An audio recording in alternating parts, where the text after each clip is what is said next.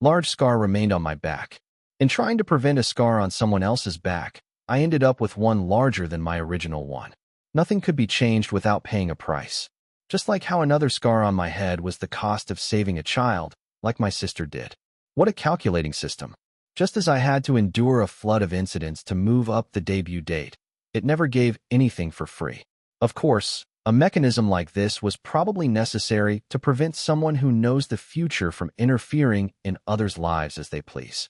The question of whether staying in Spark was my own greed, whether a being who entered by chance deserved to occupy this place, had always weighed on a corner of my mind. The desire to stay, and whether it was okay to do so, were two different stories. The system had, in its own way, answered my monologue. It said I was qualified. Still, I can't tell them this. I'm afraid they might think what I went through was their fault. If this series of events was what allowed me to fit in here, then I would gladly carry these scars. If we renew the contract, what do you want to do about our living situation? Lee Chong-hyun's eyes widened at my words. Regardless of which agency we go to, some might want to live separately while promoting together. I'm satisfied just being able to stick together as a full group. Lee Chong-hyun's expression brightened instantly. He was an incredibly quick thinker. What are you talking about? As long as the company supports it, we should milk it for all it's worth. Do you guys know how much houses cost in Seoul? It's no joke. It's absolutely brutal. Watching the excited Lee Chong-hyun made me feel foolish for once wondering what would be a good housewarming gift for him. Lee Chong-hyun hugged someone's back as if getting a piggyback ride and shouted, "Let's keep living together. Forever." 571. Chapter 571, Declaration. The conversation in the living room continued for some time. So, should I move out of my studio? Yeah. Call the real estate agent tomorrow and find a new tenant. Tell them you'll accommodate their move-in date. Looks like I'll have to pay the realtor's fee twice. You closed all your bank accounts a while ago, right? Did you register a new one with the Music Copyright Association? No, but how did you know I closed my accounts? I tried sending you one at a time with different sender names to see which account you were using, but the transfer always failed. Contact them tomorrow, register a new account, and check your unpaid royalties. We've sold a lot of Connect, so it should be enough to cover the fee. You're terrifying, you know that? Lee Chong-hyun took the lead in arranging the sale of Kim Yiwol's studio as if it were his own business. Kang Kian began drafting a text to the real estate agent. Jong Song-bin found the contact information for a nearby agency, and Park Ju-woo jotted the number on a notepad. Everyone's so busy. If you're not going to give me anything to do, can I leave first? Do as you pleased. Lee Chong-hyun readily agreed. Park Ju-woo, Kang Kian, and Jong Song-bin just waved without looking up from their tasks. Kim Yiwol stood and gestured to Choi Ji-ho. Choi Ji-ho. Basketball. Kim Yiwol motioned as if asking to go out. It had been a long time since they last went to the basketball court, not since before Kim Yiwol's car accident. You're going now? Jong Song-bin checked the time. It was when Kim Yiwol and Choi Ji-ho usually went out for some night air. The two left the dorm, leaving behind Jong Song-bin's warning not to overdo it. They visited the basketball court near their old dorm for the first time in a long while. The court was empty in the middle of the night, with not a single person passing by. The two basketball enthusiasts still had the court all to themselves. Their one-on-one match ended only after both were drenched in sweat. Kim Yiwol offered Choi Ji-ho a sports drink. While Choi Ji-ho quenched his thirst, Kim Yiwol stood before the hoop and shot the ball, which arced perfectly through the net. Aren't you tired? You don't know my infinite stamina? Running around makes me feel alive. Kim Yiwol stretched. He looked refreshed, as if a long-held stiffness had finally melted away. Another round? Or should we head back? Instead of answering, Kim Yiwol threw the basketball at Choi Ji-ho. The pass flew straight for his chest. Choi Ji-ho reflexively caught it, the impact echoing from his palms like a popping balloon. Kim Yiwol wiped his sweat, walked over, and plopped onto the bench beside him. Let's stay a little longer. There's something more I need to say to you. Kim Yiwol finished his drink. Condensation dripped from the bottle onto the ground. Come to think of it, I don't think my explanation was enough. About what? You know I ran out on purpose. Kim Yiwol leaned back against the bench. I wrapped things up without mentioning the car accident or knowing the future, so I figured you'd be uneasy. You didn't press me, so I thought you might just let it go, but still. Didn't I tell you not to bring that up? Kim Yiwol could be incredibly frustrating. He was inflexible, only answering what was asked and giving just enough information to satisfy immediate curiosity before clamming up. At one point, Choi Ji-ho thought the reason was distrust. After learning there was another reason, he no longer complained or even felt curious. Not knowing mysterious things didn't hinder his life. As long as their current safety was guaranteed, that was enough, but that seemed unacceptable to the straightforward Kim Yiwol, who never used tricks. I'm going to talk about something else. What is it now? There was one more thing you were worried about. The thing you were too scared to mention directly, afraid I'd cause trouble again. Choi Ji-ho didn't want to recall their last conversation. He especially regretted pouring his anger out on Kim Yiwol. Still, Choi Ji-ho quickly realized what Kim Yiwol meant. The car accident was scary. It was scary, so I'm not going to do it again.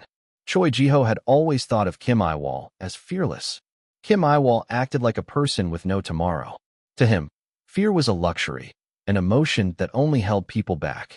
Though fear was an ancient instinct that protected humans from danger, Kim Yiwol was far removed from it. Choi Ji-ho had always been displeased with that part of him, anxious that Kim Yiwol might act extremely again. While he was glad about Kim Yiwol's change of heart, he couldn't easily believe it and remained suspicious. You think I'd believe you? To be honest, I want to believe him. He wanted to yell, to demand Kim Yiwol keep his word no matter what, but his concern was as great as his desire to trust. Kim Yiwol said he was better, but his past was still vivid to Choi Ji-ho. His hands still trembled when he remembered how recklessly he'd been convinced before. Kim Yiwol gave a bitter smile. I guess this much repentance isn't enough to regain your trust. You said nothing was wrong when I asked if something had happened. Choi Ji-ho remembered the terrible feeling, something beyond betrayal. He wasn't worried Kim Yiwol would run away again. He had seen and felt that for himself, but another part of Kim Yiwol still made him uneasy, especially his boundless, self-harming sacrifices. Watching over each other might work for a while. The contract could also tie them together a bit longer. Unfortunately, recent events proved surveillance wasn't eternal. To a determined person, penalties and accountability were meaningless. What mattered was a person's own will. Kim Yiwol had decided to be with Spark. However, Choi Ji-ho had yet to hear Kim Yiwol say, "If something happens, I'll discuss it with you guys." It was frustrating, but Choi Ji-ho decided not to press him. He stood to leave rather than corner Kim Yiwol. Let's go. What if? Kim Yiwol had other ideas, stopping Choi Ji-ho as he tried to let it go. If, by some one-in-a-million chance, an unavoidable situation arises. Kim Yiwol looked back, his expression neither scared nor falsely placating. I'll ask for help. I won't decide on my own. A sincere, awkward smile showed Kim Yiwol's true feelings. When that time comes, you have to help me. Choi Ji-ho scoffed, though not sarcastically. Even Kim Yiwol knew that. Can I even rely on you? I'm 50, you're 50. With a combined brain power of 100, we should be able to figure something out right. You're asking for help while throwing in an insult. While packing, they debated what score to give the younger members if they themselves were 50. Kim Yiwol argued for the 100 for all four combined theory, saying, relying on the younger ones should be a last resort. He then suddenly raised the score, declaring, it's an insult to the kids for them to get a lower score than you, Choi Ji-ho. If you can't trust me, then at least consult Lee Chong-hyun of the 2.8 million or Jong Song-bin of the 35 billion. Nothing's going to happen, but how can I talk to the kids about something so serious? They're still in their early 20s. What the hell do you want me to do? He was fed up. Choi Ji-ho irritably zipped his bag. Kim Yiwol, finding it hilarious, chuckled the entire time he packed. Just don't lie, Choi Ji-ho said, feigning indifference. Kim Yiwol thumped his chest, telling Choi Ji-ho to believe in the new him. It wasn't reassuring at all. Choi Ji-ho grabbed Kim Yiwol before he could walk ahead. Ever since finding Kim Yiwol collapsed, he had wanted to ask, did you leave knowing it would turn out like this? He knew he wouldn't get an answer, so he never asked. He wanted to stop doing things he would regret, but that didn't clear his complicated thoughts. The guilt of not being a colleague Kim Yiwol could consult with, and the stray thought of what if he wanted me to leave him alone followed one after another. His worries were endless, so Choi Ji-ho couldn't visit the hospital for a long time. He was in agony even after Kim Yiwol woke up, worrying about what the gutsy man was thinking. He was afraid that if Kim Yiwol was cornered again, he would make the same choice. Tell me you didn't do it because you wanted to die alone. He already knew. That must have been Kim Yiwol's true intention. To Choi Ji-ho, Kim Yiwol's thoughts were transparent, and Kim Yiwol could fully anticipate that Choi Ji-ho would have read his actions. In a relationship where acting didn't work, Choi Ji-ho demanded a false answer.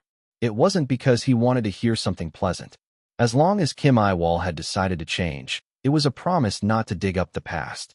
Even if it was true then, it isn't now. If only Kim Yiwol would just say it. Choi Ji-ho planned to forget the trauma. He was willing to accept the words of this inscrutable member, just as Kim Yiwol wanted. Kim Yiwol stared at Choi Ji-ho, who met his gaze without flinching. Kim Yiwol scratched his hair, then grinned and answered. I didn't. Kim Yiwol, who usually had a disagreeable retort for everything, accepted the false answer Choi Ji-ho offered. In a situation like that, would I have wanted to be alone? Kim Yiwol was as smart as ever, guessing the exact answer Choi Ji-ho wanted. It was an obvious white lie, but one Choi Ji-ho had to accept. I believed you guys would come. Having completely frustrated Choi Ji-ho, Kim Yiwol laughed refreshingly. Choi Ji-ho couldn't stand it and nagged him the entire way back. 572. Chapter 572. The Offer. Do you know what starts when promotions end? When are we recording? Does the schedule work? Can we use the studio for the full day? The answer is the next promotion. To be precise, it starts even before the previous one ends. I had gotten so used to scheduling things in parallel that it was becoming a problem. However, this level of determination was the fate of an idol who aimed for relentless comebacks. Rookie idols usually released albums in the refreshing spring, while ballad singers did so in the fall and winter. The peak seasons for idols were summer and winter. When the perfect seasons for seasonal songs arrived, everyone rushed to release their music. Terms like summer queen or pension song didn't come from nowhere. This sometimes caused a ridiculous situation where the competition for first place on music shows resembled the grand prize nominees at a major awards ceremony. The fiercer the competition, the more heated the ranking battles between fandoms became. Much greater than these XXXs, are they scheduling their comeback like this just because they trust their fans' firepower? They know we fight tooth and nail with that other group over album sales every year, and they still overlap with them. LOL, only the fans are serious about getting our idol an award. I'm already stressed. Much greater than ugh. What are we supposed to do with these XXXs? Don't you guys do any market research? We're in a position where even robbing an empty house isn't enough, yet the big groups have their annual plans laid out like signboards for their shareholders to see. Even after seeing all that, you'd think we won't make a comeback this week. Why is it that even fans, who aren't insiders, know this, but you guys don't? And XXX. Fans who endured all sorts of hardships to give their artist a first-place trophy were merciless toward agencies that failed the strategic game of timing. Friction arose from both sides whenever promotions overlapped, whether the artists were famous or unknown. Even knowing the market was a fiery hellscape, Spark's goal was to promote as a way of repaying our fans after releasing our fan song The Third Letter in the summer. We didn't want to burden them with album purchases, so we decided on a digital single format. To get a piece of the K-pop market, which was already heating up from the hot weather, Spark ran day and night, aiming for an August comeback. One day in early summer, Spark's album factory was in full operation. A drama offer. Work comes to those who are already working, and sure enough, a new job landed on my plate. To be honest, I had no intention of acting anymore. I was already struggling to make up for my past hiatus, so how could I manage two households? That was just ridiculous. I hadn't received any scripts or gone to auditions since Exclusive Report, so I hadn't heard any news on that front. The only thing was Gu Jahan occasionally nudging me, asking if I wasn't going to act anymore. I politely refused every time, telling him it was too difficult a path for me. I had even set a grand goal of training under a waterfall to become the best idol. But then, with a combination like this, I can't just refuse outright. I checked the script file's cover once more. I had read it several times, but the words didn't change. The writers section listed the writer from Exclusive Report, and the directors section listed John P.D. It was common for a writer to team up with a specific director for multiple projects. It was also common for the same actor to appear in a writer's other works. The two of them had great chemistry. I vividly remembered the writer and PD, who stayed until the very end of the after-party. Their camaraderie made it completely unsurprising that they would team up again. This new project was a romantic comedy, a completely different style from Exclusive Report. The role I was offered was the youngest son in a family of 4 sons. He was a teenage boy going through puberty who couldn't understand his older brother's floundering in love. The character description read as follows. Nam Sajin, what's the big deal about an all-boys middle school and high school? Try. Living in a house with 5 guys. An all-boys school is nothing special. The youngest son of the Nam family, a house rich with sons. A son, a son, a son. They thought it would be a daughter this time, but what do you know? It's another son. Surviving among his rough older brothers is a daily war. In the morning, his third brother nags him about his loud alarm. At lunch, he has to go find the textbook his second brother took by mistake, thinking it was his own study material. In the evening, he has to drag his eldest brother, who came home dead drunk, into his room. Even while he's constantly yelling at his brothers, he sometimes misses the mother he's never even seen. Into Sajin's simmering heart, a belated puberty suddenly arrives. Am I your punching bag? Do I look like a pushover to you? He was a character with nothing but extraordinary aspects. Just reading the character introduction made me worry about how intense his puberty must be. Could it be that my image has changed because I recently took a nap in front of the camera and covered my face with a corn leaf? Why are you digging yourself into a hole again? Manager Chanyang tried his best to console me as I was about to get gloomy. If my public image had plummeted to that of an immature high school boy, I wouldn't have been able to hold my head up. This is very different from the roles I've played before. Do Young-won from In My Office and Cheon. Yun-song from Exclusive Report had aspects that resembled me. One was an office worker who majored in business administration. The other was a person living under oppression, bearing scars inflicted by his father. Nam Sajin had no overlapping elements with me, other than the fact that I was once a male student. If I had to pick one, it would be that he's the youngest. But could you really say being the second child with one older sister is similar to being the youngest in a house with 4 sons? Looking only at Nam Sajin's profile, you might think his brothers were hopeless, good-for-nothing guys, but the descriptions of Nam Sajin's temper in his brothers' profiles were just as formidable. Fortunately, the family was set to be a harmonious one. They fought a lot, but they weren't a dysfunctional family that belonged on a current affairs program. The father and eldest brother felt sorry for Nam Sajin, who lost his mother as a newborn. The second and third brothers had apparently pulled the "don't you dare bully our little brother" routine when Nam Sajin was young. Was this aspect of the brothers considered similar to my sister? But my sister wasn't this wild. Is losing a female family member the common point? No. In the first place, the system's influence is gone now. My mind was in utter chaos. As I read the script, Manager Chanyang spoke. They said there's an actor who's already been cast. There's no article out yet, but it's confirmed. Really? Who is it? Actor Mo Youngguk. You remember him, right? It was Chairman Cheon, the final villain of Exclusive Report. It seemed quite a few offers had gone out to the cast of Exclusive Report. If it's Mo Youngguk, unless it was a lead role, it was unlikely he would have been cast this early. Among the main characters, there was only one role that a veteran actor like him could play. He's playing the father role? That's what they said. The news that the head of the Nam family role had gone to him was surprising. It was partly because his performance as a villain in Exclusive Report had left such a deep impression, but there was more to it. We'd be going from a villainous father and son to a sitcom-like father and son. Would that be okay? What would my fictional father think about this situation? I was curious, but I couldn't ask. It had become an awkward situation to coolly refuse, so I bought some time by saying I'd think about it and fled from the meeting room. What kind of role is it? The youngest son of a family full of boys, going through a stormy period of adolescence. It's not a character that immediately matches you, Hyung, Kang Kian said, stroking his chin. It's rare for actors to move to a new project together when it's not a series or a sequel, right? It's not unheard of, but I guess it's not preferred because there's a high chance it will look too similar to the previous work. You won't have to worry about it looking similar. Kong Keon trailed off after reading the character description to the end. He wasn't wrong. A father and son who were a conglomerate chairman and a young master 3 years ago suddenly become a jajangmyeon restaurant chef, and his fourth son? Who would just sit back and watch that? It could give viewers who remembered Chairman Cheon and Cheon Yunsong the impression that it tarnished the memory of exclusive report. However, a long time had passed since that show ended, and the characters' personalities were different, so it seemed the production team took a bold risk. It might even become a form of buzz marketing, like a parallel universe version of the Cheon father and son.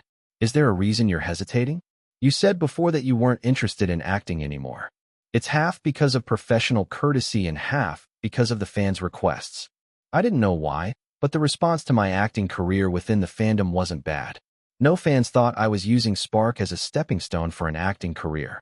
In fact, many voices subtly hoped for my next project. Much greater than I wish Yiwol would act more. I miss actor Wol. Much greater than Do Young-won and Cheon Yunsong were so good. I hope he does another project. A historical drama? A suspense? A movie would be great too. Just do anything please, except for a male lead in a romance. Much greater than if sitcoms were still a thing. Trio of villains would totally kill it. My intention to focus on my idol activities was because I wanted to show a good side to the fans by being faithful to my main job. If the fans didn't oppose it and actually wanted it, there was no reason not to do it. The lack of a romance plot also positively influenced my assessment.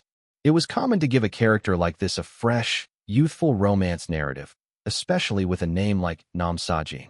However, Nam Sajin was only surrounded by his all-boys high school friends, whose testosterone levels were as high as those at his home. It was a role perfectly optimized for an idol. I think it's a good idea. Oh, for what reason? It's not often we get to broadcast your weird side. It's a shame for only us to know about it. Just say you want to expose to the whole world that I'm an immature person. I want to expose to the whole world that you're quite immature, Hyung. So honest. I like it. I won't forget this grudge. When I told him to remember that my grudges last for at least 730 days, Kong Keon squeezed his eyes shut. With the sole determination to share this behind-the-scenes story with the fans, I accepted the audition. Sparkler, please wait just a little longer. As soon as I pass the audition, I'll come do a live stream with the title, The Youngest Shocking Statement. 573. Chapter 573, Crash Course. I started preparing for the audition the next day. Nam Sajin was nothing like the dry Do Young-hwan or the cynical Cheon Yunsong. He was an angry, tragic youngest son, too big to be a chihuahua but too powerless to be a Doberman. The character was my complete opposite, so I needed to prepare thoroughly. Nam Sajin didn't have much screen time. The main characters of Housemaker were 3 women who met every weekend to build their dream house. They regularly visited the Nam family's restaurant after a hard day's work. 3 of the 4 brothers, who never had a peaceful day, were set to get entangled with the female leads in a turbulent romance. My role was to play someone who looked at his pathetic older brothers and thought, I shouldn't grow up to be like them. He was a supporting character who added flavor, similar to Do Young-won. His lines were short, and he had few scenes, which made it easy to balance filming with our summer activities. The drama was a simple slice of life, so there was no difficult vocabulary. But his personality was terrifyingly different from mine. It was a different kind of scary than Cheon Yunsong. Nam Sajin. No matter how out of it you are, who confuses a dress shirt with their little brother's school uniform shirt? This isn't the first time either. Rushes at Eden. Take it off. Give it back. Give me back my shirt. His very first appearance was a scene where he tried to rip the school uniform shirt off his brother, who wore it by mistake. That said it all. The stage directions even said, screaming his head off. It was like combining Lee Chong-hyun's speech with Kong Keon's temper. This would be a tough battle. I asked the other youngest members for advice on how to portray the character. Unfortunately, I got nothing useful. You could probably get the tone right just by filming yourself during any of our self-produced content, couldn't you? Wouldn't it work if you just act like you do when you're lying flat on the floor? Both of them just wanted to mock me. I was an idiot for trusting them. Only Park Ju-woo comforted me. I wondered if there was a big difference between having brothers and sisters. I had only ever lived with an older sister, so I didn't know what having a real brother felt like. My sister also treated me very well. In terms of closeness, Spark was like a real family, but they had learned to be polite to each other since our trainee days. I wanted to hear something rawer, more real. Fortunately, 3 guys in Spark had brothers, excluding Lee Chonghyun, that left Jong Songbin and Park Ju-woo. I gathered them for an interview. "What's my younger brother like?" Jong Songbin asked, a shadow falling over his face. "Do I really have to put it into words for you to know?" He laughed bitterly. I had only asked one question, but Jong Songbin already looked completely worn out. "Why? Seongjin is extraordinary, isn't he? He even lends us clothes." "That's because you only see guys like Chonghyun and Kyeon Hyung." Jong Songbin raised his voice. He launched into endless examples explaining just how unruly younger brothers in this world are. "Last vacation, I went home and found my bedroom door plastered with my concert photos." Jong Songbin writhed in agony over the crime of having a dexterous younger brother. Park Ju-woo patted his best friend, who had buried his face in his hands and was practically sobbing. "Isn't Seo-hyung different?" Park Ju-woo's expression turned vague. Hyo-seho, whom I'd met in Taejun, seemed a bit eccentric but fundamentally gentle. "Seo-hyung is..." Park Ju-woo chose his words carefully. "Hyung is sly, but he's a good person." He painstakingly squeezed out the compliment.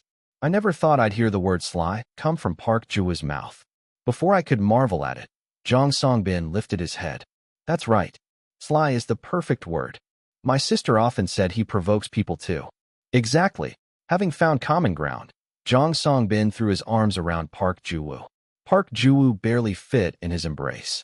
Their physiques were anything but ordinary, as immense as the bond between Park Ju-woo, who grew up with a sly older brother, and Jong Songbin, who had an extraordinary younger brother.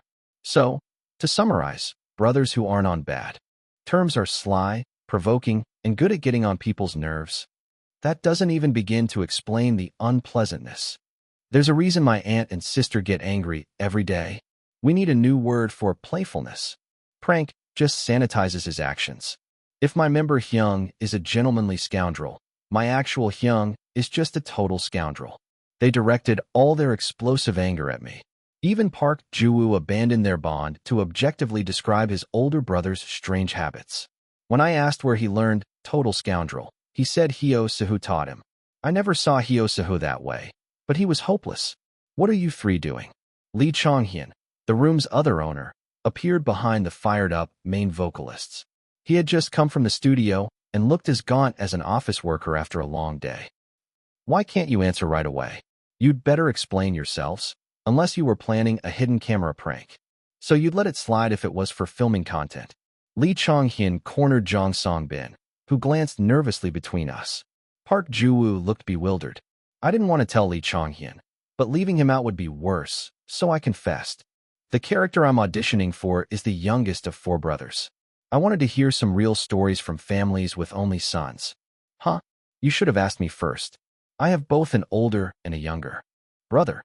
His usual cynicism was gone. Lee Chonghyun took off his bag, set it aside, and plopped onto the floor. He set the mood and said, "My older brother is a psycho. My younger brother is an idiot." Silence fell. I quickly grabbed Jong Songbin's arm and stood. "We'll clear out so you can rest. You worked hard too, Ju-woo. Songbin, let's go." "Yes, Hyung. I'm telling you, I'm right. Post it online, everyone will agree."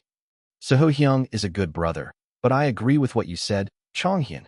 That assumes Seo-hyung is a bad brother, Ju-woo." The room instantly erupted into chaos.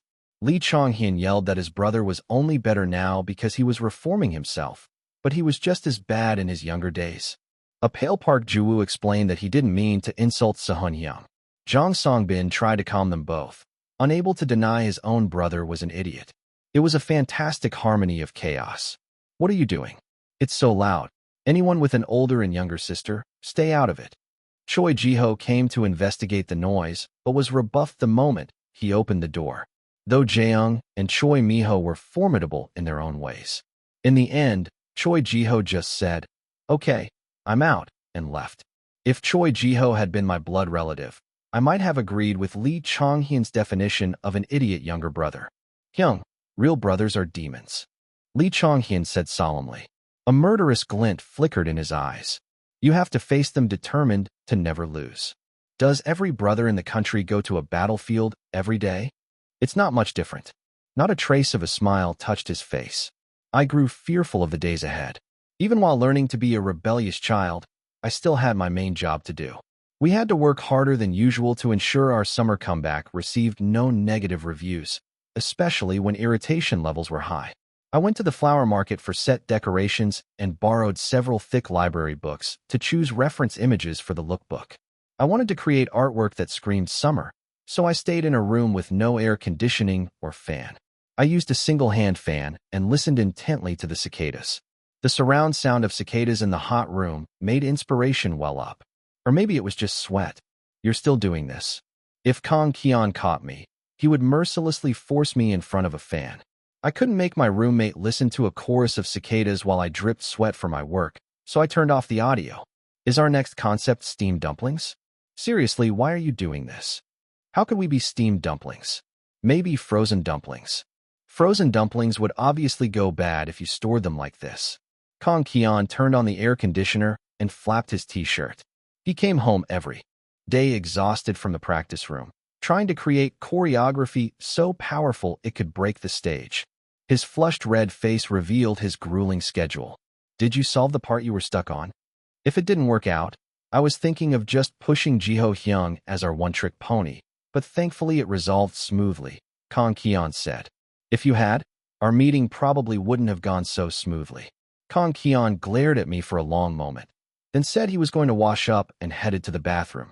He must have suffered in the summer heat, so I lowered the air conditioner's temperature a little more. It's already this hot in June. How much hotter will July be? We might collapse. Jang Songbin and Park Ju-woo sat side by side in the air conditioner's cool breeze, worrying about the future. I worried Park Ju-woo might actually melt. If he did, who would sing the highlight of Sprint? I dreaded the thought of Jang Songbin performing a high-note circus act alone, or forcing Kang Kian to sing until his veins popped.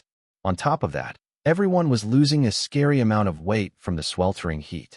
I don't know how their bodies worked, but they seemed to shrink and enter survival mode as soon as their temperature rose.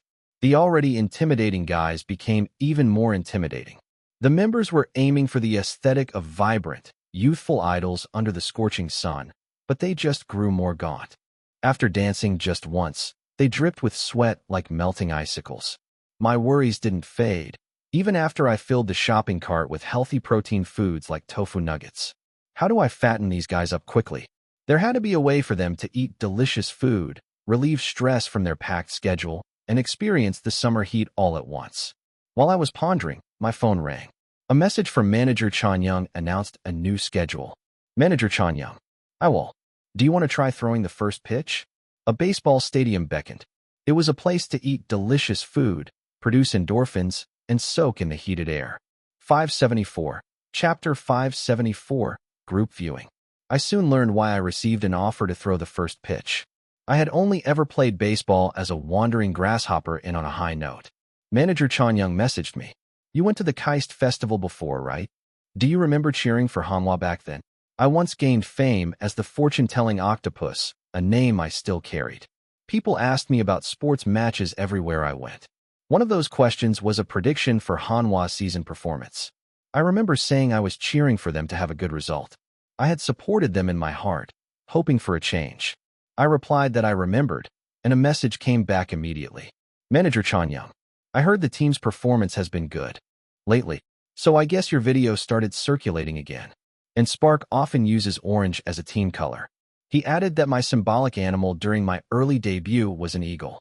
Because of all this, many fans wanted to see me throw the first pitch for Hanwha. If the Sparklers wanted it, I had no reason to hesitate. I messaged my manager. Can I know which team they're playing against? I want to study up beforehand. Then I opened the shared calendar. I hadn't received the detailed schedule, so I just wrote a rough note. The moment I entered Yiwol first pitch schedule, alarms went off everywhere. The guys saw the pop-up for the new schedule and gathered on the living room sofa. Kang Kian also came out, drying his wet hair with a towel while holding his phone. Hyung, are you throwing the first pitch? Kang Kian asked. Yeah, I just got the call. Has the team been decided? It's Hanwha. Awesome. If they win, does that make you a victory fairy? Lee Chonghyun asked. Could I really pull off being a victory fairy with my visuals? I doubted it. In our team, Only Park Ju-woo and Lee Chong-hyun could take the fairy title without getting stoned. I heard they built a new stadium there. That's so cool, I want to go too. Can only the person throwing the first pitch go? Lee Chong-hyun showed immense interest. The eager spectator's eyes sparkled. I'm not sure. I'll check, I said. This is the first time someone from our team is throwing the first pitch. Who's strong in baseball again? Jang Songbin tilted his head. At the prompt answer, our gazes turned to the sofa. Choi Ji-ho sat with his arms crossed, wearing a puzzled expression. You like baseball? Not me. My older sister. Oh. Still, if you're from Gwangju, you like the Kia Tigers. At Choi Ji-ho's words, Lee Chong-hyun and Kang Ki-on started searching for their own hometown teams. And they're good at baseball, Choi Ji-ho added.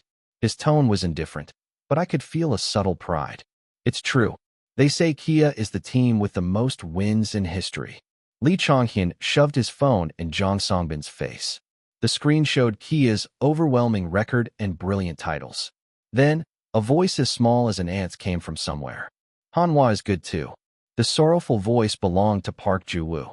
He sat at Choi Ji-ho's feet, leaning his back against the sofa. Ju-woo, do you like Hanwha? Jang Songbin asked. My aunt and uncle. Park Ju-woo answered in a fading voice, staring at the floor. Choi Ji-ho's face showed clear bewilderment. It's not that Hanwha is bad, Choi Ji-ho started. At my warning, Choi Ji-ho tactfully shut his mouth. I'm cheering for Hanwha Ju-woo. I'm going to throw the first pitch for Hanwha and wear a Hanwha uniform. They said. They'll even put my name on the back. Park Ju-woo remained silent.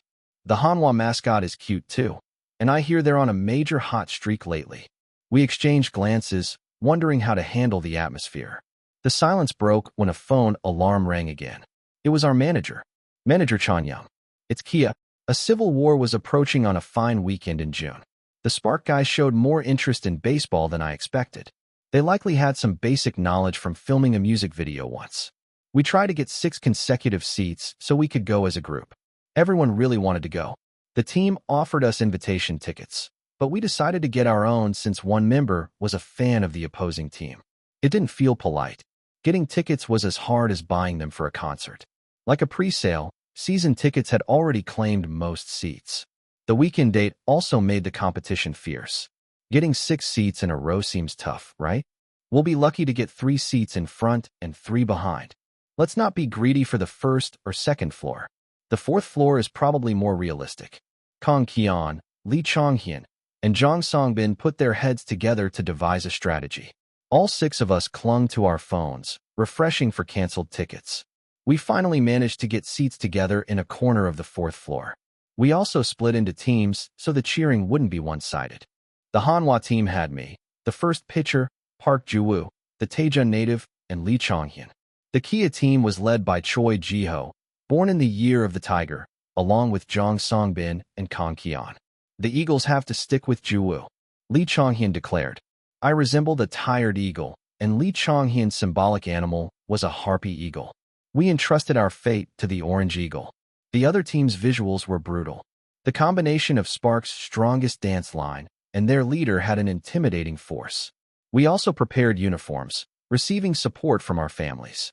Each family sent uniforms they had collected over years of cheering for their teams. This meant everyone, not just me, could wear one. Baseball fans apparently order larger sizes for comfort. I didn't know this, since we only wore proper game-style outfits for the music video. Thanks to this, even the huge younger members could wear their older sister's uniforms. Jaeyoung is very tall, so the clothes she bought for a boxy fit were a perfect match for her younger brothers. It was a stroke of luck. We even had a fashion show in the car to Taejun, debating which uniforms to wear. While the manager organized our movements, I rummaged through my bag for props. I gave Park Ju-woo a headband with a cute mascot, and gave Lee Chong-hyun some adorable tattoo stickers for his cheeks. Yiwol needs to practice his pitch, so he'll go in first, the manager said. The rest of you, wait in the car and go in when the entrance line thins out. Got it. The members were silent. What about you, Hyung? Aren't you doing anything? Lee Chong-hyun asked. I have to sing the national anthem, so I'm going for a neat look. I'll put one on after the first pitch. Then I'll save the cutest Surasuri sticker for you. Ju-woo and I will use the rest, okay? I heard Ki-on on the other team is going all out, so we have to be prepared. Lee Chong-hyun mentioned the Tiger team. I understood. A casual fan couldn't beat a dedicated one at decorating. We had to grit our teeth and go for it to win. Still, we can't let them intimidate us on our home ground, can we? I said. At my words, Park Ji-woo's eyes lit up. I'll do my best, Park Ji-woo exclaimed. He pulled out a backpack that looked ready to burst. I told them, I'm counting on you guys, and headed to the stadium to practice my pitch. Here lay a die-hard lover of youth, cursed to lose all reason at any fresh and vibrant concept. When others told her, your obsession with youth is worse than a summer cold, she would just say, summer. It's all about youth. A refreshing concept maniac. That was Baek Haewon's identity. Baek Haewon's soul longed for a green oasis, but had been trapped in a sun-drenched baseball stadium since yesterday. This was because her ultimate bias, Kim Yiwol, had stepped onto the mound in a refreshing orange uniform. Much greater than today's first pitcher is Sparks Yiwol. His face is so small, and his legs are long. Damn, he throws so well. Dude, you should be a pitcher. Much greater than black hair and a baseball uniform. That's the epitome of youth. Everyone, rest assured, Kim Yiwol's aesthetic sense is still top-notch. He's really a definite cool tone, lol. He's wearing that bright orange, and his complexion still looks lively. Much greater than can't we just do on a high note one more time? I'll pretend I don't know even if you make a comeback again. Just please make a music video that's as long as one baseball game. I won't say anything even if you play the same song on repeat. Give us a 3-hour music video. I always listen to OHN. When summer comes, you can't say you've enjoyed summer without seeing the scene where they all hug after winning. Baek Haewon saved every single frame. She captured the moment he stepped onto the mound to catch his breath, the way he hid his hand in the glove to fiddle with the ball, and his wind-up and throwing motion. She couldn't miss a single second of Kim Yiwol playing baseball. Summer, youth, and sports were just that precious. After the first pitch, Sparks group viewing became a hot topic. They watched the game more earnestly than anyone, heating up the online communities. Much greater than Spark went to the 4th floor? Looks like they got the tickets themselves. Don't celebrities get invitation tickets when they come? Some come with tickets they're given, and some get them themselves. The invitation seats are the first floor table seats, so it looks like Spark got theirs separately. Was it because they have a member who's a fan of the other team? That doesn't really matter in baseball thuff. They came all the way here as a full group just to watch from the 4th floor. You have to acknowledge that passion. They probably couldn't even see the ball or the game well from that far away. Much greater than help.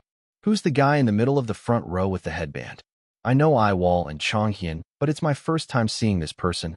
But he keeps catching my eye whenever he's on camera. Haha, he must be a real fan. Haha. That's Sparks Ji-woo. I kept laughing because he was frowning so hard every time he was on the Jumbotron, lol. But it was no time to laugh, watching our team's double play. He looks so scary, but it's neutralized a bit by how cute he is eating young radish kimchi noodles during the cleaning time. Much greater than how did they split up so perfectly 3:3. And they're all so into it. The expressions of the front and back rows are complete opposites, lol.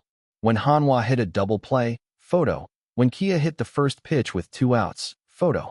I was cackling while reading this, but stopped laughing when I saw the photo and description. XX, why the hell would you swing at the first pitch? Mr. Choi Ji-ho, I completely understand how you feel. Please just watch the ball. One, please. The front row looks like a funeral home, but look at the back row singing along to the cheer song, lol. Is this your nth time watching live? Still, it was great to see them quickly change the mood and cheer with so much energy, lol. Much greater than the magical Spark, whose menu changes with every inning. First inning tteokbokki plus sundae, plus mini gimbap. Second inning churros. Third inning lemon cream shrimp. Fourth inning fries plus Coke. Fifth inning young radish cold noodles plus siki. Sixth inning jokbal boss Sam. Seventh inning chicken. Eighth inning samgyeopsal plus gamari noodles. Ninth inning hot dog plus nacho set. What the lol? They really ate nonstop, lol. They chose their menu so well. A cycle of heavy food snack. It's less of a cycle and more like they let loose from the 5th inning. They must have swept the food court during cleaning time. I guess it's because the food court closes up when the game is about to end. Lol, how serious must they be about food, lol. Weren't they a group that eats very little? Why did I know them as small eater idols?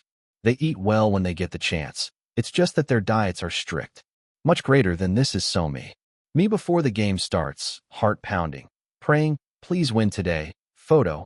Me shouting, if you're gonna play like this, just lose already and end it quickly so I can go home, photo. Why is everyone reacting so intensely, lol? That world has ended expression doesn't feel like someone else's problem. Baseball is a menace. Now, they had made a name for themselves not in an idol community, but a baseball community. But what did it matter? Beck Haywin had watched Spark experience life's joys and sorrows for 3 hours through the broadcast, photos, and memes. She had no regrets. No, she was full of regrets. She wanted to see Keon, the pitcher from On a High Note, throw the first pitch. She wanted to see Kim Yiwol on the mound touching the rosin bag. She wanted Choi Ji-ho in full gear, and cheer captain Ju-woo blowing a whistle and winking.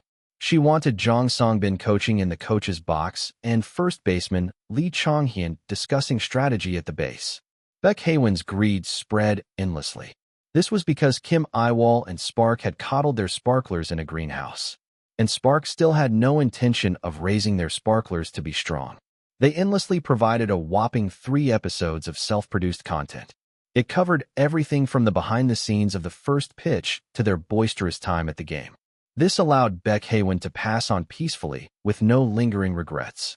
575. Chapter 575. The Artist 1. The effects of Spark's baseball outing lingered for a while. They started with the cheer practice video, then filmed and uploaded more content. Videos like reacting to the On a High Note MV. After watching the game live, and members' best menu recommendations became hot topics. Much greater than Keon getting flustered when a player who just got called up to the first team made his first appearance, even though he practiced the cheers so hard. Plus a certain Mr. Choi who doesn't know any of the players' cheers, but knows all the team cheers. Jaeyoung must have been a fan of Gi-ha for a really long time, seeing how his body remembers, even though they said they lived apart for a long time because of their respective jobs and trainee lives.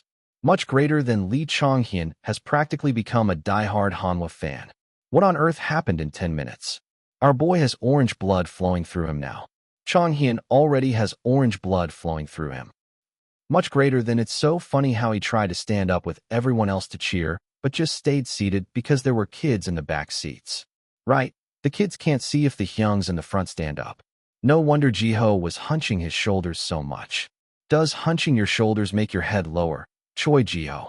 Much greater than the idol who said the music video's historical accuracy was wrong and needed to be fixed. You have to wear shiny blue sunglasses. The kind that covers your whole face. Lee Chong-hyun. It's hilarious how Park Ju-woo is next to him, cutting out an image of sunglasses and pasting it onto a screenshot of the music. Video for real. Guys, Yiwol is fainting next to him right now. Much greater than the heartwarming part. By the 3rd inning, they were wearing headbands and all sorts of merch, but by the end of the game, they'd given it all away to the kids around them, so they looked like rags while the kids were all colorful. They became such rags. Look at the score. It was a game worth becoming rags over. Much greater than the unexpected food fighter, Song-bin. He eats really well, he keeps eating. He eats so well that every time Ji-ho eats, Song-bin also picks up his chopsticks. Keeping up with Choi Ji-ho's pace?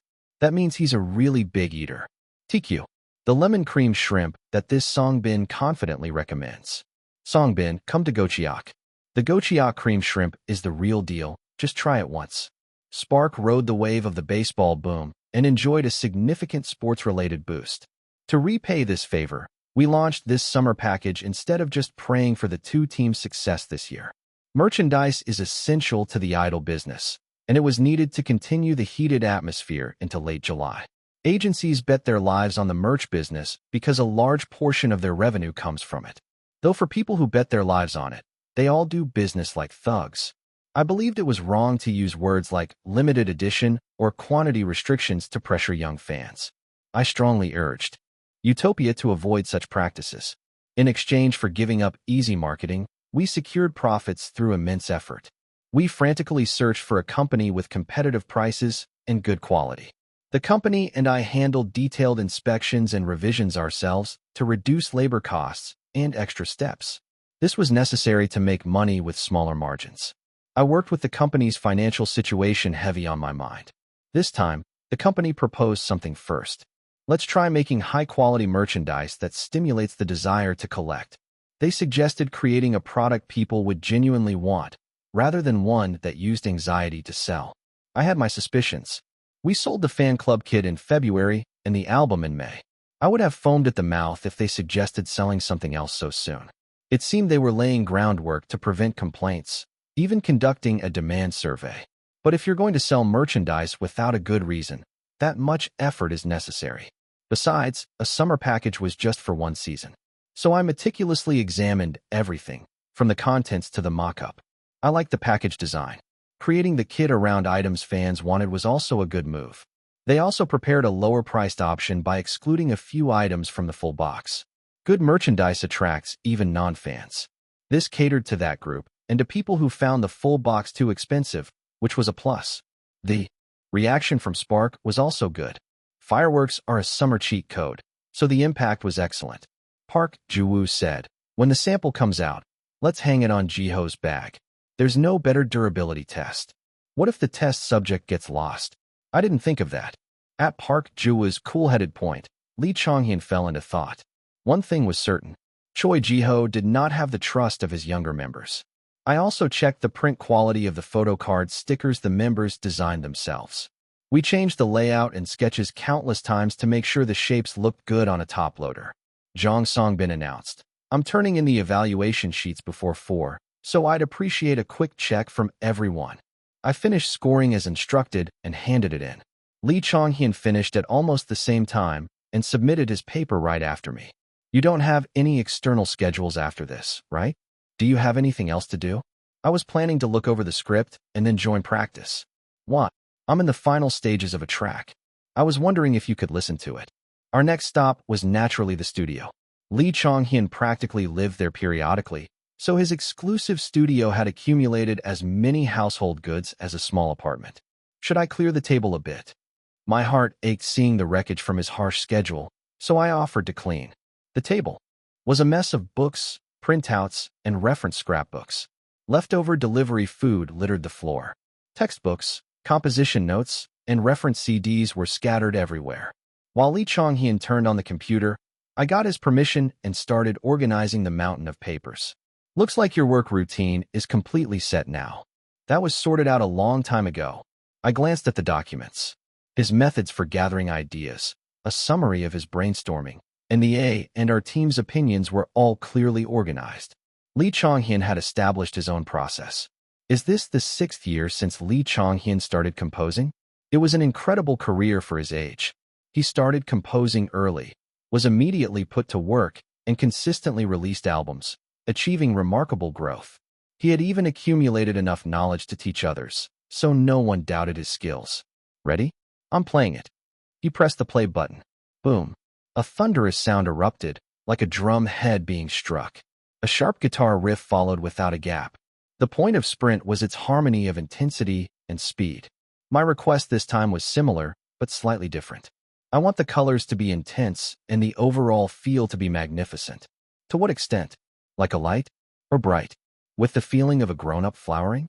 An explosion of intensity and magnificence.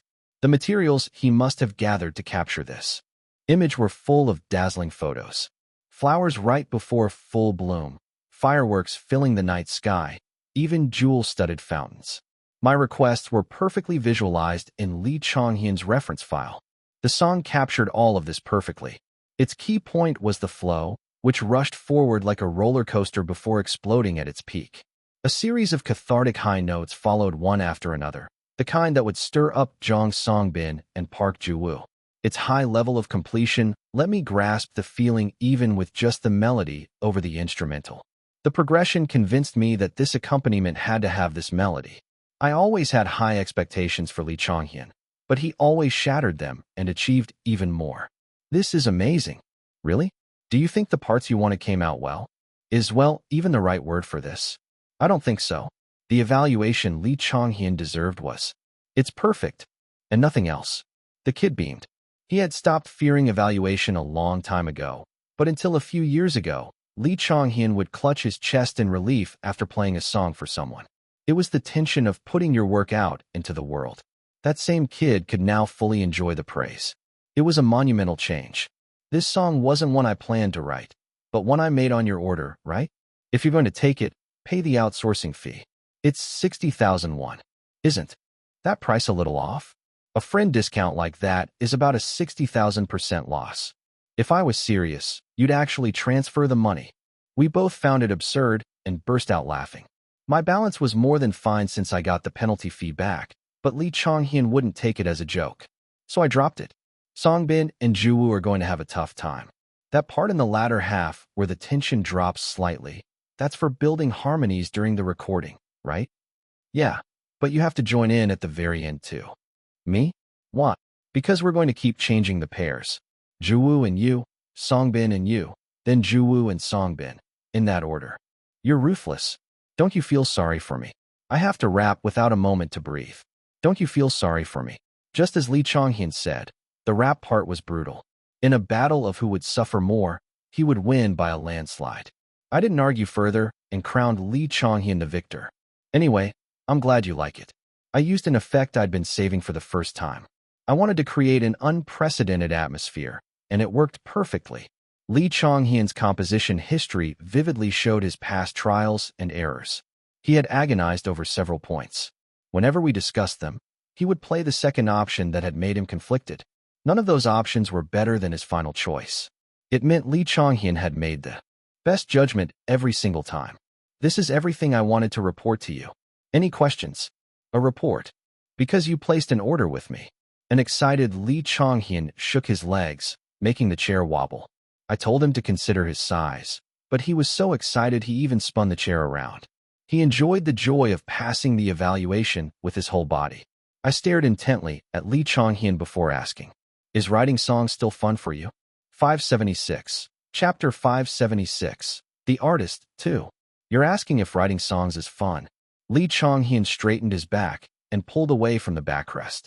In that moment, I foresaw what would happen in the next 3 seconds. My head is about to explode.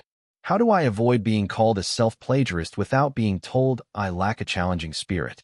What's the difference between outdated and retro? Where does mainstream appeal come from? I worry about these things dozens of times a day. It's pretty distressing, right? The storm of complaints stung my ears. It felt like something had swept through my eardrums. That's the hardship of the work. It's not a good answer to whether it's fun.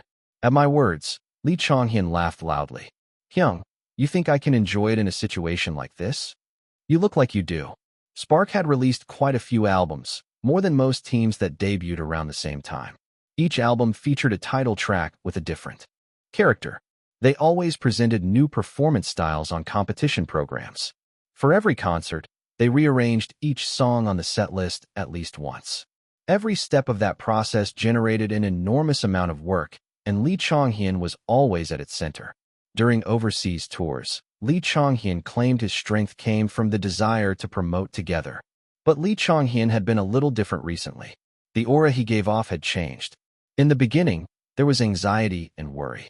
At some point, he desperately starved himself, but these days, that's right, his sense of satisfaction was obviously high. It's not that I take my work lightly. I'm serious. There are times when I get tired, you know? That's normal.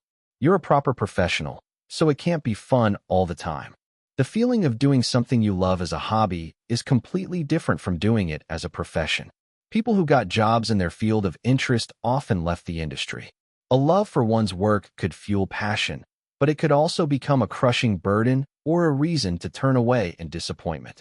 Conversely, some people endured difficult moments with their love for their profession.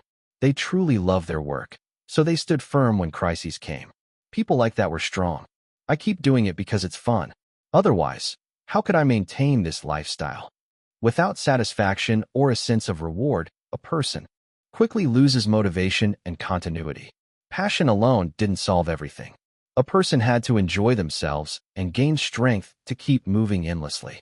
I'll probably live like this forever, don't you think? The thought of having deadlines for the rest of my life is a bit terrifying, but well, I can bear it.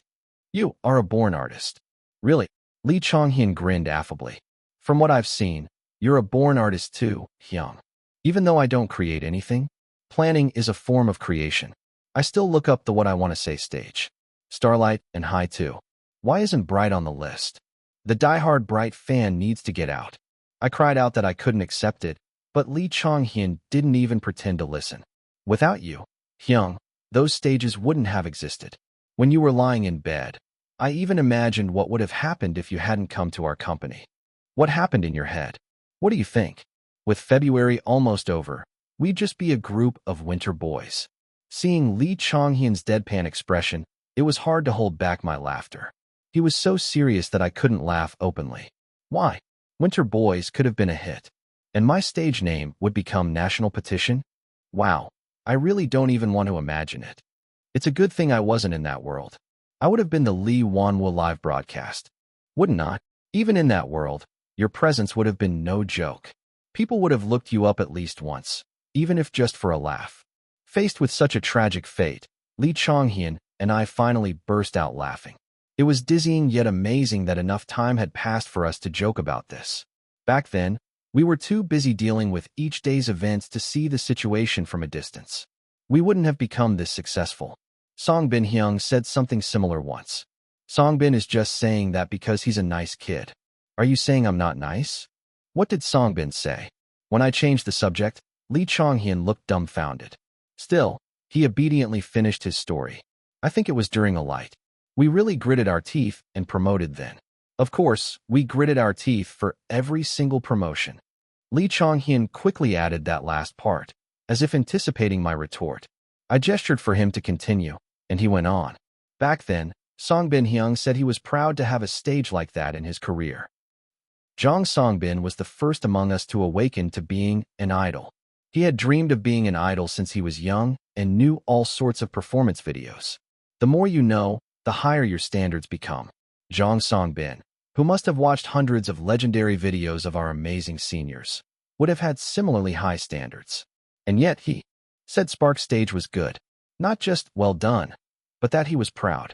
For the highlight of his career to be a team stage, not genre swap, which made him the face of OSTs, nor his first solo song. Many people are good at singing. A ton of people are good at dancing, but not all of them see the light, right? It requires a tremendous amount of luck. I think you're the one who brought that luck to us, Hyung. Still, the expression artist doesn't quite resonate with me. If I had to classify the field, Lee Chong-hyun stroked his chin, pondering. Then, as if he had found a satisfactory category, he clapped his hands and exclaimed, "Aren't you a born idol, Hyung?" The undeserved praise sounded especially pleasant today. As a reward for puffing up the immature eldest Hyung, I told Lee Chong-hyun about 300 things I liked about the new title track.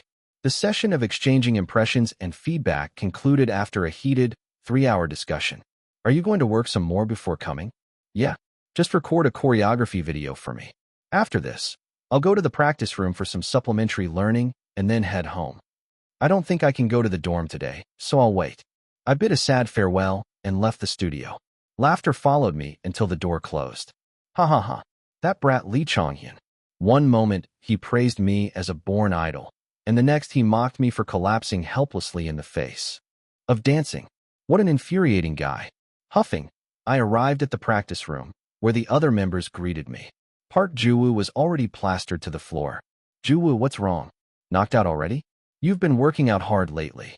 I guess I'm still not good enough. The main vocalist looked genuinely sorrowful. I wondered if it was something to be so drained over. But then I realized it made sense considering the time I had spent in the studio. To doubt a colleague's progress without recognizing it. I'm such a bad member. The schedule is tight, so it can't be helped. Let's hang in there a little longer, Ju-woo. Jong Songbin earnestly encouraged his friend. Receiving the heartfelt support, Park Ju-woo staggered to his feet. Yiwol Hyung, we're on this schedule until summer, right? Yeah. Why? Should we let Choi Ji-ho be the dance instructor by himself today? So you can go home early, Kian? Aren't you underestimating my stamina too much? I just thought you were tired since you fall asleep the moment your head hits the pillow at night. Kong Kian jumped up and down, insisting it was a misunderstanding. It's probably not a misunderstanding. I saw everything, you punk. How was the song? Kong Kian asked quietly in a whisper. Until the song was complete, they had to practice with the demo track. The demo was good, but he seemed worried, since arrangements sometimes went off on a tangent during the final stages. Changhyun displayed his capabilities without holding back. If his proficiency improves at this rate, evolution would be more fitting than growth. He tore his hair out when he should be meticulously caring for every single strand. Do you think I meant he literally tore it out? I can't even make a joke. I don't joke about hair, makeup, and coordination. That's how serious I am about Spark's visuals. I'd sell my soul to the broadcasting station if it meant we'd look good on screen. Don't people usually say they'd sell it to the devil? You too. Please return to the formation now. Jong Songbin summoned us while I was talking nonsense with Kang Kian. Choi Jiho also scolded us for fooling around. Unfortunately, Choi Jiho was a zero patience member favored by Jong Songbin, so I couldn't fight back. Oh right, Changhyun asked me to leave a choreography video for him. He said he'll watch it and learn the dance after he's done with the song. He'll be done before midnight, won't he? We're going to be here until dawn anyway. Tell him to join us then. Choi Jiho surprised me with his commendable remark. After speaking bluntly, he even handed a tripod to Kang Kian for filming. Aren't you guys tired? Park Jiwoo, are you tired? I'm not tired. Park Jiwoo answered Choi Jiho's question vigorously, as if he hadn't been sprawled on the floor just moments before. His stamina really had improved. I'll step out of the formation and rest just while we film the part for Lee Changhyun. You guys can proceed with matching the formations. Should we not learn Changhyun's part? He learns formations quickly, so it should be fine. He said he's coming later, too. Jong Songbin and Kang Kian huddled together over the video for Lee Changhyun. Meanwhile, Choi Jiho had Park Jiwoo in front of the mirror, fixing his details. Everyone, without exception, wanted to do more for each other. My phone vibrated in my pocket. A new message had arrived in the group chat. Kang Kian notified them that they would be practicing until dawn, and Lee Changhyun had replied, "Cutie pretty visual Lee Changhyun. You're practicing until dawn." Cutie pretty visual Lee Changhyun. Everyone's so full of passion. Cutie pretty visual Lee Changhyun. Changhyun will be there soon, so wait for me. The days passed without a moment to breathe. It was impossible not to be tired, yet not a single person complained or forced themselves to crack the whip. I keep doing it because it's fun. Otherwise, how could I maintain this lifestyle? The members looked like they were having fun. They looked happy to be in this team. Even with a calendar packed with all-night practices and a mountain of work, they sparkled brightly. I quietly looked at the names saved in the group chat. They were nicknames given by fans a long time ago. It seemed like it was time to give them different names, something that was true in the past, and could also describe the members as they are now. I pressed on each profile one by one and changed their saved names. Sparks Eternal Symbol. Sparks Eternal Leader. Sparks Eternal Vocalist. Sparks Eternal Soul. Sparks Eternal Will. The new names were very much to my liking. 577. Chapter 577. The Artist 3. The title track was finally complete. We had ground down Lee Changhyun in the studio, Choi Jiho and Kang Kian in the practice room, and Jong Songbin and Park Jiwoo in the recording booth to create it. Now that the product was made, it needed beautiful packaging. From here on, it was my job. This concept was the ultimate summer beautification project. I also worked hard on the planning proposal. I can guarantee I poured more sincerity into it than any other proposal I have ever written. Planning proposal summer. What a hellish season, isn't it? Even those who longed for summer start to become a little strange by mid-June. Yet, why do people assign attributes like youth, nostalgia, and vitality to these devilish days? The answer is because pain is what makes things feel valuable. The sweltering heat, the scorching sun without a speck of shade, and the thirst that makes you want to jump into the water right this second. These things create the mirage of a season of recreation in our arid lives. There is a saying, fight fire with fire. There is also the saying, no pain, no gain. Regardless of time or place, the entire world knows the sweetness that comes at the end of endurance. We need a sound that feels like it raises your body temperature by 3 degrees just by listening. We need a music video that will make you hear the phantom sound of cicadas after watching it. Only a song that people will listen to even while enduring suffering can become the true representative of summer. Let's create an album that shows the listeners a fantasy. After writing this, Jukyung asked me if I was going through a hard time lately. I felt it was unfair. We had already done a song like pouring sparkling water on a hot day, so I just suggested we try a song like Heated Asphalt, but everyone was worried about my mental state. This was exactly how Assistant Manager Huang and Assistant Manager Song reacted when I once made a toast, saying, "May our company go bankrupt." But what was the result? That problematic toast spread by word of mouth. Didn't it disseminate throughout the entire company, along with the dishonorable copyright awareness that I was the source? That's when I realized, nothing is as powerful as darkness. The deepest darkness in this summer's idol scene will be Spark's charcoal fire show. The first stage, music production, was successfully completed. The result was an intense piece of music with a sound like a heated window pane shattering. Lee Chong-hyun displayed his godlike mixing skills, leaving no flaws in its perfection. To this, Spark's hottest guy, Choi Ji-ho, and Kang Kian, who had completely escaped being a hot bar guy, collaborated to add amazing choreography that made you drip with sweat after dancing it just once.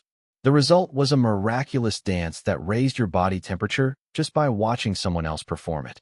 It was no lie. I was out of breath just from observing.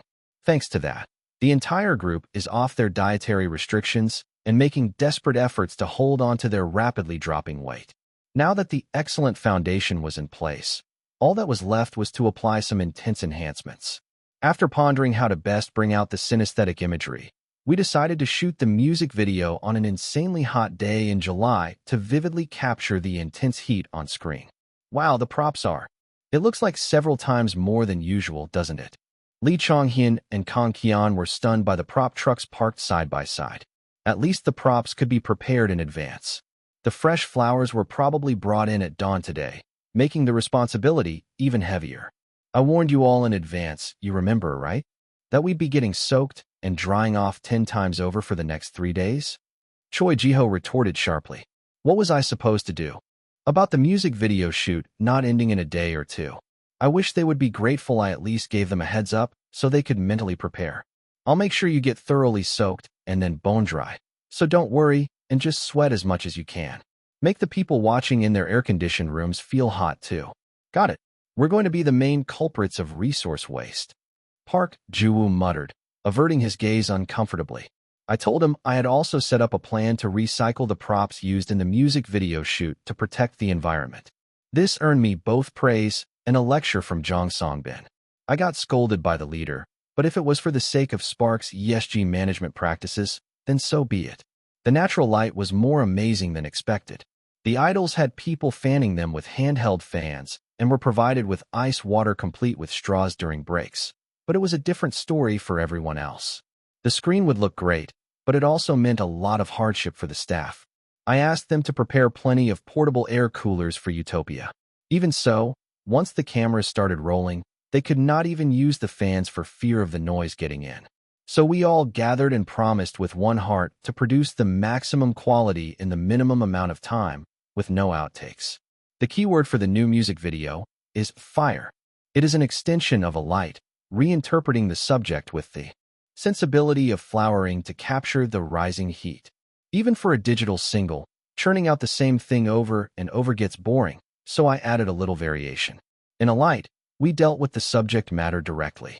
Fire could be lit on set and also added with CG. However, heat was more complex. It was not easy to capture a fixed, formless subject like suffocatingly hot air and the scorching sun on screen. To achieve this, the planning team and the director of photography had dozens of meetings and succeeded in creating a magnificent storyboard. All Spark had to do was faithfully carry out the given task. This meant we rolled left and right in the boiling hot set, like we were being grilled over an open fire. By the time the first group dance scene was finished, everyone was drenched like seaweed. Who's shooting their individual cuts first? Chong-hyun and Songbin. Then when the sun sets, we'll move on to the second version of the group dance scene. Tomorrow we'll shoot Ji-ho and Yiwol. And on the third day, Manager Chan-young reminded us of the storyboard once again. Each cut was packed with detailed explanations. It was so meticulous that there was nothing more for me to take care of. Not long after, Lee Chong-hyun appeared, looking like a classical figure from head to toe. Beneath his ivory hair, his gray eyes shimmered softly as they caught the light. The white, tunic-inspired outfit created large, soft folds whenever its owner moved. brass-colored decorations shaped like leaves and stems wrapped around his wrists and ankles. So the Hangrim Art Museum has finally opened an outdoor exhibition. How long are you going to keep up with this Hangrim Art Museum universe of yours, Hyung? Until your photo shoots make it into the 100 masterpieces to see before you die list. There's a problem if a masterpiece that possesses both the elegance of the classics and the sophistication of modern art isn't recorded. I must continue to emphasize its value until the day it's posted everywhere. They brought wings to the set too. They're huge. Did you see them? The company must have really decided to spend a lot of money this time. Unlike my serious self, the person in question, Lee Chong-hyun, was only interested in the props. It was a much more admirable attitude than being uninterested, so I let him be. And we'll have to open a special exhibition at the Hangrim Art Museum. Why? Not just anyone can be featured there. Song Bin Hyung's set is amazing. You haven't seen it in person yet, have you? Isn't it still being set up? They said it would take more time to finish the final touches. It's almost done, so go take a look. It's a total photo zone. When it came to aesthetics, Lee Chong-hyun was not one to fall behind in the group. In fact, he was at the top. Just looking at his fashion style, Lee Chong-hyun's sense was excellent. For Lee Chong-hyun, who had seen all sorts of references and experienced countless sets over several years as an idol, to give such high praise? That would be impossible for any ordinary set. I ran over, half in anticipation and half telling myself, calm down, Kim Yiwol. Then, a space that was entirely orange stole my gaze. The trumpet creepers covering the entire temporary wall were a magnificent sight. I could not imagine how much our dedicated team had suffered. Gold dust glittered on the floor. It's summer, right? The owner of the splendid set, Jong Song-bin, came up beside me and agreed. I was about to ask if he was walking around with all his makeup done, but his face was already sparkling. The background is so extravagant, I'm worried I'll be overshadowed. What a useless thing to worry about. It'd be a waste of that rose-tinted space in your head, so you'd better stop thinking about it. Objectively speaking, this is a luxurious set, Hyung. Have you ever seen someone praise the tableware just because an extravagant dish was served on an expensive plate? That's called attitude. It's not a luxury. You're just receiving the treatment you rightfully deserve. The days when we had no money and had to prepare for stages with our own funds and borrow clothes from our siblings for styling were a distant memory. Now that we had grown this much, it was time for us to hear and see only cooler and better things. I thought a concept like this would go to Chong-hyun or Juwoo. Jong Song-bin could not hide his embarrassment. Being too humble is also a problem. Why? Have I been neglecting to praise your visuals? Should I take you to a corner and recite the top 30 most common search terms that come up when you type Jong Song-bin? Hyung, you have those memorized? Close-up warm handsome man, cold handsome man distinguisher, avocado, ballad yeti. Avocado was because he has the grit of a leader inside his gentle personality. Ballad Yeti was a nickname that stuck after sparklers tried to push Jong Song-bin as the fairy of ballads. They met with a strong public reaction, which led to Ice Prince and Glacier Crown Prince, but even those were rejected. They were all famous, so even Jong Song-bin had to admit that I was not just making up a top 30 list on the spot. How could we not do this much for our Prince of Glacier Flower Shaved Ice? Enjoy it while you can. Who knows? Maybe during the next comeback, Hyun will rank first in something like Male Idol Who Looks Best with Lilies and become Spark's person in charge of flower art. That would be interesting as well. Jong Song-bin gave a complicated, subtle smile. I thought it suited you well. Among us, you're the one most called a nursery owner, so what's the problem? Still, I gave our worried leader a push on the back with words of encouragement. As the guy sat down in the middle of the flower bed designated by the writer, I continued to encourage him from behind the camera. Even if it's dark brown, you're the only one among us who looks good with brown hair. It's an exclusive property of the success of Mission. Hyung, shouldn't Chong-hyun's shoot have started by now? I'll be right there. I rushed over. As I ran, the members of the nature video team ran with me. To think there was so much content to enjoy. Work was definitely worth doing. 578. Chapter 578. The Artist 4. A music video shoot rarely finished in one day. The schedule stretched longer with large sets and multiple costume changes, which was common for modern productions. There were, of course, days without individual shoots. For Spark, We filmed the group scenes all at once since each member had a packed personal schedule. Attendance wasn't mandatory unless the entire group was required. Hyung, you ended up with perfect attendance, didn't you? However, I came every day. I watched over every filming location, except for Choi Jiho's shoot on a sandy beach, not a deserted island. The reason was simple. How could I not watch this in person? That's true. Kong Keon agreed with me for once. Every single set was spectacular. I saw the receipts our accountant, damn Guy Hyuk, submitted, and the costs were no joke. The other members, perhaps amazed by the power of capital, also found time to visit and watch each other's shoots. They probably would have come during their free time anyway to film behind-the-scenes footage for our own content, starting when the sets were being built. In any case, spending money with clear intent was best. There was a reason we could pour so much capital into a music video for a digital single that would not even have a physical album. 3 full years ago, around this time, Spark had won IDC Season 2. The prize for the winner then included a luxurious showcase. However, before the prize was awarded, the IDC production team and the broadcast station were embroiled in all sorts of controversies due to collusion and corruption with a specific agency. It would have been fortunate if it were just controversies. They were even investigated by the police, which said it all. Usually, they settle payments like prize money by the end of the year, so the IDC Season 2 prize should have been delivered and finished that year.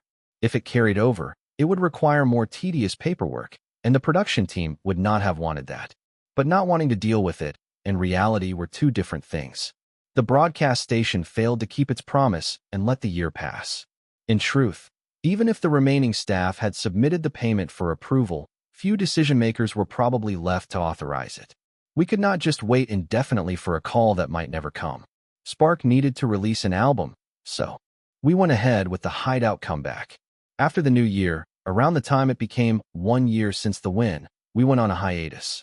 Spark always had rushed comebacks with short preparation periods. Even without the corruption scandal, it probably would have taken a long time to budget the showcase, get it approved, and deposit the money into Utopia's account, so it might have fallen through anyway. We had no particular complaints since it happened because the circumstances were not ideal. Amidst that, the broadcast station started testing public opinion to launch a new survival program. They had kicked out the wrongdoers and disciplined those who needed it, so they planned to grab a hot item once again. The problem was that the Sparklers were watching the broadcast station with their eyes wide open. It might have been different if Spark had failed, but imagine them launching a new program while we were succeeding, without even giving us the promised prize. It would be a relief if protest trucks did not hold a meet-up on the main road in front of the station. So, to eliminate any controversy, the former IDC production team contacted us, offering to hold the showcase now. Originally, they had only offered to pay the costs, but the benefits had grown. They were clearly very conscious of public opinion. I did ask around from various angles if it would be good to accept the offer. Ur and Polo, who were part of Myth at the time, stepped back, saying it was not appropriate for them to comment. I ended up seeking advice from our seniors in Ondae. We would have said okay. No matter how big the agency is, it's hard to put on something on the scale of a broadcast station. They're not just giving you money, but also providing a venue, hiring services, and supporting you with staff. Where else would you get a chance to save this much of your own money? It is an annoying situation, isn't it? However, our fans have strong negative feelings about the IDC program itself. I'm worried it might just bring up the past for no reason. That's a wise answer. And so, we hosted far more fans than at our previous showcases in a comfortable, well-equipped space with good air conditioning. We even had plenty of money left to invest in the music video. We held a showcase, which others used to boost first-week sales, as a real fan service event. Truthfully, I wanted to accept it too. It was an open secret among industry insiders that broadcast stations had a long history of power-tripping over idol fans. Let's say that same broadcast station admits its fault and holds an event with its own money. It was obvious they would treat the guests well, not act high and mighty. If the Sparklers could relieve some of their built-up frustration from public broadcasts that way, it did not matter to us. Conversely, I worried the Sparklers might be outraged, thinking Spark was being used for the broadcast station's comeback after being ignored. However, once I became convinced that showing them better content would be good for both the fans and Spark in the long run, the decision became easier. And so, I managed to squeeze every last drop out of IDC, a show I had appeared on while breaking my head and collapsing, yet still dominating the stage. All the showcase costs, like the venue rental fee, were redirected to the music video. The money was as effective as the amount spent. That was the reason I was clocking in every single day. I mean, they built an artificial cave. When I saw a cave written in my storyboard, I thought I had misread it, but when I came yesterday, there was a whole cave right inside a container. They could not film a scene with candles inside a natural structure, so they made an artificial one. For the record, it looked completely real. Today's scale was no less impressive. The set next to Kangkyeon was comparable to a temple. A shallow lake was being created where Park Ji-woo was scheduled to film. At this rate, we should have just made a physical album. No need to feel like it's a waste, I replied. We're going to share a digital photo book with everyone who joined the fan club. Ah, so that's why you were diligently taking photos after every shoot. Did you think I wouldn't capture this on camera? To think you know me so little. I'm disappointed, Keon. No wonder, Kangkyeon muttered. The filming process is identical to when we release a physical album. Kangkyeon paid no attention to my words and just said what he wanted. It's outrageous to call them our precious fans when they sign up, then only give them concert pre-sales and public broadcast participation benefits. If you want to attract subscribers, you have to show some sincerity in improving the service quality. The fan club fee isn't cheap, so I think this level of content should be provided. I agree, I said. But didn't we also offer a discount on the summer package for fan club members last time? Are you trying to say a discount on merchandise can replace fan service? I'm not that shameless, you know. I was just stating a fact. I retorted. That's the second time today I've been disappointed in you, Keon. No, I was really just talking about what happened. Keon, let's go, it's time to film. Wait a minute. I need to clear this up. Go on, I said. I'll be sure to generously share the episode of your objective and cool-headed judgment of facts on the behind-the-scenes cam. How can I go in when you're saying that? Kangkyeon screeched. Regardless, I paid him no mind and pushed him into the hands of the staff. Unlike Kangkyeon, who filmed his individual cuts during the day, Park Ji-woo's part began after the sun had set. His item was a Nakwanori Lalunari, a traditional firework display. The fire display was a concept I had deliberated on until the very end. I worried it might feel like a rehash since it was a keyword we had already showcased on IDC. Lighting it up, at the signal, the ropes installed above the artificial lake caught fire. Crackle. Embers flew through the air, and sparks reflected on the water's surface. It was worth trusting them when they said it would have a completely different feel from a performance on a limited stage. The experts had every right to be confident. I shamelessly took about 20,000 photos with my phone while the cameras were not rolling. I immediately uploaded the amazing results to the group chat. Me. This is Ji-woo's individual cut. Isn't it cool? Sparks Eternal Will. Hyung, are you still there? Me. It'd be lonely for Ji-woo to go home by himself. And Keon, why haven't you shared the selfie you took at your commercial shoot? Sparks Eternal Will. Photo. Me. If you're going to leave Ji-woo behind and go to Seoul first, you need to submit a photo as a valid reason. There we go. That was fast. Sparks Eternal Soul. Hyung and Keon are both really amazing. The best teamwork happy face. I'm cheering for you happy face. Sparks Eternal Symbol. Aren't you just making fun of me? Sparks Eternal Leader. Why Hyung? All the sparklers love that joke. Huh. Sparks Eternal Symbol. Now even the kid is teasing. Me. Sparks Eternal Vocal. No. Me. It's really because your physique is so cool. Me. Ji-woo. Filming's over. Are you on your phone instead of coming over? Sparks Eternal Vocal. I'm coming now. An endless stream of keeks from Lee Chonghyun filled the message window. Everyone's replies were incredibly fast. It was chaotic. We were all going to see each other at the dorm soon. Yet they had so much to say that the conversation just kept flowing.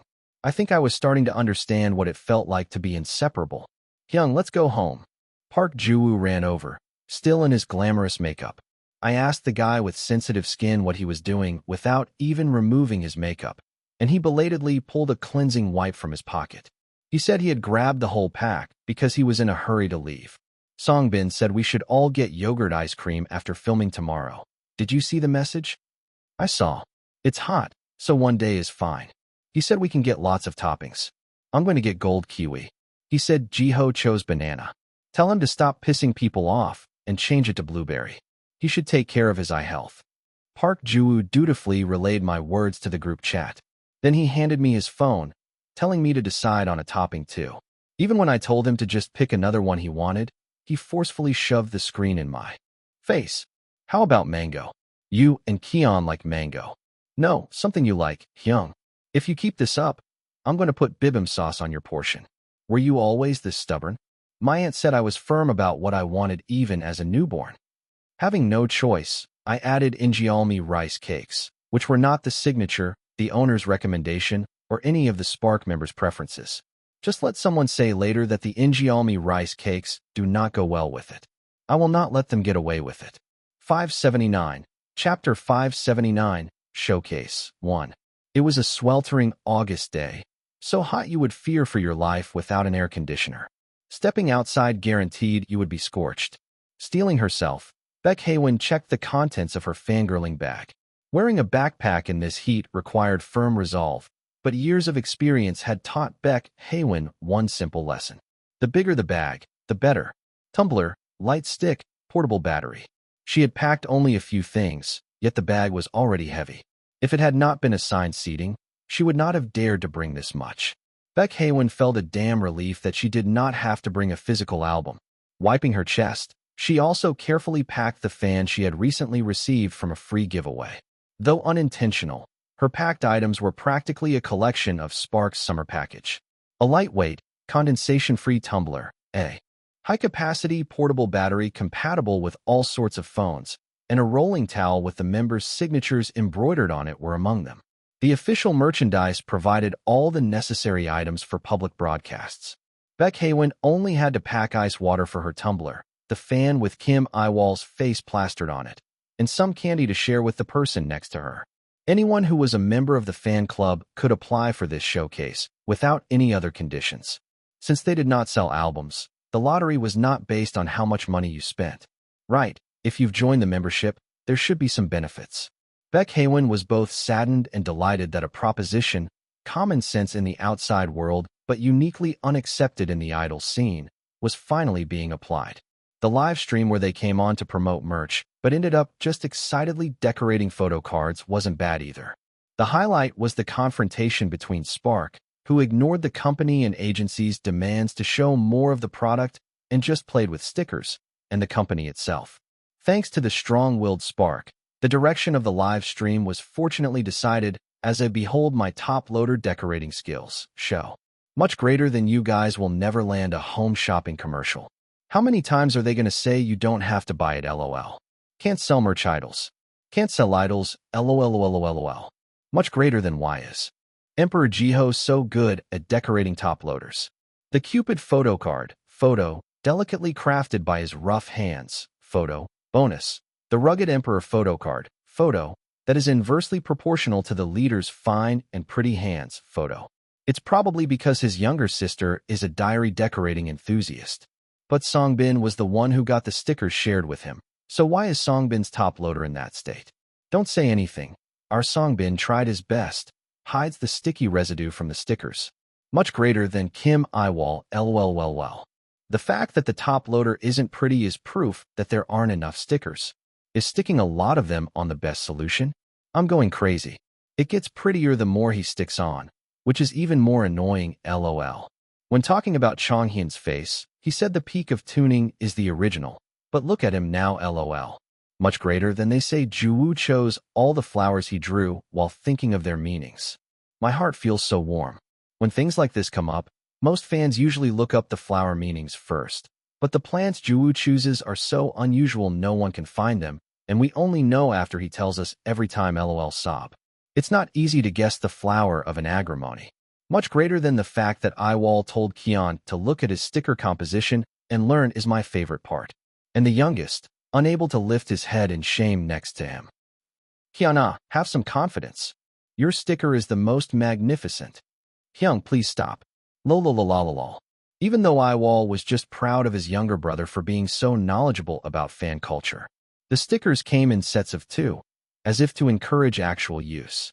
The package also included a photo card and a top loader. Thanks to this, Baek Haewon had a fun time with fine motor skill development activities to celebrate her vacation. And then came the new music video. Choi Ji-ho lay on a white sandy beach. Kim Iwol appeared from the darkness with a lantern. Jang Song-bin was buried in trumpet creepers, and Park Ju-woo stood under scattering embers. Lee Chong-hyun was wrapped in melting wax wings, and Kang Ki-on stood inside a black circle with its edges aflame. All of it made Baek Haewon's perceived temperature skyrocket.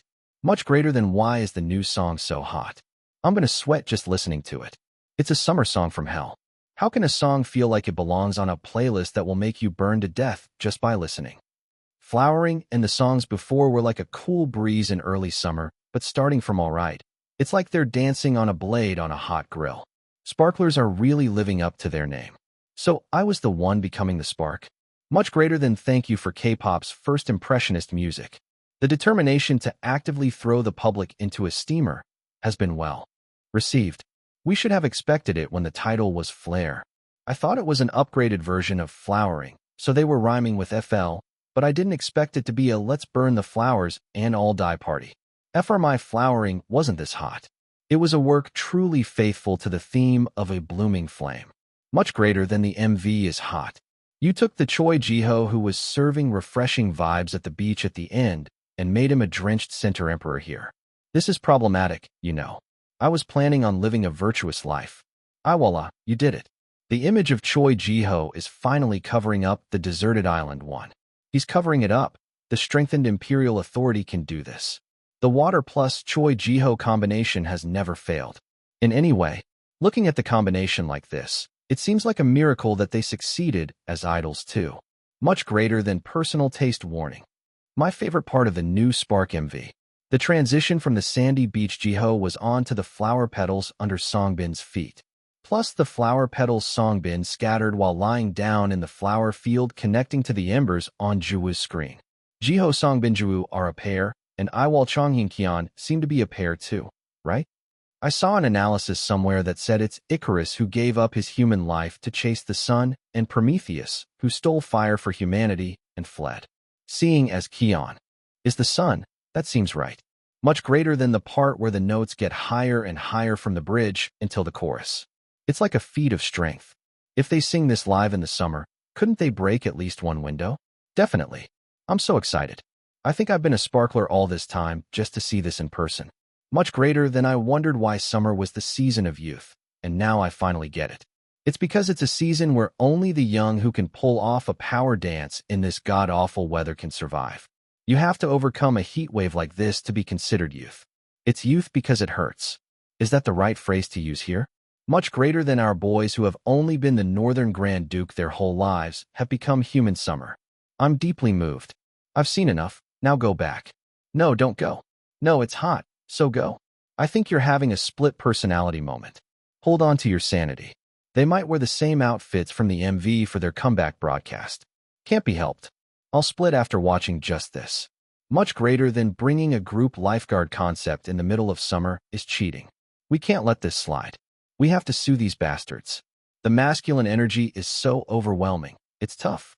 It makes me wonder if I was the evil spirit all along. I have lost my consciousness. The unprecedented concept shifted between a California mood and an art piece, making Baek Haewon's social media feed explode. Among all those people, it was safe to say that Baek Haewon was the least sane. Kim Iwol watched a small candle flicker inside a gloomy cave. Kim Iwol sat on a blue beach, nonchalantly watching his members play in the water.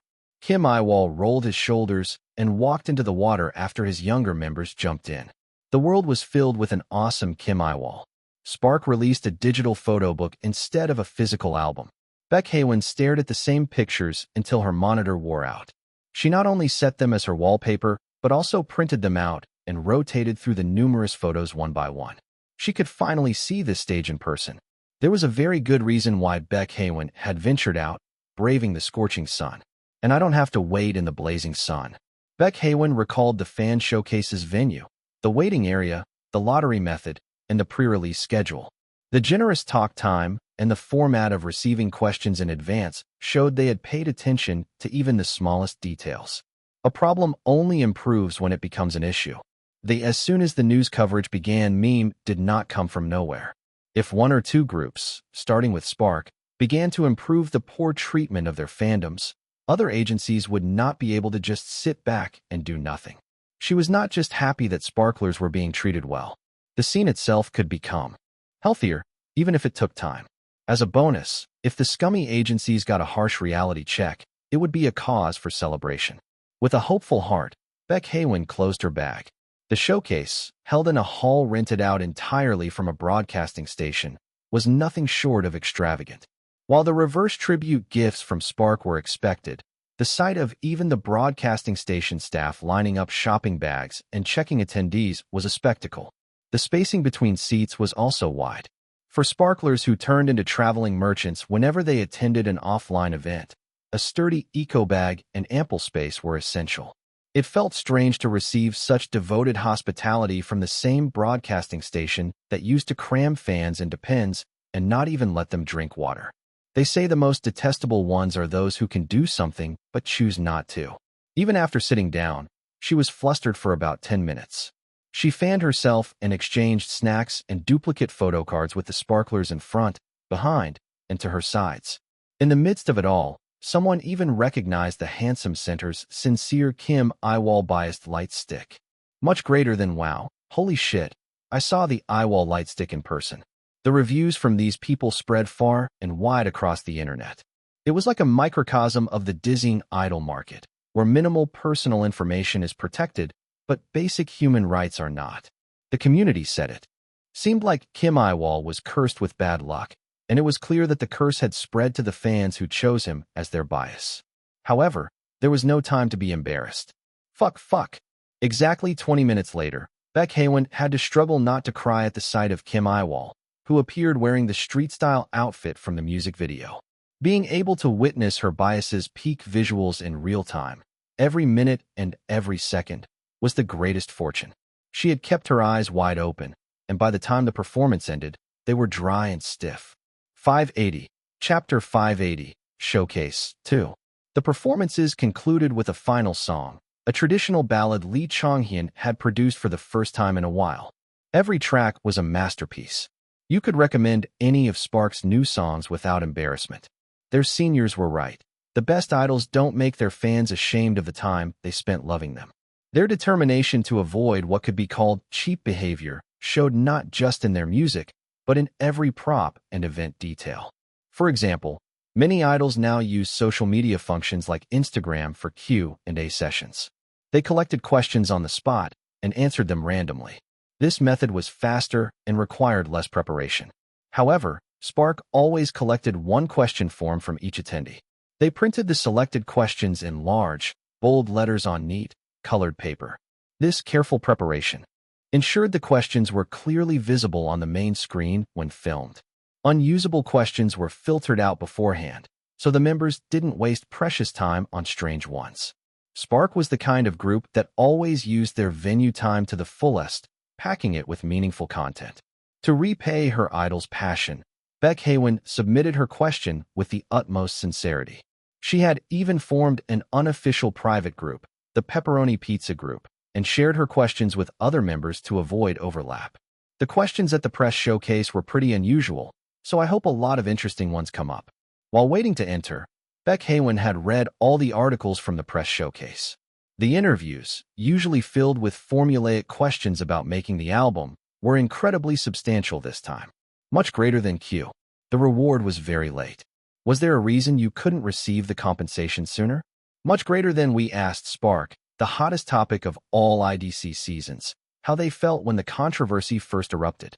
Much greater than reporter GM's this and that, a hand of reconciliation offered late by the high-nosed superior. What is the hidden intention? It seemed everyone sensed the same fishy situation that fans had only suspected.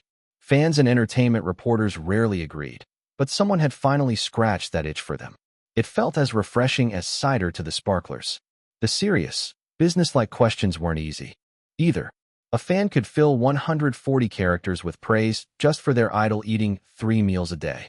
Baek Haewon had read with great interest about Lee Chong-hyun's composing process and Jang Songbin's methods for managing each member's condition. Still, it's a fan's heart to want to hear useless and trivial TMI, and their contract expiration date is just around the corner, which makes me terribly anxious. Baek Haewon cried out internally. The contract renewal was a sensitive topic, so she knew she likely wouldn't get an answer even if she asked. She just hoped they would spend a good hour sharing recent, unrevealed stories about their daily lives. Everyone else felt the same as Baek Haewon. Every post-it note that briefly appeared on the big screen was filled to the brim with text. The sparklers showed their sincerity by using all 200 bytes to seize this one opportunity. Do Yiwol and Jiho still play basketball these days? I'm curious who won the most recent game. The Hyungs won a play not too long ago. Who won? Me. Kim Yiwol looked very proud. The way he accepted Lee Chong-hyun's admiration suggested it had been a very satisfying game. It says, Juwoo, you've been working out hard lately. Can you beat Yiwol in arm wrestling? Weren't they about even before? It's a bit sad that he can't even dream of challenging Jiho Hyung's spot, though. As Lee Chong-hyun and Kang Keon chattered, Kim Yiwol and Park Juwoo silently rolled up their sleeves. Their professional desire to give fans the most accurate, up-to-date information was admirable. After a close match, victory went to Park Juwoo. His hand slammed the table with a loud crack, making everyone wonder if it had broken. With that, Park Juwoo rose to the rank of the day's number 2 arm wrestler. When did you get so strong? You lift less weight than me. They say one of the qualities of a plant caretaker is physical strength. No wonder the pots on the veranda keep getting bigger. Park Juwoo's faint smile filled the screen. He basked in the victor's glory, then proved his win was no fluke by narrowly losing to Choi Jiho in a friendly match. I think my pride is a little hurt. Chong-hyun is starting to see a slight possibility. Can the lower-ranked members have a friendly match too? Just because I lost to Juwoo, I'm in the lower ranks now. Kim Yiwol was flabbergasted but accepted Lee Chong-hyun's challenge.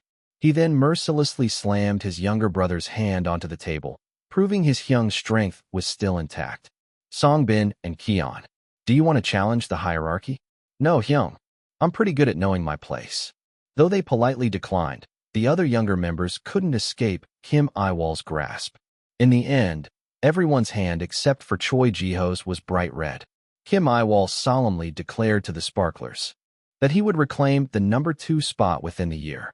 Besides that, all sorts of creative questions made Spark and the sparklers laugh heartily.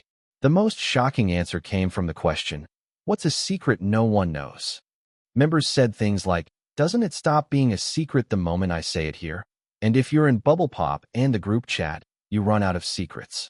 Amidst this, Kim Yiwol stunned the audience. I took the CSAT. When Choi Jiho asked, forgetting to even grab his microphone. Kim Yiwol gestured for him to use the mic as he answered. Last year, I did terribly. This is the only thing I have that could be called a secret. Kim Yiwol scratched his head, looking embarrassed. Late last year was when he was on hiatus for health issues. Considering how serious his condition was, as later reported, his score didn't matter.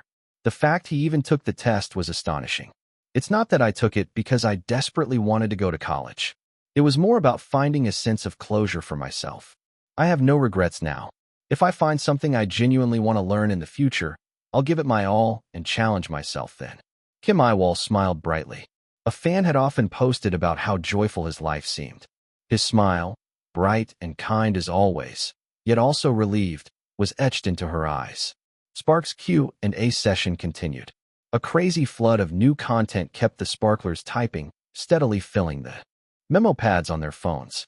The next question is not a question, it's a request. They want to know about something funny that happened at the dorm recently. Baek Haewon jumped in surprise as her question was mentioned. Lee Chong-hyun was a cunning genius of fan service. His manly cleverness made it impossible to ever escape Minam Hunter's net. It'll probably be released as our own content within the month, but we changed roommates. Kang Keon's major spoilers sent the fan section into an uproar. For Spark, where any combination was a treat, no news was more exciting than a change in roommates. I was going to pass because I thought it was a spoiler, but the part we filmed was the choosing roommates part. So would it be okay to share one episode that happened after we changed rooms? Kang Keon sought his members' approval. After everyone nodded, the youngest member began to speak. The room Yiwol Hyung and I used to use is the smallest one, right in front of the main door. This time, Jiho Hyung and Yiwol Hyung are sharing it. Spark is divided into Song Bin Hyung's problem child line and good kids line. You see? You can't have two problem children in one room. A room with a problem child must have one model student. That's a rule Song Bin Hyung made. So problem child Yiwol Hyung and good boy Jiho Hyung became roommates. And I'm sharing a room with Lee Chong-hyun again. This is really uncomfortable to listen to. Guys, ignoring Kim Yiwol, who had "Are you kidding me" written on his forehead, the youngest member's talk locomotive went full steam ahead. Yiwol Hyung and I were fine with 2 beds and a narrow walkway, but Jiho Hyung bumps into things a lot if the room is dark. So I guess the Hyungs decided to buy one huge bed to share. A really enormous bed arrived. They decided to put it against the wall and use the remaining space more widely. We were all like, wow, the Hyungs are really amazing. How did they make such a big decision? It couldn't have been an easy decision. Lee Chong-hyun and Park Ju-woo added. Baek Hae-won recalled the members on their overseas tour content, terrified at sharing a double bed with Choi Ji-ho. She barely held back her laughter. A few days later, I went into their room in the morning to borrow something. Lee Chong-hyun clapped a hand over his mouth and started laughing, as if he realized what the episode was about. Only the two involved, Kim Yiwol and Choi Ji-ho, looked completely clueless. One person was pressed right against the wall, and the other was on the verge of falling off. He looked like a person dangling from a cliff. You could have fit another person sleeping in the middle. Exactly. Isn't it uncomfortable? Isn't it usually more uncomfortable to sleep close together? Even if the goal was to relieve the discomfort of being too close, you guys were too far apart. Kim Yiwol tried to argue, but it was no use. Kang Ki-yeon reenacted the scene by spreading his arms as wide as he could. Lee Chong-hyun chimed in, taking Kang Ki-yeon's side by saying he saw it too, rendering Kim Yiwol's efforts to explain useless. One time, I even heard someone fall out of bed while sleeping. I was so surprised. But the Hyungs are really loyal. They never tell us which one of them fell. Can you really call this loyalty? Jong Song-bin muttered, looking at the floor. He almost looked like he was contemplating a mistake. Baek Hae-won had asked for a funny story. She got one about her bias buying a huge bed for a friend, only for them to sleep precariously on the edges. She fell into deep thought, wondering if this was the TMI she really wanted. It was a confusing Q&A time. 581. Chapter 581, The Meeting Plaza. Spark started their full-fledged Flare promotions with the showcase. Their daily idol life unfolded with music shows and variety programs. A week vanished in a flash after they filmed their own content and attended a few events. The shared calendar was already oversaturated. I received another task separate from this. The casting for Housemaker was complete, and a date for the script reading was set. The actors for the brothers had remained undecided for a while, unlike the father role, but they were finally confirmed a short time ago. Oh well, it's been a while. Yes, it's good to see you again. The role of the second brother, Nam Ideon, went to Gu Jahan. Nam Ideon was an immature and rude character who lived and died by his bluffs. You're here early. The role of the eldest brother, Nam Ilho, was given to Woo Yoon-jae. Nam Ilho seemed to have a screw loose despite being the oldest, and he was clumsy and a bit of a pushover. I couldn't help but suspect a let's do it after eating cartel had formed, even though there was no connection between the scriptwriters. I had developed a habit of being extra cautious after experiencing trouble from looking into a script due to the close ties between that production company and the let's do it after eating crew.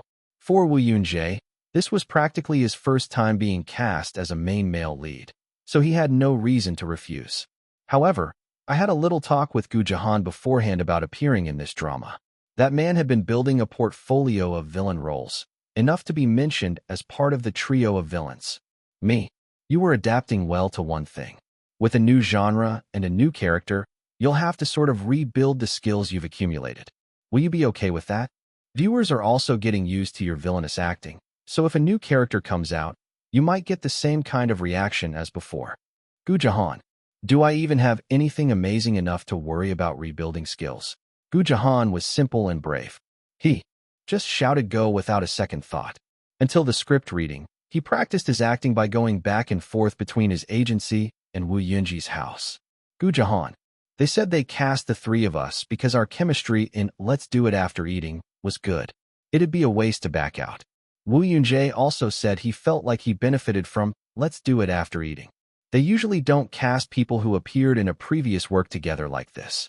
He thinks he got the part, which would have just been you and Mo Younguk, because he was tied with me and passed thanks to the Let's Do It After Eating buff. So he seems to be helping me out a lot. Woo Yunjae is super strict. He nags me every day. We agreed not to see each other for a month after the rap party. And so, the trio of villains came to be gathered in one place. After we exchanged greetings and entered the room, Gu Jahan flinched. His and Mo Younguk's gazes met in midair. Gu Jahan. The one thing I'm worried about is that Younguk hates me. I heard that before Gu Jahan reformed himself, he had been in a project with Mo Younguk back when his rude behavior was at its peak. Gu Jahan recalled that time, saying he was infatuated with himself as a celebrity. Gu Jahan. I acted like a hopeless case, thinking, there are so many projects in the world, what are the chances we'll meet again? He made it super obvious he was displeased, but I didn't care and just did whatever the X I wanted. Thinking about it now, I was a crazy SOB. It was a scathing self-criticism. I was relieved that Gu Jahan had at least contacted Mo Younguk to apologize. His method was a text message instead of a phone call, which was a bit disappointing. I gave him a long lecture about sincere apologies because of it. Gu Jahan probably didn't expect things to turn out this way. A person who does whatever he pleases isn't likely to think about the consequences. It was just good timing that he ended up working with someone he'd had trouble with after fighting with me and then making his apologies. But a similar situation could have happened at any time. Gu Jahan was hit directly by the boomerang of his own karma and thanked me once again. Gu Jahan. If it weren't for Yiwol, the offer wouldn't have come to me. Mo Younguk even said he hoped he'd never see me again. If it seemed like he was going to turn down the offer because of me, I would have been the one to get dropped.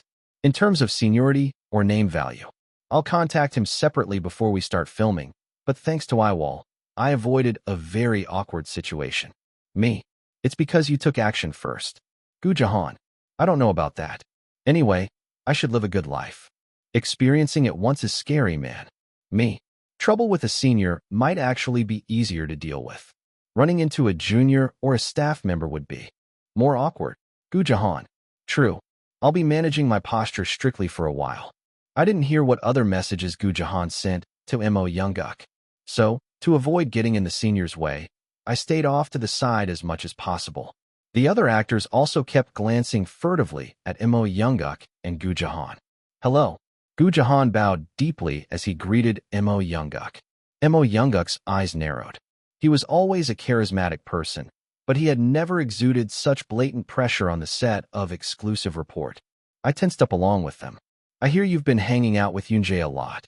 Pardon? Yes. You'll have to learn a lot from the kids, then. Sit down. That was the extent of Mo Younguk's greeting. Considering Mo Younguk's personality and his own past actions, Gu Jahan had been prepared for at least a scolding, but his expectation was completely off the mark. Those kids are good actors. Yes, I know. You'll have to work hard not to fall behind. I will do my best. You should have already come prepared. Every word Mo Younguk said was a direct hit on Gu Jahan. Stuck between Mo Younguk and Gu Jahan, Woo Yunjae was the only one breaking out in a cold sweat for the crime of playing the eldest son. Yunjae, you used to be such a quiet kid. Jahan is working hard too. Woo Yunji's shyness remained. He felt awkward even with people he knew if they weren't close. Nevertheless, both Gu Jahan and I were surprised to see him defending Gu Jahan. Mo Younguk was taken aback as well. He simply said, "If you say so," and added nothing else. My eyes met with Gu Jahan, who clutched his chest in relief. Perhaps because he was scolded less than he expected, Gu Jahan grinned. What a simple-minded person. The script reading began with introductions from the writer, director, and actors. The reading proceeded smoothly, flowing like water. This was because the acting skills of the female leads who formed the core of the story, Woo Yunjae, who was part of the main couple, and Mo Younguk, the father of the sons, were all outstanding. On top of that, Gu Jahan also showed remarkable growth. Having returned equipped with a rom-com style after undergoing intense special training, Gu Jahan handled his part without standing out too much or stumbling. If you're going to be like this, just get out, you freeloaders. At least freeloaders only waste food. What are you guys? You waste food, break dishes, and we're out of rice. Hey, isn't that a bit harsh to say to your older brother? Older brother, my foot. Aren't you the ones being harsh to your younger brother? Reflect on your actions. What's my future dream? To be the eldest son. Isn't that an impossible dream? What do you mean? Don't you know the saying that was popular during the 2002 World Cup? I wasn't even born in 2002. How would I? No, forget it. Let's just stop. I was the only one in big trouble. I had never dated and wasn't naturally funny. Look at these unrestrained lines. Could I pull off a youngest son who could show this much audacity to his older brothers? My vision went dark. It was a situation where I'd have to act as if I'd swallowed a demon. I was trembling during what should have been a sweet break time. The actor playing the third brother handed me a water bottle and told me to relax. This was right after I had just denounced him as a freeloader in the script. Charmed by his kindness, I almost blurted out Spark's old laptop password, but I managed not to reveal the current one. The kind third brother had stepped away for a moment, and the first and second brothers had gone off for a one-on-one acting coaching session during the short break. In that gap, my 3-month limited time father called out to me. I heard you were sick. Did you see the articles? Mo Younguk nodded. Right, it would probably be faster to find someone who hadn't seen those articles. I'm all better and perfectly fine now. You shouldn't let your guard down just because your heart seems fine. His concern felt heavy. Even the guys from Spark, who had checked with the doctor repeatedly, hadn't completely shaken off their anxiety. It was understandable for someone who had only heard the news to be worried, especially if they had seen many people around them suddenly fall ill as they got older. People can be endangered by the smallest things. Yes, I'll be careful. And don't be so timid when you're not being scolded. Pardon, I just blinked, wondering what he meant. I'm saying don't walk on eggshells when you haven't done anything wrong, Mo Younguk elaborated. An actor is a profession that lives on confidence. It's not just for actors. It's the same for any job. Ah, yes. And don't put off your own work to take care of Yoonjae and Jahan. I'll keep that in mind. On the set of Exclusive Report, I never had the chance to talk with Mo Younguk this much. The gap in our seniority was huge, and he was the type to focus on checking the script before filming. All I did was greet him properly and ask how he was doing. And yet, Mo Younguk had been watching over me and gave me advice. I had only done the basics of looking after a superior at work, but it seemed he didn't dislike me. You've improved since we filmed Exclusive Report, so just keep doing what you're doing now. Thank you. I thanked him so loudly that everyone turned to look at me. Mo Younguk chided me, saying this was exactly what he told me not to do. I replied that it was okay since being praised was a good thing. This earned me the question, was this your personality? Mo Younguk just shook his head, but said nothing more. 582. Chapter 582. Character Building 1. Life was busy. I switched between being Yiwol of Spark and the Nam family's youngest son. It wasn't easy going from the eldest brother figure in one place to the lowest in another. After years as a low-level office worker, the role of a youngest son felt strangely unfamiliar, and I was failing at it. Woo Yoonjae faithfully recreated his character with solid fundamentals. Gu Jahan benefited greatly because his character's personality matched his own. The actress playing the third daughter, Nam Si-hyung, also performed excellently. Only I couldn't find my direction and wandered for a long time. Even during our trio of villains activities, I was never the type of youngest member to squawk and shout.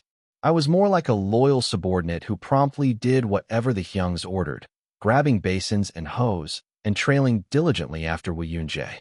I was struggling, wondering what I would do if filming started before I could analyze the character. Then, a savior appeared. I had been looking in all the wrong places. I had Choi Ji-ho, who, despite not being my Hyung, was an expert at making my blood boil. If I just channeled the years I had spent living under the same roof as him, it wouldn't be impossible. You were worried about playing Nam Sa-jin, but I see there's no need. Your nagging is on point.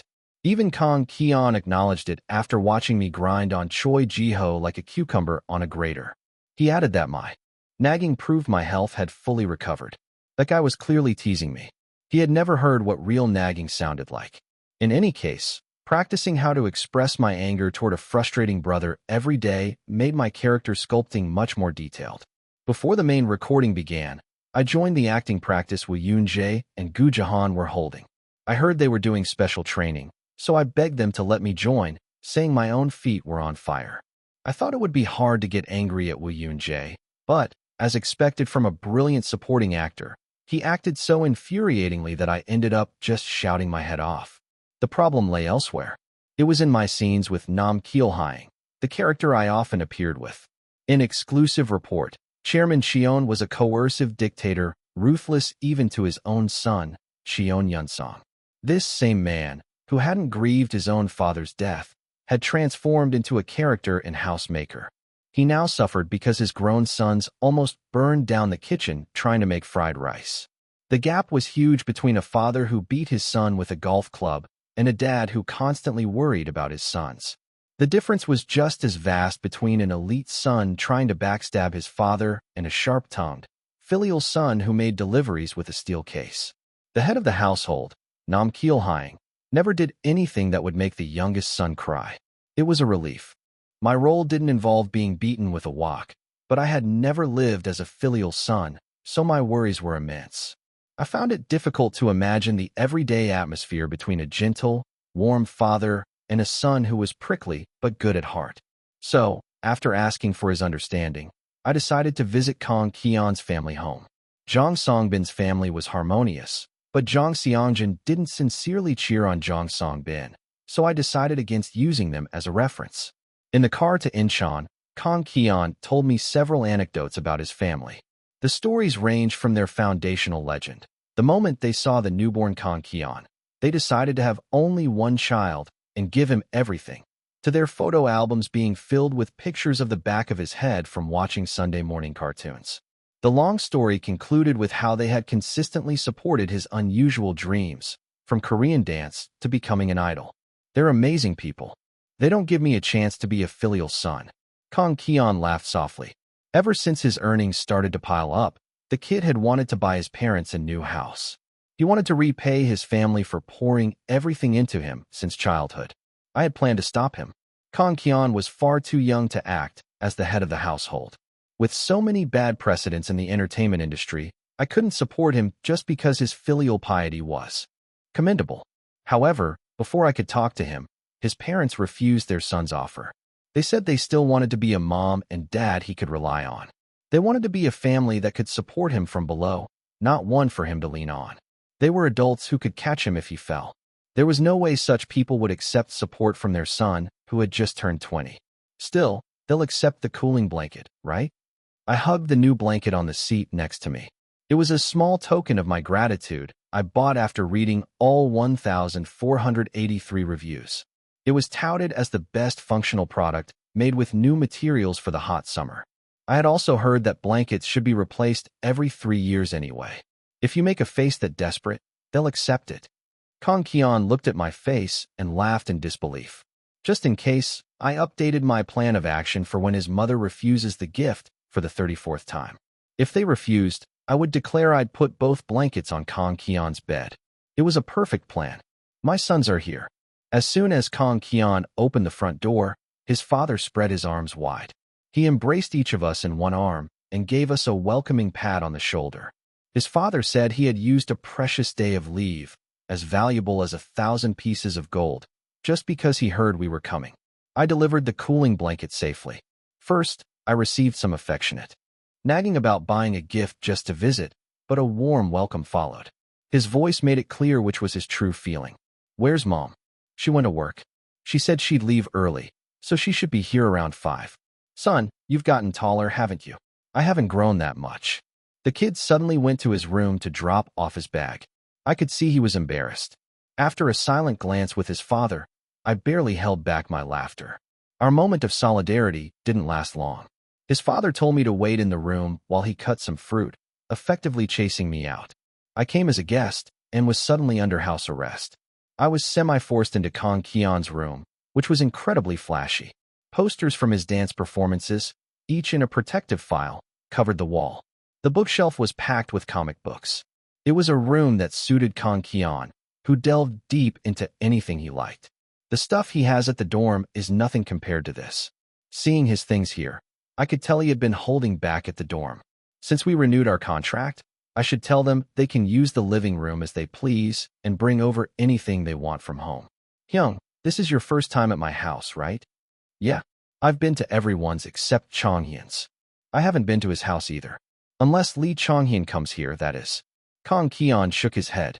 Their friendship must have been special if they traveled between Seoul and Incheon to hang out since middle school. That connection had lasted until now. It made me think again about how mysterious human relationships are. Kang Keon and I were released not long after. We then finished all the Korean melon his father had cut for us. While we ate the plate of melon, his father turned on the TV. The YouTube screen appeared. The recent search history was lined up densely, like movie credits. Spark Keon Keon Stage Keon Fancam Spark Player Keon Keon Flare Keon F. You must watch all of Keon's videos. Of course, I watch them all. When I can't remember if I've seen one, I watch it twice, or even 3 times. When I was on vacation, he once made me sit on the sofa and watch my videos, Kang Keon added. That's because you don't dance or sing at home, Keon. Who dances and sings at home? You should do that much for him, Keon.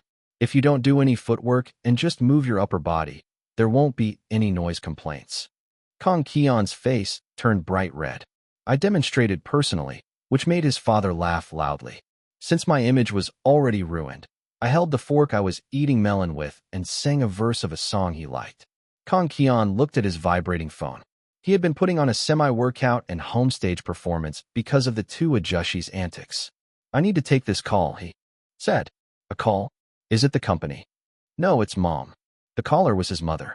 Kang Keon said, yes, a few times, then started getting ready to leave. Why is Mom calling? His father asked. Looks like she went grocery shopping. She said she has a lot of bags and wants me to help carry them. Keon, you stay here and rest with Yiwol. Dad will go. No, it's fine. I'll just go down and be right back. The 2 of them bickered over carrying the groceries. Kang Keon won. His stubbornness, which made him the youngest member of Spark who never backed down, was alive and well at home. The kid, who now truly felt like family, stopped me from following with just a look. His expression was so scary it startled me. He could now genuinely be a duo with Choi Choi-ho. He's my son, but he's really something else. Yiwol, is Keon like that with his Hyungs too? His father asked, clicking his tongue. I told him a younger brother who treats his Hyungs as well as Keon is rare, but his father was still worried. His father's gaze remained fixed on the front door. He's grown so big, yet I don't know how he can still seem like a child every time I see him, his father said, as if to himself. He said this even though he must have known his son was bigger than him and more mature than others his age. I will just sit and rest. I thought he had something to do and started to get up, but he kindly told me to stay. His father walked to the veranda and looked down from the window, probably at the parking lot. Suddenly, I remembered something Kang Keon had said on the way here. You're asking if I have anything in common with my dad. Yeah, anything. You're probably not asking about looks. I think my personality is a bit more like my mom's. Kang Keon thought for a long while longer before speaking with an embarrassed expression. I don't know if I should be saying this myself, but we're very affectionate. You are very affectionate, Keon. I'm just saying that if I had to pick something, not that we're exactly alike. My dad expresses himself often. He even saves my mom and me in his phone as beloved wife and beloved son. There's definitely a difference in degree. You saved us as Spark Hyung, Keon. Kang Keon got flustered when I mentioned the contact names revealed in our own content. That was so long ago. You were still holding on to that. Of course. It hasn't even been 7,300 days yet. 7,300 days? Just how many years have to pass before I can be forgiven in your head, Hyung? 20 years. You're incredibly fast at math. Is this even a problem that requires calculation? 730 days is 2 years, so 7,300 days is 20 years. I couldn't tease him anymore because Kang Keon turned his back and tried to stage a boycott. The whole 730 or 7,300 days thing wasn't important anyway. Egu there? Coming in now. His father, who had been looking out the window, smiled. It was the exact same expression Kang Keon had when he smiled. 583, Chapter 583, Character Building, 2. Not long after father returned from his veranda exploration, the front door clicked open. The rustle of plastic bags told me Kong Keon had arrived. Just put that down there, Keon. Dad will move it. You, give me what you're holding too. Keon carried all the heavy stuff, so there's not much in my bags. Yiwol, you're here. It's been a while. I shot to my feet and bowed deeply while father and Kong Keon busily moved the shopping bags and boxes to the kitchen. My son needs to work out more. You're too skinny compared to your brothers. It's my brothers who are excessively huge.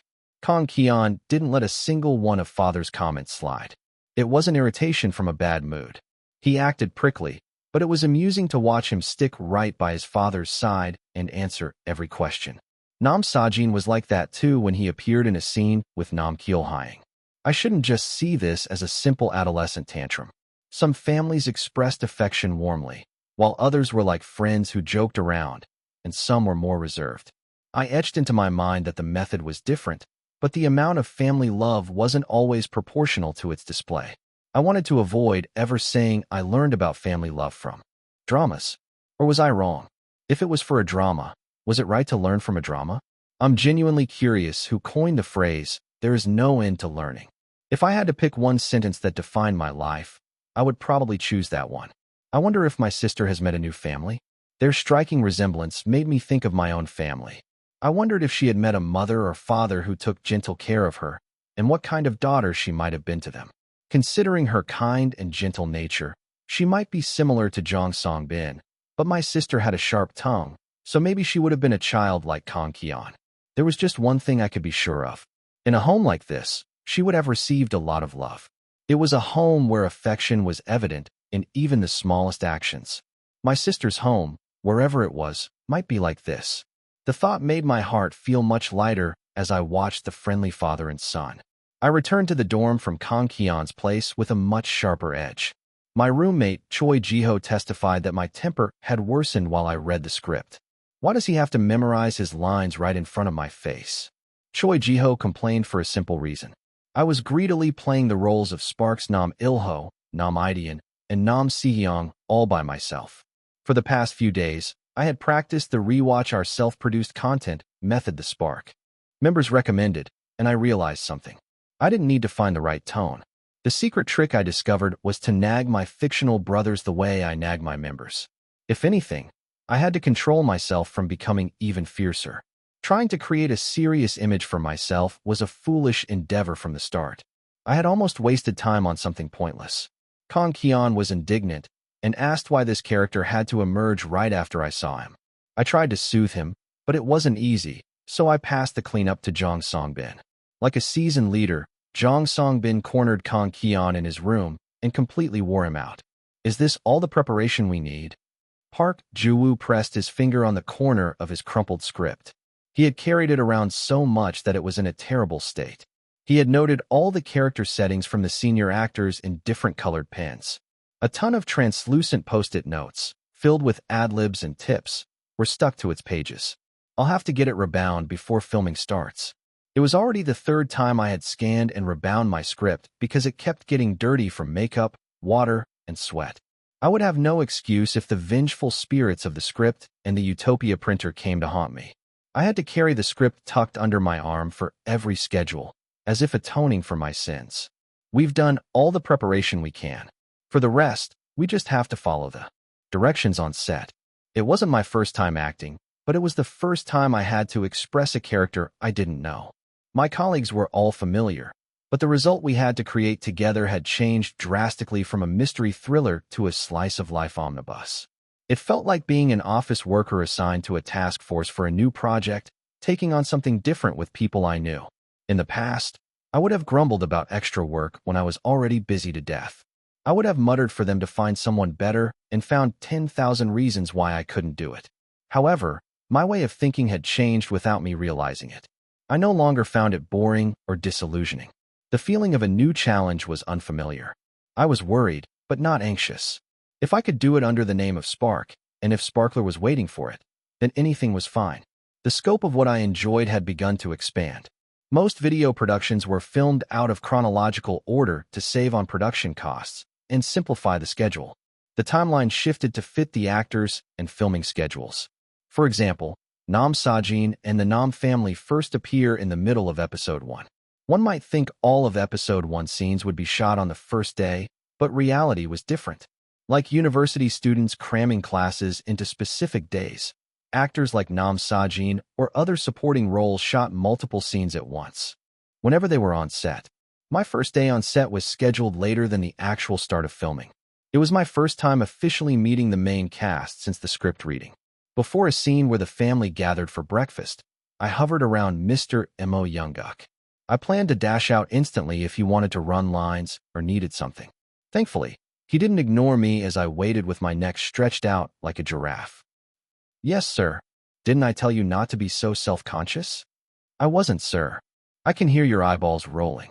He was kind even to a fledgling so far below him that I couldn't dare call myself his junior. He asked what kind of character I thought Nam Sajin was. Feeling like my homework was being checked, I gave a presentation for the first time in a while. On the outside, he seems fierce and sharp, but I felt he actually carries more sadness or loneliness than an average person his age. While rebellious feelings toward family usually grow during adolescence, I think Nam Sajin wants to form a closer bond with his family now that he's entered puberty. The reason? The senior actor neither praised nor criticized me. He just listened quietly and threw the next question. Because the situations where he expresses emotions like anger, running away, or fighting happened when he felt alienated from his family. If I focus on that, he would seem more three-dimensional if his anger also expressed disappointment that his father and brothers don't recognize his contributions, rather than just being angry because of his age. He had asked for the reason, and my direct answer seemed to satisfy him. The questions continued. If all the roles are three-dimensional, it might hinder the viewing experience. To control the dynamics, someone has to be two-dimensional for the viewers. Do you think it's better for Nam Sajin to be three-dimensional or simple? He's the central figure in the episodes showing the Nam family's bond. Unlike his three brothers, his core keyword is family love, so he must be three-dimensional, right? If he didn't need to be three-dimensional, there'd be no reason to have four brothers. You say it should be expressed from an acting perspective. What about you, Yiwol? Can you express it? I'm not sure if that's something I can decide on my own before getting instructions from the writer or director. I believe actors have a certain stake in it too, but opinions differ, so let's move on. If you need to add emotional expression to build a three-dimensional character, what should you do? I'll go and ask the director right now. My answer thankfully passed his test. He sent me off with a bright smile, and I ran to the director. The director readily confirmed the idea of Nam Sajin being a prickly teenager who loves his family, but pretends not to. Soon, the cameras started rolling. Among the formidable senior actors, no matter how out of it you are, who confuses a dress shirt with their little brother's school uniform shirt. This isn't the first time either. Take it off. Give it back. Give me back my shirt. You've eaten so many bowls of rice, yet you can't find your own clothes? Did you drink away that knowledge with rice wine yesterday? Look at you two, having so much fun. This damn house, I'm so sick of it. Threw a complete tantrum without holding back. I furrowed my brow like an accordion, so much that I couldn't blame anyone on set for doubting my actual personality. At this rate, I'd be the only one in Spark to cause a Botox controversy. Next to me, Mr. Gu Jahan threw a curse-like compliment, asking if a demon possessed me. The all-day shoot finally wrapped up as night fell. I was only freed from the location after shooting both day and night scenes. After a cheerful goodbye, I opened the passenger side door. A pile of papers sat on the seat. I often checked paper proposals for schedules since it was hard to look at my phone during filming or breaks, and these looked similar. You've received a lot of appearance proposals? Spark stock is just that high. Manager Dan answered as he moved the papers so I could sit. As the car pulled away, I scanned the neatly organized summary sheet on top of the pile. Among the familiar program titles, one name stood out that I didn't. Wanna see? Why is the show must go on here? The show must go on, also known as SMG. It was a name that had been stealthily appearing in recent entertainment news headlines. At the title of the new survival show from NBC, the production company behind IDC, I doubted my own eyes. 584. Chapter 584, Qualification 1. They said an offer came in to be a judge. For me, not Jiho. Choi Jiho even had prior experience. It felt strange since his expertise should have been far superior to a rookie like me. Did it come to me because Choi Ji-ho's schedule is too packed? Just reading the overview, I could tell it was a typical survival program. Trainees from various agencies would gather to form a project group, a format that had been a guaranteed hit for several years. The format's similarity to the shows Choi Ji-ho had appeared on as a mentor fueled my suspicion. An offer was often passed to another group member or a different celebrity from the same agency if the originally requested person couldn't handle the schedule. They said they took notice of your planning skills on IDC. The producers mentioned they were hoping for objective feedback that viewers could understand. Surprisingly, it wasn't what I expected. They were sorely mistaken if they thought making me a judge meant I'd pay for my own stage setup, like I did as a rookie idol. The members and I were already in the middle of austerity measures after starting a new savings account together. I had no money to waste. There are a lot of things tied up in this, so it's fine to refuse, but I think it suits you well, Mr. Yiwol. Really, the company seemed to have judged that I might not take the job. It was probably because of my discord with the broadcasting station, but a celebrity couldn't be picky about work forever. There's power in your words, Mr. Yiwol. You have your own firm opinions, yet you're objective. It's not for nothing that the younger members rely on you. Wouldn't your influence be even greater on the trainees? The manager was really hyping me up. My face grew hot with embarrassment. In the past, I would have just let compliments slide, but I couldn't do that anymore. Once I realized the other person wasn't just saying empty words, it became difficult to simply dismiss them. I had to accept them gratefully. But I don't nag much these days. Haha, I didn't mean it like you nag a lot. The manager tried to smooth it over, but the nuance still sounded like you nag a ton. I felt wronged. I was confident I would rank in the lower tier if we tallied the recent nagging frequency on Webcell. Jang Songbin glared every day, Lee Chong-hyun talked a lot even when he wasn't nagging, and the historically sharp-tongued Kang Keon asserted his presence. Did I really have to hear this? The manager saw every day how Choi Ji-ho, Park Ju-woo, and I were withering away. He couldn't possibly say this to me. The fact that the kids listen probably has an effect too. Everyone in Spark is gentle, aren't they? They're good kids, but more than that, I think the things you say have an especially long shelf life, Mr. Yiwol. Is that so? Since the members do so well, the company doesn't really interfere, right? And yet, when we're waiting behind the scenes at a shoot, I often hear people ask if Spark is still being strictly managed by their agency despite their years in the industry. It must be because their habits were well established early on, and you're the one who established those habits, Mr. Yiwol. The embarrassing, high praise continued. When I tried to change the subject, the manager just laughed. Though I probably won't discipline the budding trainees the way I did Spark, I had to admit the truth. I was vicious to the guys in the beginning. I couldn't say it was purely because I only wished for Spark to succeed as idols. Some of the resentment I'd built up from being overworked by department head Nam was mixed in. It contained some of my personal grudges. And yet, those guys followed my lead without any complaints. It's not easy for people to be that docile, but every single member of Spark had a soft personality. I wonder if things would have been much different if there had been even one assertive guy among the members. So what do you think of that schedule, Mr. Yiwol? Are you interested? The manager asked. I read the printed words once more. The role they required of me was clear. A judge with the role of a producer. I understood what Manager Dan meant by objective feedback that viewers could understand. A judge needed more than just a career. They needed to explain the basis for their decisions. In a broadcast program watched by a large audience, it was crucial that viewers could empathize with the judge's comments. An evaluation that strayed from popular appeal could easily seem like stubbornness. It might be different for a general contest or competition. However, a broadcast had to consider the third party, the public. It was no different from staging a coup against the very people who were watching and even voting directly. Against this backdrop, the production team's guts in entrusting such a crucial role to me were extraordinary. There's no competition program more boring than one where the judges just spout nonsense, so it was a huge decision. Still, if they're offering, I should work hard since I've gotten all I can get. Being stubborn here would only hurt me. Isn't that right? Of course I'll do it. I answered confidently and sent a message to Choi Ji-ho. Quick thinking was essential to recruit a guy too busy to even see his face as a private tutor. If you accept, I'll place the cute, giant mood light figure I found the other day in your room. Requesting a 30-minute crash course on becoming an audition program judge. Sparks eternal symbol. I don't mind. What are you going to do with a glowing person doll? There are plenty of other shapes. Me. You think figures only come in human shapes? Sparks eternal symbol. They don't. Me. Keon has ruined you. I thought you were the only one ruining Keon. Turns out it was a mutually destructive relationship. Sparks eternal symbol. You're full of it.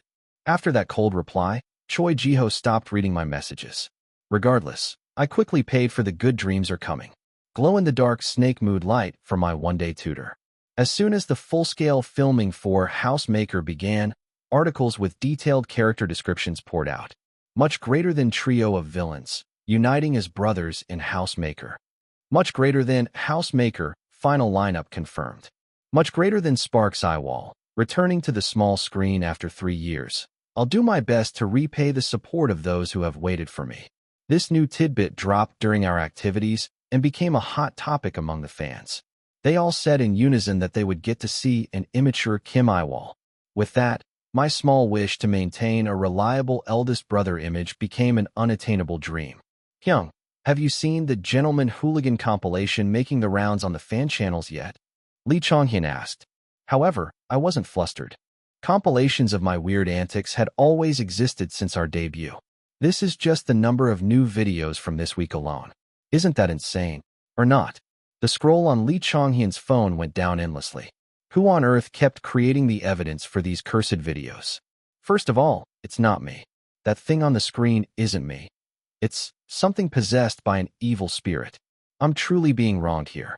The SMG side also dropped the news of me joining as soon as I expressed my intention to appear. The news of my debut as a judge created a huge boom among the Sparkler. Much greater than Judge Yiwol. Yes, this is it. Much greater than the walking textbook, living specimen, and role model of the idol world is finally here. Much greater than we've been waiting. Will serve you well, praying that you'll please tighten the discipline in the loosened idol scene. Much greater than Yiwol is on Bubble Pop worrying about whether he can do a good job, but on Keon's fan cafe, they're saying it seems like his Hyung has found his true calling LOL. The legendary Kim Yiwol's entrance commotion. Sorry to butt in, but what is Kim Yiwol's entrance commotion? It refers to the incident where all the younger trainees got scared on the first day Yiwol joined as a trainee because he looked so intimidating. If you search male idol who thought his impression was faint on Matube, it's the first video that pops up. Much greater than I was about to curse them out for putting out another survival show, but I'll hold back just this once after seeing the Minter lineup. Since they got burned by IDC, I hope they properly vet the contestants this time. Should I consider it a relief that they like it? Having been cooped up in my office cell for a few months, the public's attention felt unfamiliar again. While I was suffering like this, the former director was delighted. I had a feeling he was no ordinary person ever since my family matters blew up, and my guess was right. He chose his words carefully, but it sounded like, Mr. Yiwol has a talent for gathering firepower. The entire time I was weight training, I couldn't shake the thought that I must have been born with a fate to attract aggro online. What are you thinking about that's making you sigh so much? Kong Keon asked, returning after finishing his stretches. I put the weights I was using back in their place and answered. Because it feels like I'm getting job recommendations that are excessively beyond my worth. What's that supposed to mean? Didn't you once say that where there's demand, there's supply? The guy retorted. Velcro ripped as he undid his gym gloves. I held out my hand to put them away, but Kong Keon just placed a water bottle in it instead. While we showered and headed home with the manager, we only made idle conversation. We talked about wanting more exercise equipment in the dorm, and how the video team would have to stick to the walls when filming if we added any more. The conversation about recommendations, which I thought had fizzled out, resumed once we arrived at the dorm. Hyung, do you think the expectations people around you have are greater than your abilities? You were still thinking about what I said earlier? Because this isn't the first or second time you've been like this. Kong Keon sat down and draped his arm over the back of a dining table chair. When I told him not to sit crookedly, he just glared at me. It's not that the expectations are great. I also pulled out the chair opposite him and sat down. I felt awkward and a laugh escaped me for no reason. It's that I'm often given opportunities that are beyond my capabilities. 585. Chapter 585, Qualification 2. In the past, the very act of having my capabilities evaluated made me uncomfortable. I perceived the proficiency raised with the system's help and the KPI achieved through immortal assistance as an unfair advantage. I couldn't escape the feeling that I was getting for free the results others had to work hard for. Using knowledge from the past while others were ignorant of the future also weighed on my conscience. Even with the penalties, the guilt of using cowardly means always pressed down on me. The pangs of guilt lessened after I learned the proficiency was just a deception. If I thought of it as merely a quantification of my efforts, I could console myself that I hadn't deceived others of their time. I had also paid a fitting price to correct the past. It would be a different story if I had only gained benefits without any losses, but the fact that corresponding scars remained from changing the incidents that had troubled Spark made me feel less like a freeloader. I can't deny that even the opportunity to pay the price and correct past mistakes is a luxury. However, just thinking that I had made a minimum payment makes my heavy heart feel just a tiny bit lighter. Although I mostly freed myself from the emotions that had bound me, I couldn't become completely at ease. Is it okay for me to be so successful, on top of having my sister's safety guaranteed? Anyone would have acted as I did if they could save someone precious to them. So is it really okay for me to enjoy a second life like this? A worry that would make Jong Songbin say something like, "I hope you don't add to your own wounds, Hyung," constantly swirled in my head. I was just thinking, maybe I'm the only one who's too lucky. It's not fair if the blessings of my ancestors only come to me. Actually, I had something to say about that. I tried to lighten the mood, but Kong Keon seized on my words. "Are you aware that you mentioned that word at really strange times, Hyung? That's how all immortal things are." "No, I'm not pointing to the mystical part." Kong Keon lifted his chin slightly. "Hey." Sharp light glinted in his eyes. "It's not a problem to talk about coincidences. The usage is natural, but Hyung, you have a habit of brushing things off that way even when you've achieved results through your own effort. Take the time you got a nosebleed from practicing during our trainee days. You told Song Bin Hyung something about the energy of the universe then, didn't you? Your skills improve because you practice hard. Does it make sense for you to improve by leaps and bounds thanks to the energy of the universe?" Kong Keon was level-headed. He was worlds apart from me, who had been completely fooled by the system's words and firmly believed that a virtual being was raising my proficiency. Why do you keep looking for the credit elsewhere? You get good evaluations because you're good. It's the same with training. The reason our team can move forward without controversy is, well, since we're celebrities, we might have benefited a little from not having any traitors among our ancestors, but at best, that's all it is. If the person himself is lazy and has lived his life wrong, the grace of his ancestors can't cover for that. Don't you know best how important one's own conduct is, since you emphasize it every day? His point was that a person makes their own fate. It was a very Kong Keon-like opinion. Despite being the least physically blessed in Spark, the kid had never once made an excuse. Everything Kong Keon possessed was something he had achieved on his own, without any assistance. You're right, too. There's that saying, that opportunities come as you live. I'm talking about that kind of luck. I see that as a credit to the person who endured and seized it.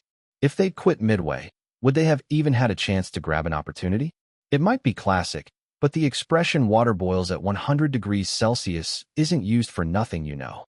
Kong Keon retorted bluntly. His words contradicted the system's statement that many things are inherited from the previous generation. The system was transcendental, and Kong Keon was very human. I wish you would acknowledge what you've accomplished a little more, Hyung, Kong Keon added. If you don't recognize your own efforts, who will? It was a touching statement. It made me hope that, as Kong Keon said, a day might come when my efforts would also be recognized. The Flare promotions, forged from Spark's sweat and passion, came to a long journey's end with a fiercely determined final broadcast for all members.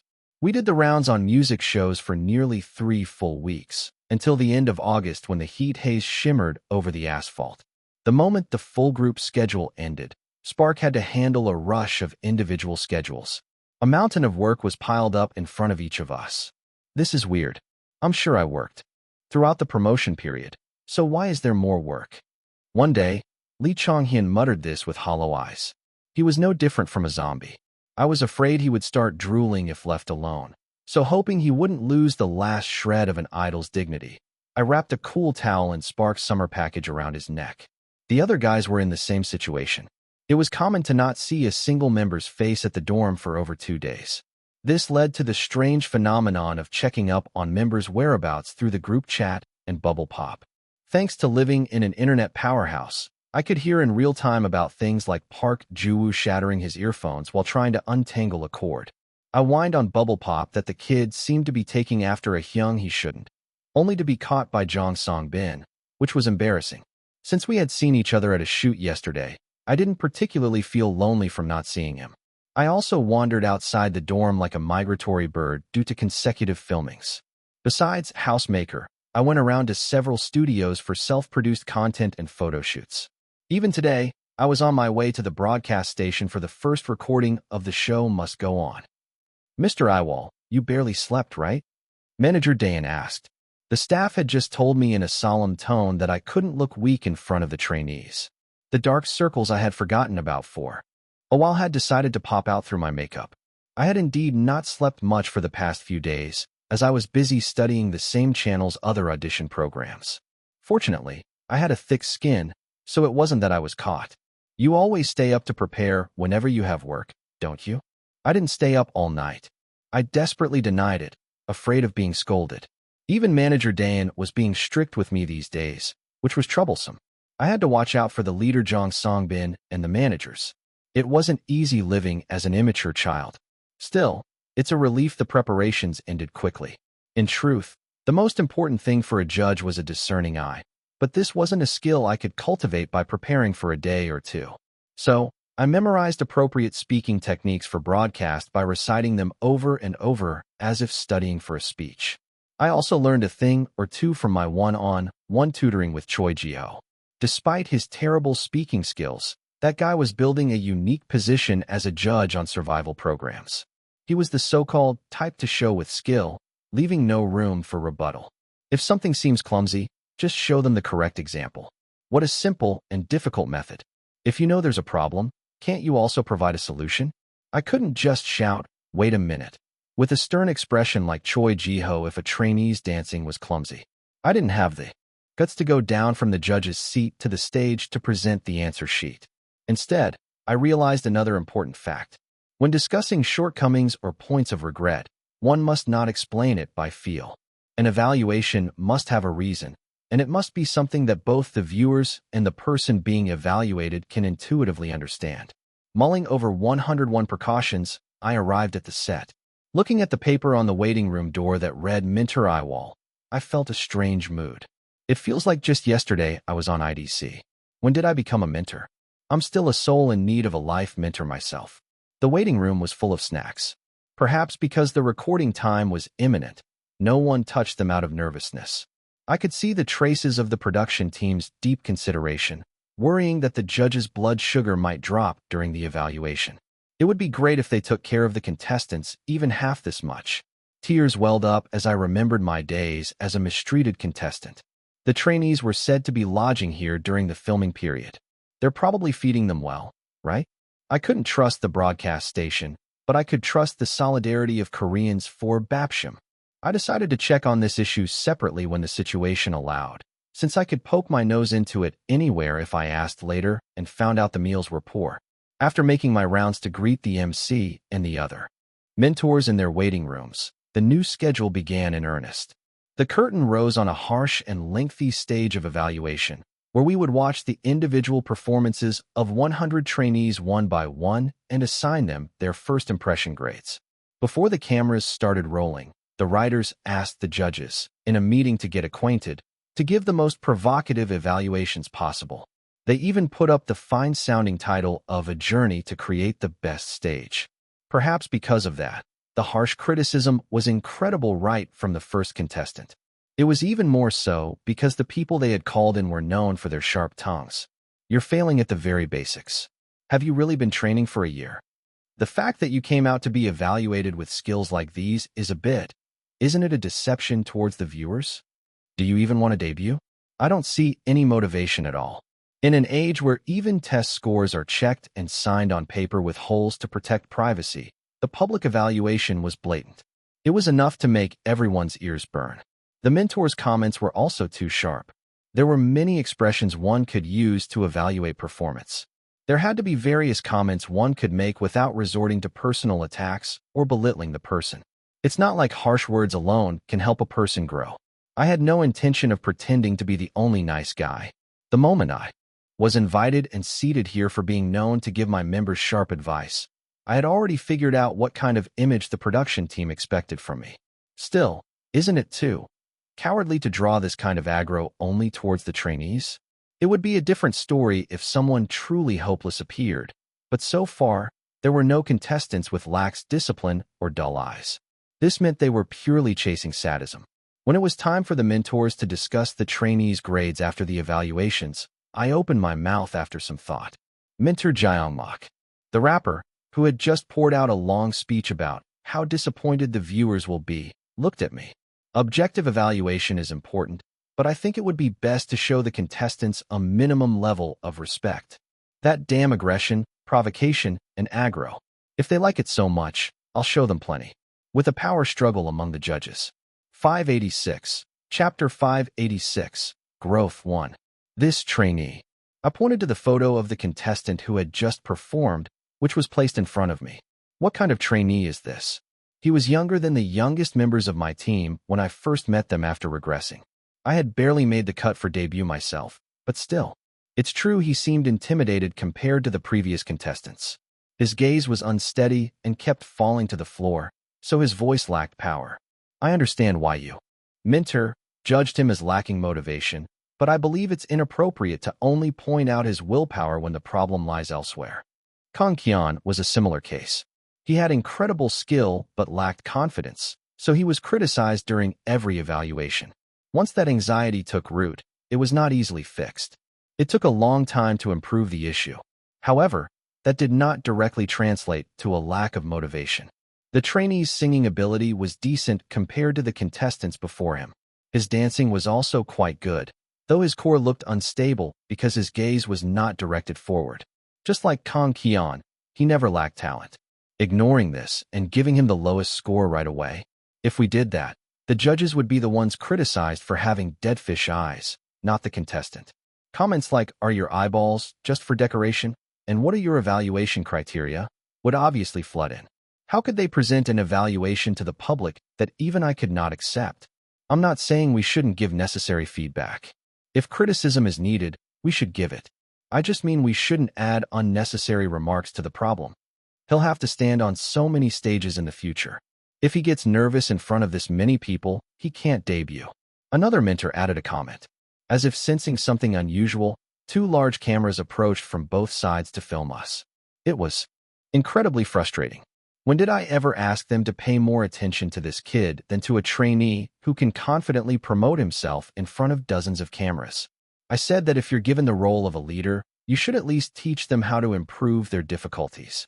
How is this any different from a professor who just reads the textbook from start to finish during a lecture, or a boss who just throws a handover document at you and tells you to learn the job on your own? My anger flared.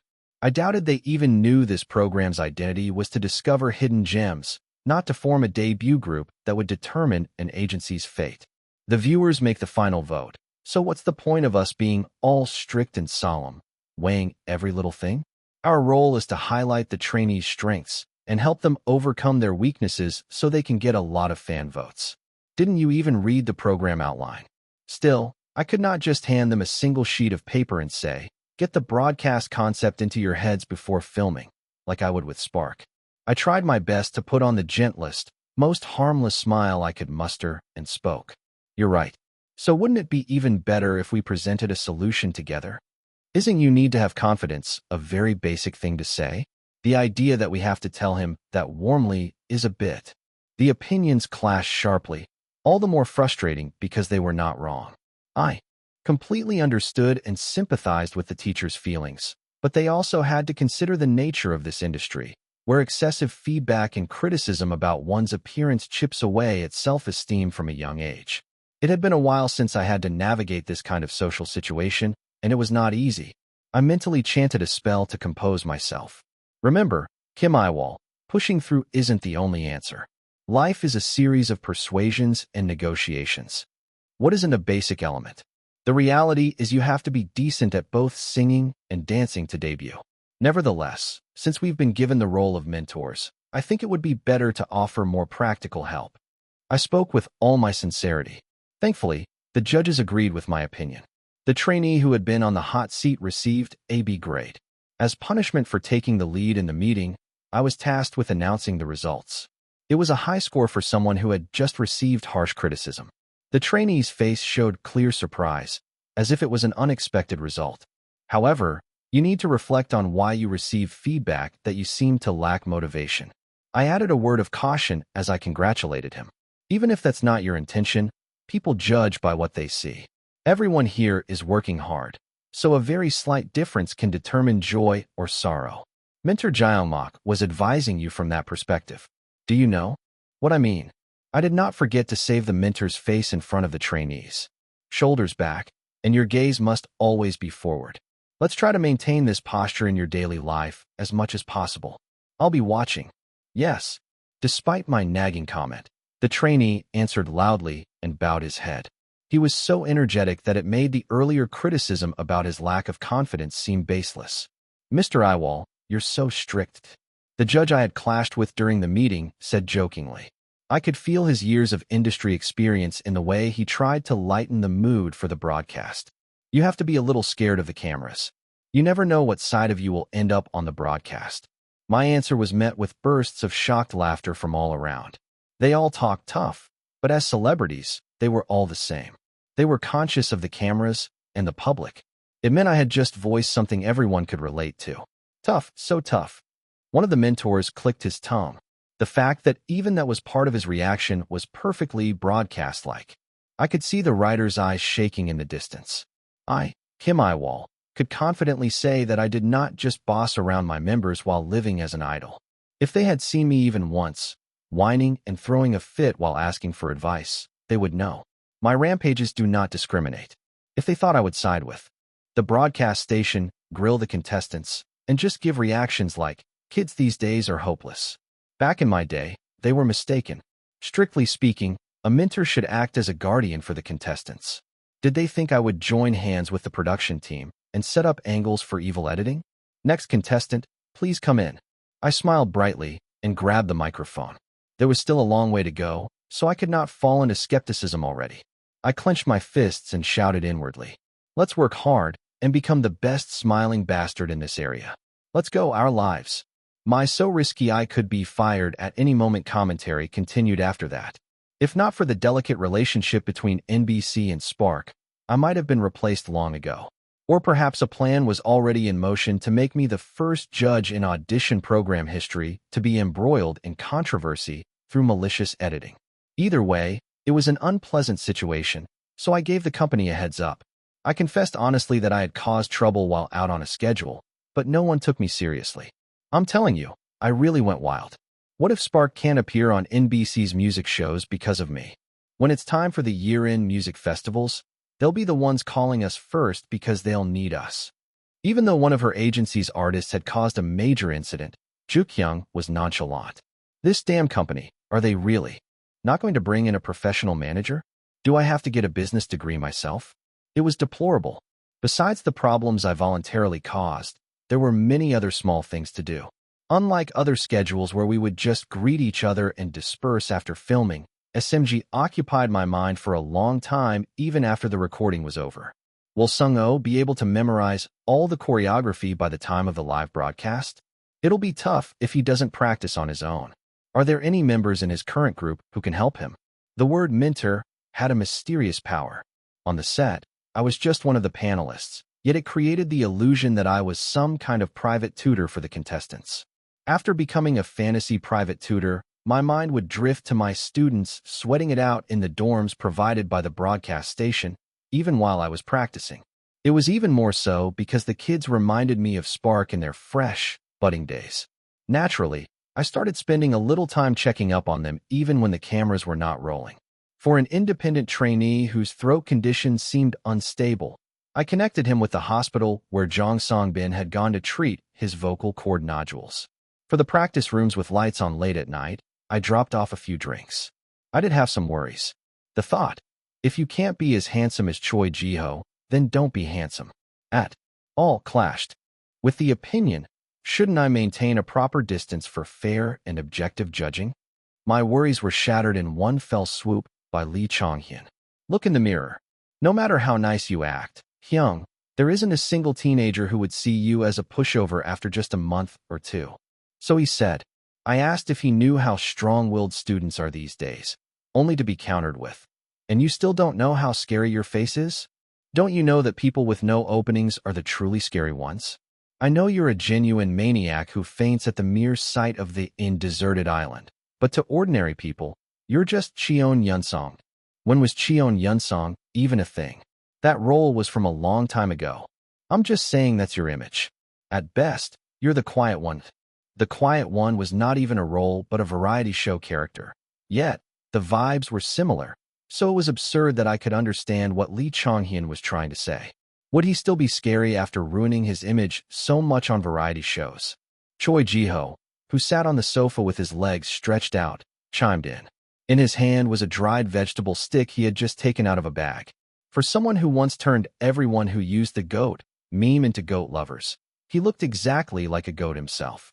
I guess what you see in the media is different from what you see in person, Jong Song-bin replied with a smile. However, he did not refute the premise that Kim Yiwol ruined his image on variety shows. I felt a little sad. 587. Chapter 587, Growth 2. I went through much trial and error during a month of filming. It took time to adapt to judging someone. I had faced difficulties as an idol, but nothing had ever been this mentally taxing. Relative evaluations meant some people would inevitably get low scores. I deliberated carefully to avoid disadvantaging anyone, but someone always received a poor report card. To prevent that, I had to help the trainees grow as fast as possible. I offered harsh criticism during every interim evaluation to help the participants progress and win over viewers. Even then, I had to re-rank those hardworking people at the midpoint evaluation. Repeating this process left my mind and body in tatters. This work reminded me of my time on the HR team. It was incredibly difficult to schedule a meeting to inform an employee of their sudden dismissal. It seems I'm more suited to being evaluated than to evaluating others. I had discovered my aptitude, but instead of feeling happy, I was just deeply troubled. To resolve my inner turmoil and become the best judge possible, I sought advice from Ur and Polo. They were seasoned veterans of competitive variety shows. They joked, "Is this a high-level jab at former IDC MCs?" but still willingly made time for me. I came because Mr. Yiwol asked, but honestly, I don't have much to tell you. I always thought I should work hard at the job I was given, but it's not like I had some grand sense of duty. The MCs on IDC were just members who helped the show run smoothly. What Mr. Yiwol is worrying about is his role as a good mentor. I see that as a higher-level problem than the role Chai-jun and I fulfilled. My seniors were excessively level-headed, but now they aimed that clear-headedness at themselves. But I learned so much from both of your emceeing. You probably learned about broadcast hosting skills. That's possible, but what Mr. Yiwol learned wasn't related to stage presence or skill, was it? I was horrified, thinking I had just insulted my esteemed seniors. Ur just laughed playfully. She hit the nail on the head. Is this level of self-objectivity possible once you've spent enough years in this industry? The world of idols is a scary place. Worrying about this just means you're the type of person who wants to help others. I think that's a necessary quality for a mentor. Then again, maybe not. A guy like Mr. Yiwol is the type to blame himself if he can't be helpful. That's why you're the one having a hard time. Huh. Ur and Polo took turns pummeling me with facts. It felt like they had watched a personality analysis video about me. I could not refute any of it, so I just laughed. There's also the difference in psychological pressure between an MC and a judge. Mr. Yiwol, who's on set facing the trainees directly, is probably the one who feels it the most. Ur was right. I had only recently become capable of managing my own affairs. Was someone like me qualified to guide others? I worried endlessly that a single word from me might send someone at a crucial stage in their life down the wrong path. My mindset used to be, who's going to listen to anything I say? Now, it was, my words can influence others, so I have to be careful. I could feel how much my thinking had truly changed. If you keep at it, won't you figure out for yourself how you want to act, Mr. Yiwol? I believe that whatever decision you make will be the best choice. Then there's no advice we can give, Mr. Yiwol, is there? I came because I wanted to hear your opinion, but why did you even schedule this? To buy you and Mr. Yiwol a meal. My great senior's actions were on another level. Polo and I never had a chance to open our wallets before we were eating meat paid for by the director. Polo bought dessert, so I went home crying on the inside, completely overwhelmed by our senior's generosity. The new job aptitude test and interview was very informative. The food was delicious, too. Various thoughts ran through my head on the way back. One thought took up the most space. It's truly amazing that I kept up the position of nagging the Spark guys for so many years. I was one thing, but the Spark members must have suffered so much from my nagging. No matter how uncomfortable the person scolding feels, it could never compare to how the person being criticized feels. I suddenly felt sorry. As an apology, I decided to buy them each a set of practice clothes. I spent all night searching online shopping malls and asking acquaintances for recommendations. Since my roommate was Choi Ji-ho, I did not get caught using my phone until dawn. The problem was Park Ju-woo, who caught me in the morning with my piping hot phone. I nearly had it confiscated at the crack of dawn. I also took yours just do what you want to do advice to heart, though Yor had not phrased it so crudely. I decided to maintain my own principles with my critiques while establishing a firm standard for my feedback. There's a fine line between individuality and a bad habit. Why don't you check for yourself whether you're being rude or deviating from social norms, and try to find a balance? It's a strength that would be a waste to get rid of. I hope you can cultivate it well and make it your own charming point. I always provided a solution with my feedback. I will make all value judgments from the viewer's perspective, but when giving my opinion, I will make sure it has a positive influence on the person involved. Once I set these guidelines, each trainee stood out to me much more clearly. After gaining this sense of purpose, I moved around the set more busily. Perhaps it was because I finally had a role. The other panelists even complimented me, saying I looked more vibrant. The drama filming also went smoothly. I ran into Mr. Gu Jahan the most on set, since we had many scenes together. Every time he saw me, the man would greet me by saying I must be having a tough time.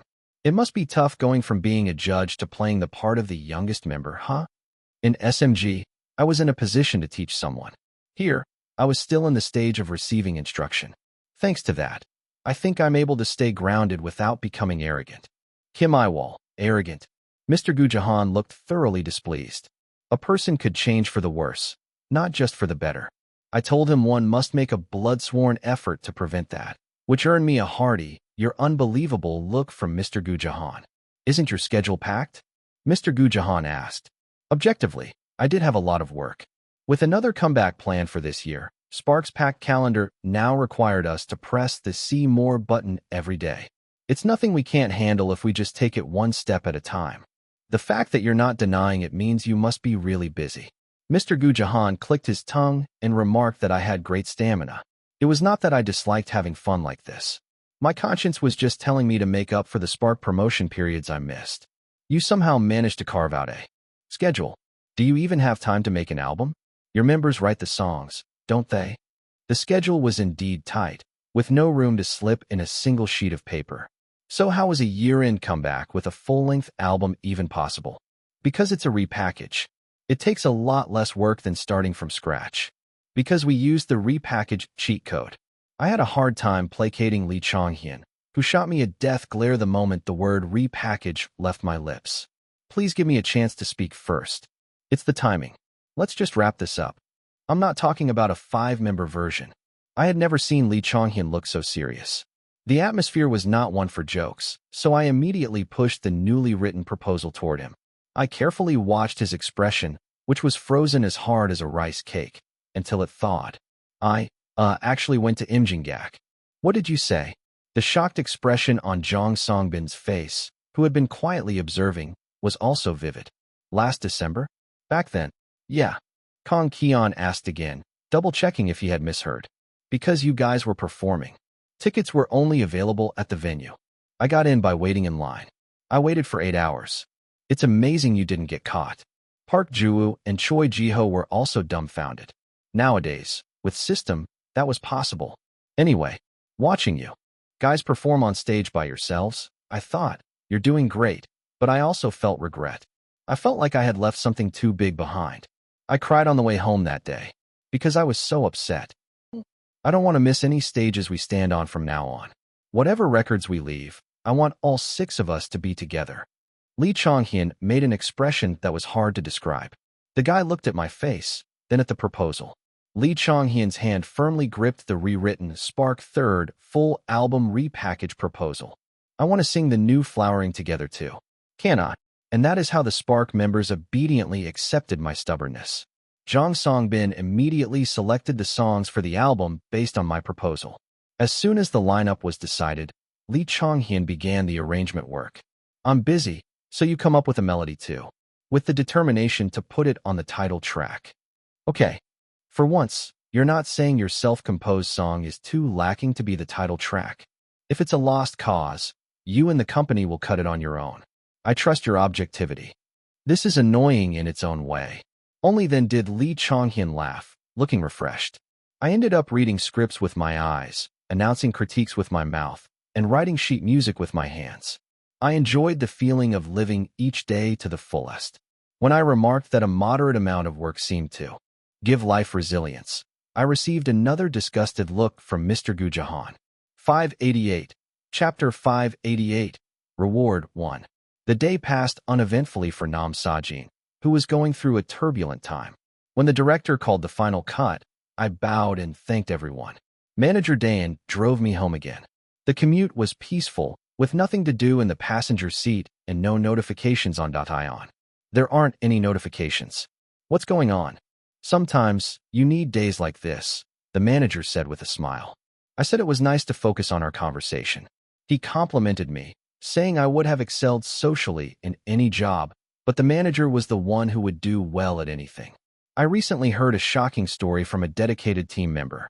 At a team dinner for Spark after our album promotions, some incredible gossip surfaced. Manager Dayan's former employers were constantly sending him offers to return, recognizing him as an outstanding driver. Too many people had discovered the manager was a top-tier talent. He was a great driver with a good personality and a diligent work ethic. While I was focused on Jukyung's salary negotiations, I now had someone else to watch over. I suddenly understood how King Sejong felt when he refused Hwang Hui's resignation. It's unfair that only idols get 7-year contracts. I want the dedicated team in the same boat with us. But I don't want to drag the staff into these harsh conditions. What's wrong with me? Oblivious to my dark thoughts, the manager checked on my condition. Aren't you tired? You even had an outdoor shoot. Yes. Maybe it's because the weather was so nice. I think the heat is finally gone, don't you? The past few weeks had been hot, as September can often feel like summer. A lingering heat remained, like the afterglow of our flare promotions. Then, a few days ago, the wind changed. The street trees turned red, welcoming the new season. The cooler temperature put my condition at its best. As the car crossed a large bridge, I checked my schedule for tomorrow. The self-produced content shoot for the morning had been moved. Our self-produced content shoot date has changed. It's been postponed to this Saturday. I was going to tell you later, but you've already seen it. He usually explained the reason for any change, like internal circumstances or equipment problems. The more sudden the change, the more thorough the notice, but this time, the manager said nothing more. On .ion, not a single person had tagged Spark. Something about this atmosphere. A strange atmosphere settled between us as the car entered the parking lot. After parking, the manager handed me a new, unopened water bottle. I took it as a sign to drink, taking a few sips before closing the cap. I was about to ask if we should get out. Yiwol, listen to me and don't be alarmed. The manager placed a hand on my left arm. We found your sister. What? I doubted my ears. I learned for the first time that your thoughts can just stop when you hear something so unexpected. You think you found my sister? No, you found her. The word slipped out. I looked for cameras or microphones, suspecting a variety show prank, but there were none. The moment our eyes met, I was at a loss for words. What does that? The sentence wouldn't complete. The manager's hand covered mine, which still held the water bottle. Very slowly, he explained what happened while I was away from Spark. My mother and father had started suing each other, separate from the lawsuits I filed against them. Once in the same boat, they began to fight for their own survival as it sank. The couple, once partners, tore at each other like dogs. A new fact was revealed in the process. The location they testified to during the initial investigation was apparently false.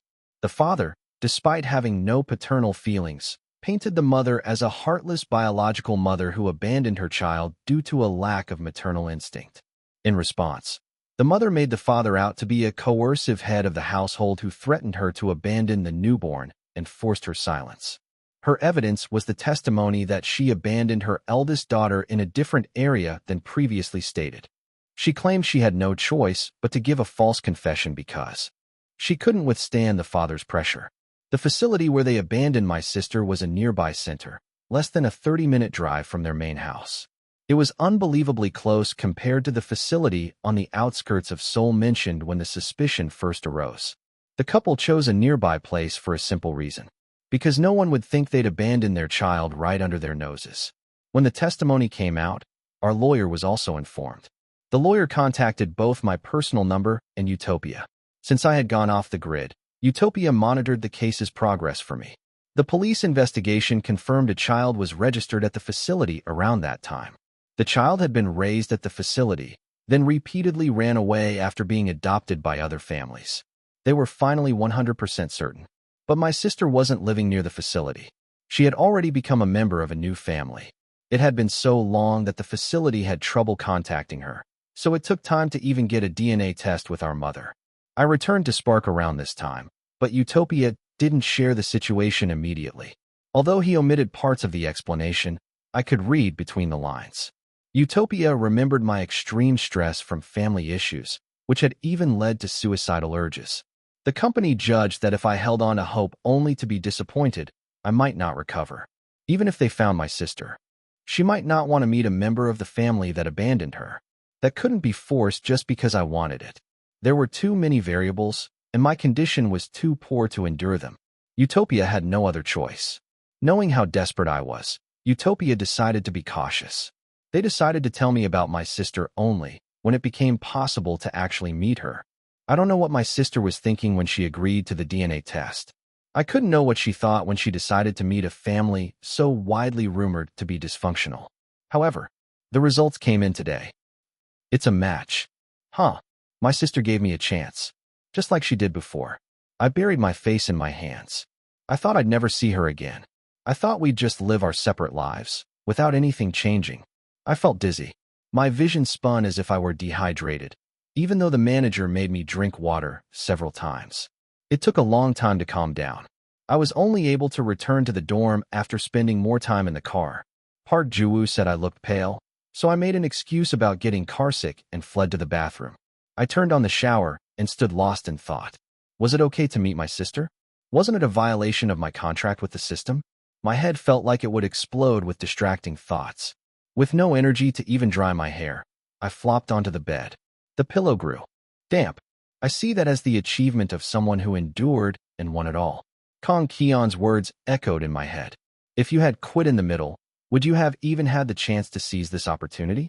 Could I apply those words to my current situation? That because I endured and didn't give up, the hope of reuniting with my sister has appeared once more. So it's okay to accept this opportunity. Instead of feeling anxious and unable to just be happy. Choi Jiho. You asleep? Yeah. Choi Jiho mumbled from a distance. What sleeping person answers when asked if they're asleep? Why? Sleepiness clung heavily to his words. It was a time to be sleepy, and sleep was precious with our schedules. If I had any conscience, I should have let my innocent roommate sleep, but I couldn't. I looked at the wall in front of me and said, I'm too troubled to sleep.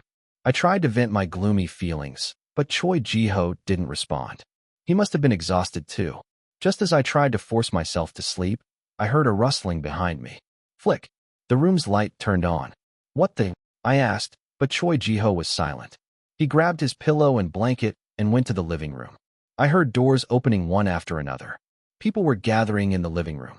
When I went out, the kids had been forcibly summoned, pillows and blankets in hand. What are you doing? Why did you wake everyone up? You said you couldn't sleep. Choi Ji-ho, his face still half asleep, laid his blanket before the veranda window. He kindly assigned spots to the younger members. Kim Yiwol, you get in between Park Ju-woo and Lee Chong-hyun. What are you talking about, seriously?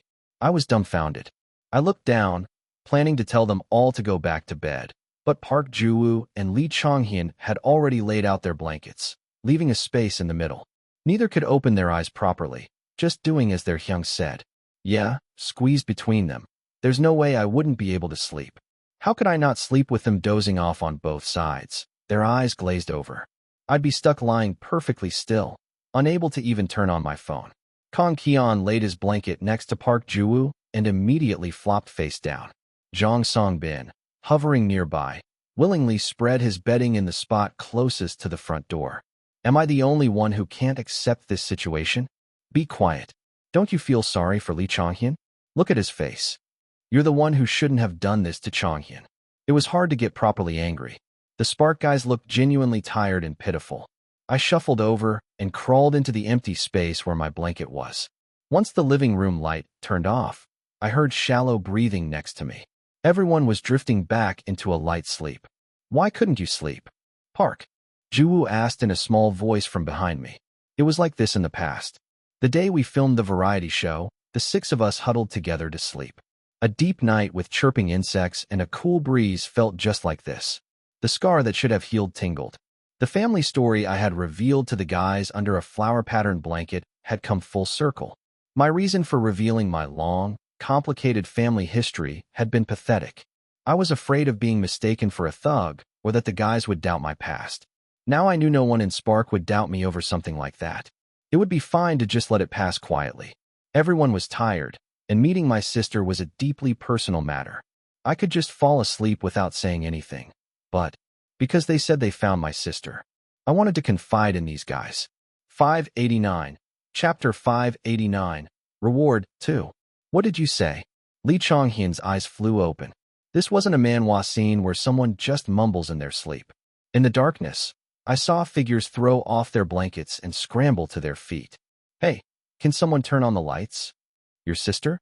Where? Wait, it's dangerous. Everyone stay still until the lights are on. The living room instantly erupted into chaos. I heard a switch click, and light flooded the room. Every one of them stared at me with messy bedhead. What do you mean you found your sister? Lee Chong-hyun pressed me. It's just what I said.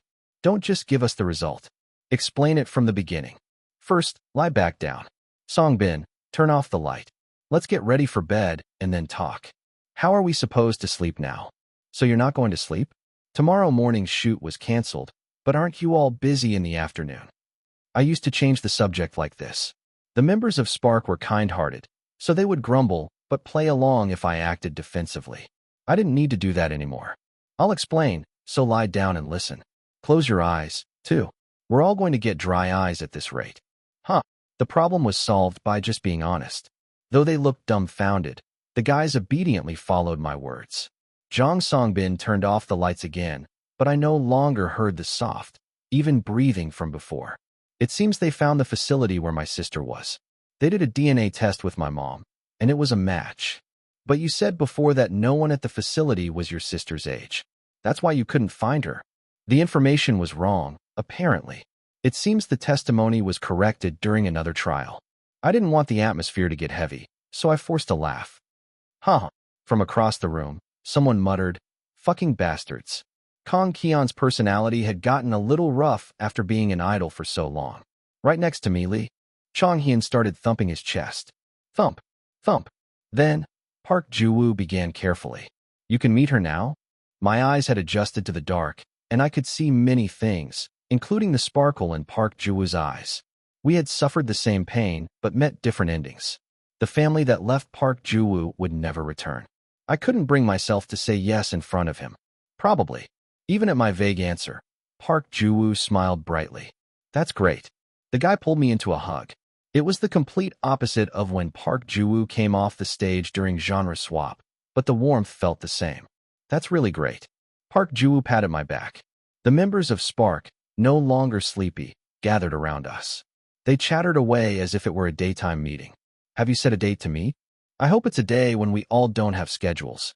Still, You'll have to match your sister's schedule, right? Lee Chonghyun, are you going too? I'll have to wait at the dorm. Do you think I'd be able to focus on anything? I don't think I could concentrate. This time, I'm with you, Yiwol. With all the commotion, I couldn't think straight. Everyone overflowed with energy. The ceaseless conversation made my worries, like should I even meet my sister, seem meaningless. Jiho, what do you do when you meet with your sister Jaeyoung? What about you, Yiwol? When we play basketball games, I pick up the ball for her. We do open runs at popular restaurants. Will Yiwol's sister like things like that? Even at times like this, Lee Soo-hoon is no help. I was the one concerned, but couldn't think of anything. The guys, however, were already discussing what I should do when I met my sister. They were so excited they didn't even pretend to listen when I told them to lie down and talk. Lee Chonghyun, who had been giving a long speech above my head, flopped down on top of me. Congratulations, Hyung. With Lee Chonghyun leading the charge, the guys sluggishly piled their large bodies on top of me. I was squashed like a hamburger bun, forced to endure the thick toppings being stacked on me. My chest felt like it would burst, probably because of the giant idols pressing down on me. Something inside my heart, crushed by the pressure, burst. Piopi, the emotion that flowed out drenched my heart. It was a joy that had been wrapped in a film of longing. Postponing the self-produced content filming was a stroke of genius. It was probably a considerate gesture for me after they heard the news about my sister. I was almost certain, seeing as the alarm didn't even go off. The company's measure was very appropriate. We all slept like the dead. I was surprised when someone came with lunchboxes. When can you meet your sister? Since I was too flustered to ask the most important thing. Jong Songbin checked the schedule for me. If it's okay with Yiwol, this Sunday. She's an office worker, so we scheduled it for the weekend. Sunday. It didn't feel real. I kept checking the calendar on my phone for no reason while eating my lunch and on the way to film Housemaker. Still, I had to focus once the cameras started rolling. I had to scold my second oldest brother, who had fallen for one of the female leads, until my mouth went dry. Please, I'm begging you, hold it in. Don't you know she's a valued regular who comes to eat with her friends every Sunday? She comes here for a peaceful meal. You think she'd be thrilled if the restaurant owner's son suddenly confessed to her? Would it not work even if I appeal to her with my sweet and sour pork spoon? You'd be lucky if she doesn't get indigestion. Instead of having such foolish thoughts, just go to sleep. Do you have any conscience? You're the one who's always busy snatching pieces of sweet and sour pork whenever Dad fries it. The drama's genre was romance, so Nam Ideon and the female regular would end up together anyway. However, I had witnessed assistant manager Song go through a similar disaster at a popular restaurant near the company. I couldn't help but recite my lines with the feeling of coughing up blood. Director Euro called for a retake, saying Nam Sajin's venom was too strong, so we filmed it again. We had all vowed to have another company dinner. Together, just the slaves of the HR team, after that part-timer quit. While persecuting my pathetic brother in the drama, I sank into my memories. After diluting Nam Sajin's viciousness with a warm memory, it subsided a little. Thanks to that, the second take was approved right away. The next scene was me peeling onions in the restaurant kitchen.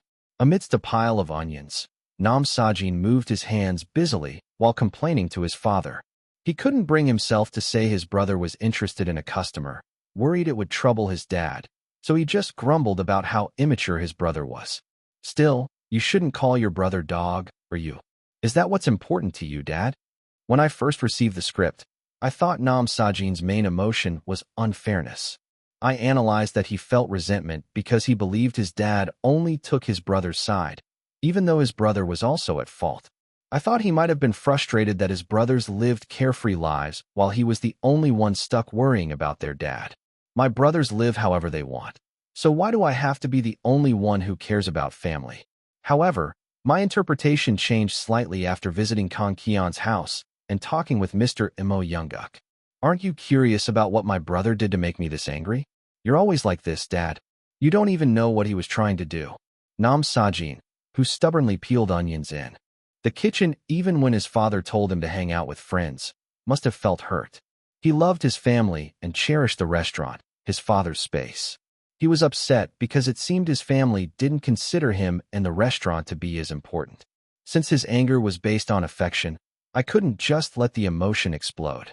I needed a bit of suppression to express the feeling of swallowing his hurt. Nam Sajin ran out of the restaurant and sat on a playground swing, kicking the innocent urethane floor with his sneaker. As he reached for the swing's chains, he noticed a piece of onion skin stuck to the back of his hand and irritably shook it off. While patting the back of his hand with the other, Pat. Nam Sajin looked up at the sky. Mom. At the center of the family Nam Sajin loved, along with his father, was the mother he couldn't even remember. If Mom were here, would she have taken my side? Wouldn't she have told my brother off and asked when he was going to grow up? I had never needed a mother in my life, so I couldn't completely sympathize with Nam Sajin's feelings. However, there was someone I wanted to see. A family member whose absence was so large I could never forget. My sister, who I believed without a doubt would have always been on my side. This was a feeling I didn't want to show anyone. It was my weakest point. Even during the script reading, I hid it carefully and tried my best to express it plainly. But now my reunion with my sister was just around the corner. Now that I had realized again just how much I missed her, I could let it out without hesitation. Because I had waited for so long. It's all because of the onions. Nam Sajin scrunched up his face. He deliberately rubbed both eyes with his hands, which still carried the sting of the onions. Tears welled up over his stinging eyes. The OK sign was given quickly. The moment I stood up from the swing to monitor the take, I made eye contact with Mr. Imo Younguk. Sir? What brings you all the way out here? Only Nam Sajin and his friend were scheduled for the playground shoot. The setting was that Nam Sajin stayed at the playground until sundown, so the next shoot was scheduled for much later. There was no reason for Mr. Imo Younguk to be here. You changed your tone, he said, looking into the monitor. He had pointed out the difference from the reading before the video even played. It seemed he had been watching since the camera started rolling. Would it have been better to do it like the script reading? Unless the director points something out, don't leave the judgment of whether your interpretation was right to others. His advice carried a unique weight. Once the monitoring finished, he suggested a short walk and led me to the path behind the playground. 590. Chapter 590. Nuna, I miss you. They continued their conversation as they walked. Your acting in that last scene changed quite a bit. Something similar happened recently. I think I got too immersed. I also have a family member I've been separated from for a long time. Your Nuna? Mr. Imo Younguk's sudden, correct guess startled me. How did you? There was so much talk about it. Mr. Imo Younguk clicked his tongue. Right, the incident broke out around the time exclusive report was airing, so he must have seen at least one article. Are you still looking for your Nuna? Did you see the press conference too? Mr. Imo Younguk didn't say anything more. I admired the wonderful scenery beyond the deck and answered. I found her. We're scheduled to meet soon. Mr. Imo Younguk's eyes widened. This Sunday. A laugh escaped me as I tried to cover up my awkwardness. I feel restless. It's also hard to believe. I can see why. So that's why you've become less defensive. Mr. Imo Younguk's insight was astonishing. Is this the power of experience? Or a professional moment from someone who has been in the acting world for many years? Either way, it was marvelous. After all that hardship, Mr. Imo Younguk looked at me intently. The emotion in his eyes was too complex for me to read. Why are you so surprised? I knew you treated me well on set, but I didn't realize you were watching over me this closely. I thought you would have gotten used to the nature of this industry after suffering so much from rumors. However, an individual chooses what news they listen to. Besides, Mr. Imo Younguk was the type to say, my ears hurt, so don't bring me any of those useless tabloids. Many reviews said this straightforward personality was perfectly embodied in his role as Chairman Cheon in exclusive report. For someone like him to know about the noisy family affairs of a far too junior colleague was surprising.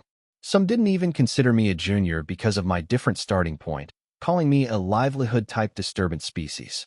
For him to not just know the surface details, but to have a deep grasp of the inner workings. It would be difficult unless he personally chose to acquire that information. When you live to be my age, you start to see a person's character. There are decent guys who it's a shame don't see the light of day. And there are scoundrels whose despicable inner thoughts are plain to see. We just don't mention it, but everyone knows. I listened quietly to Mr. Imo Younguk's words. Yiwol, you're not like others your age.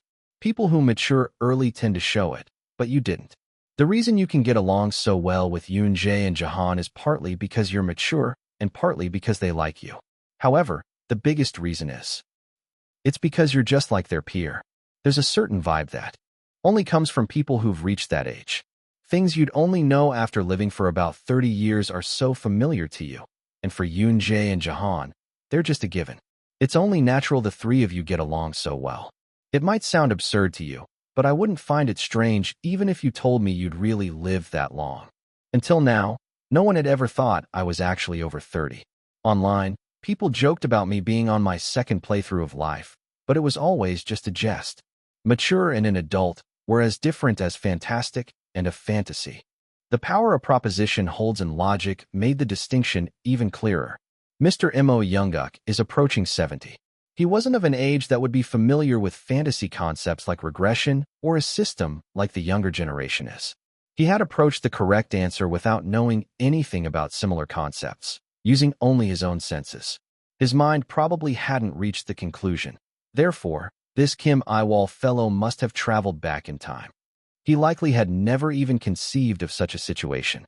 At most, he might have thought something like, he might have come from a dysfunctional family that registered his birth about 10 years late. Sometimes, people who seem to have truly transcended their age appear. Do you know what's characteristic of them? I could finally breathe, feeling anxious. As expected, Mr. Mo Younguk didn't seem to be thinking, this kid is definitely a regressor.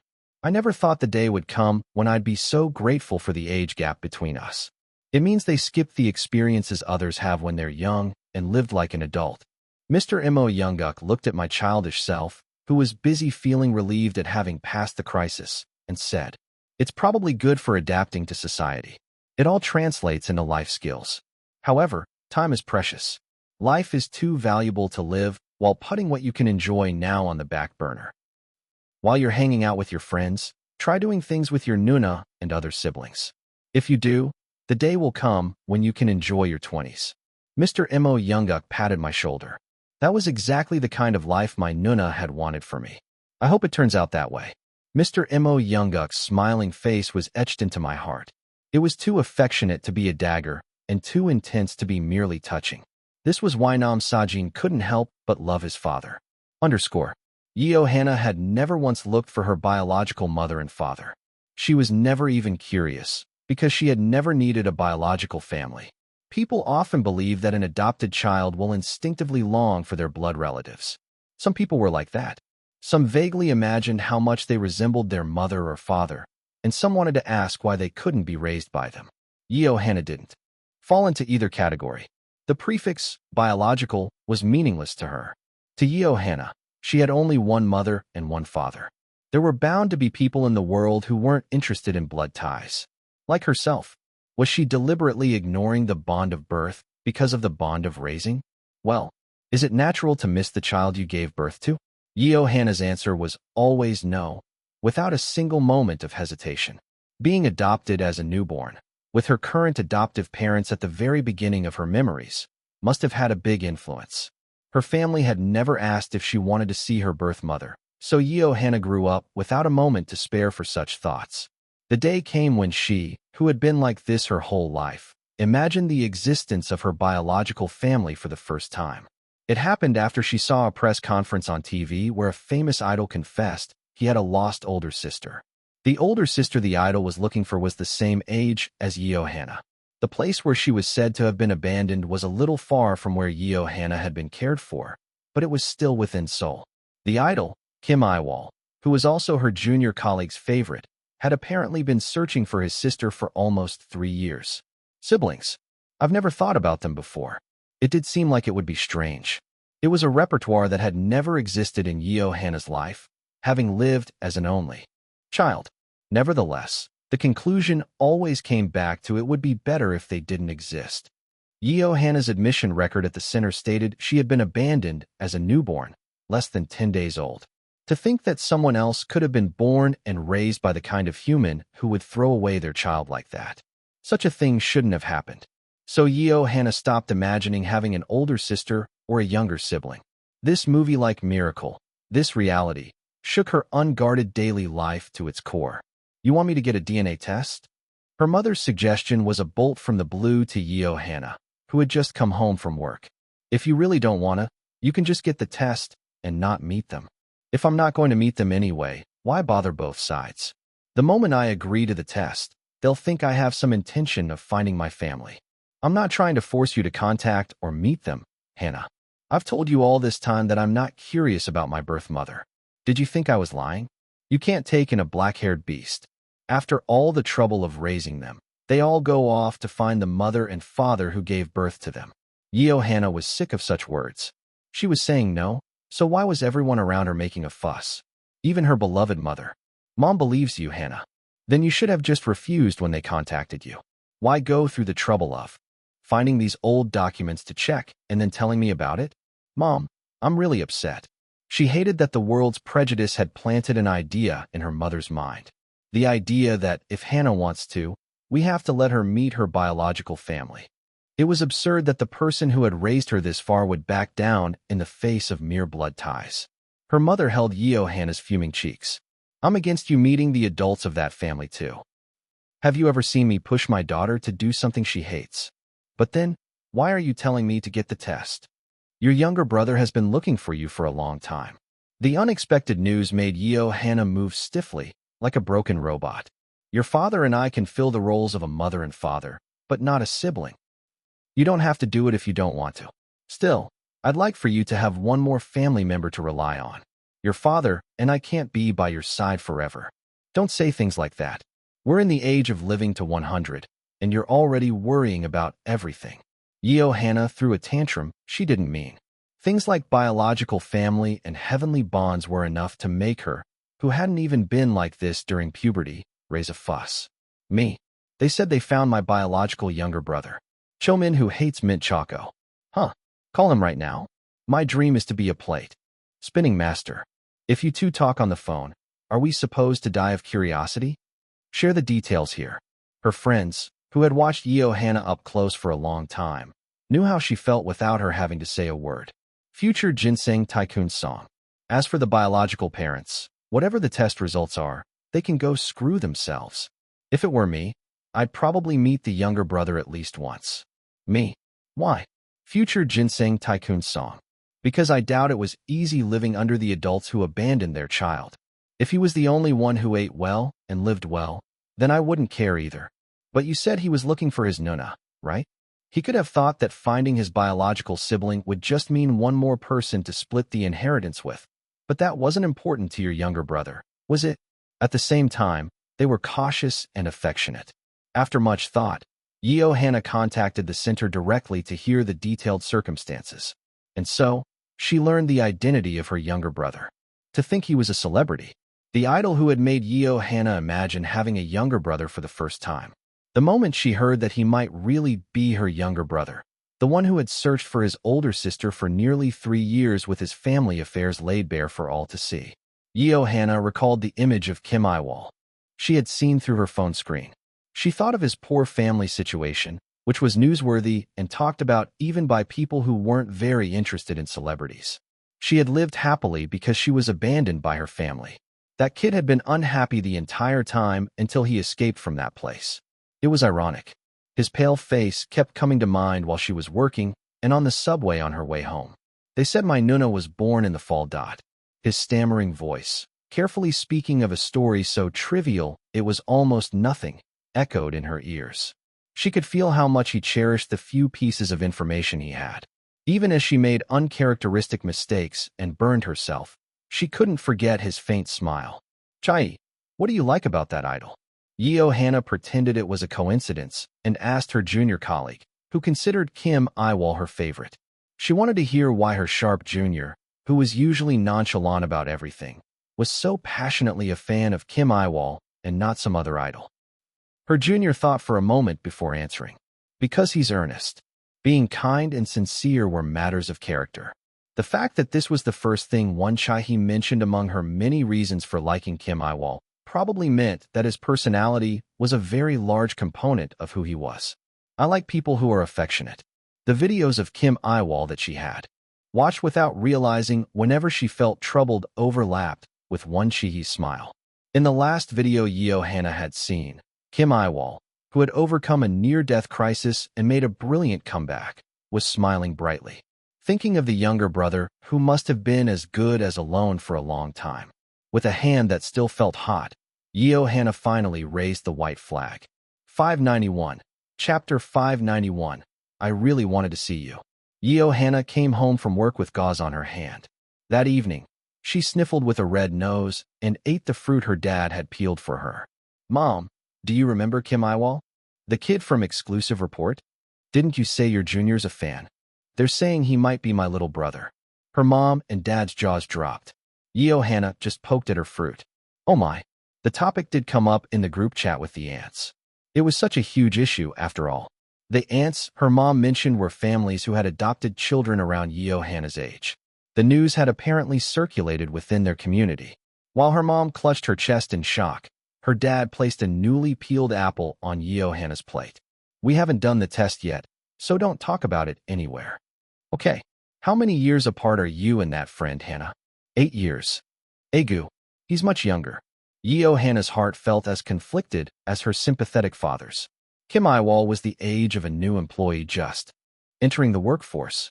The number of mid-level employees between Hannah, a manager, and a new hire was substantial. It was a vast age gap. He might not be your brother, but even if he is, no one would suspect it. You two look nothing alike, Hannah. Hannah burst out laughing when her mom emphasized the might not be. She chuckled and offered her mom a fork with a piece of apple on it. You think so too, Mom? That's amazing. I watched a broadcast where he mentioned his older sister, and he said he didn't think they'd look alike either. They say he has some kind of psychic ability. I heard he even prevented a car accident. Prevented what? He was the one who got seriously hurt. Hannah sighed. Whenever she searched for Kim Yiwol, an incident or accident popped up about 1 in 10 times. It was a life at the opposite pole from Hannah's peaceful daily routine. Kim Yiwol had even had a heart attack.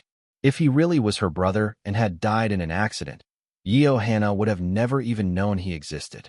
If he's really my brother, I should at least buy him a meal. A thirst suddenly arose. Hannah gulped down water as if it were soju, then flopped onto the living room floor. Not long after, the test officially proved that Hannah and Kim Yiwol were siblings. Hannah did not know if it was because the other party was a celebrity or if all adoption family searches were like this. She had no direct contact with Kim Yiwol, even up to the day their meeting date and location were set. Everything was decided out of her reach, even though Hannah was the person directly involved. It did not feel real until the day of the meeting. She wore her neatest clothes and her daily shoes. She did not want to look like someone showing up to leech money off a celebrity.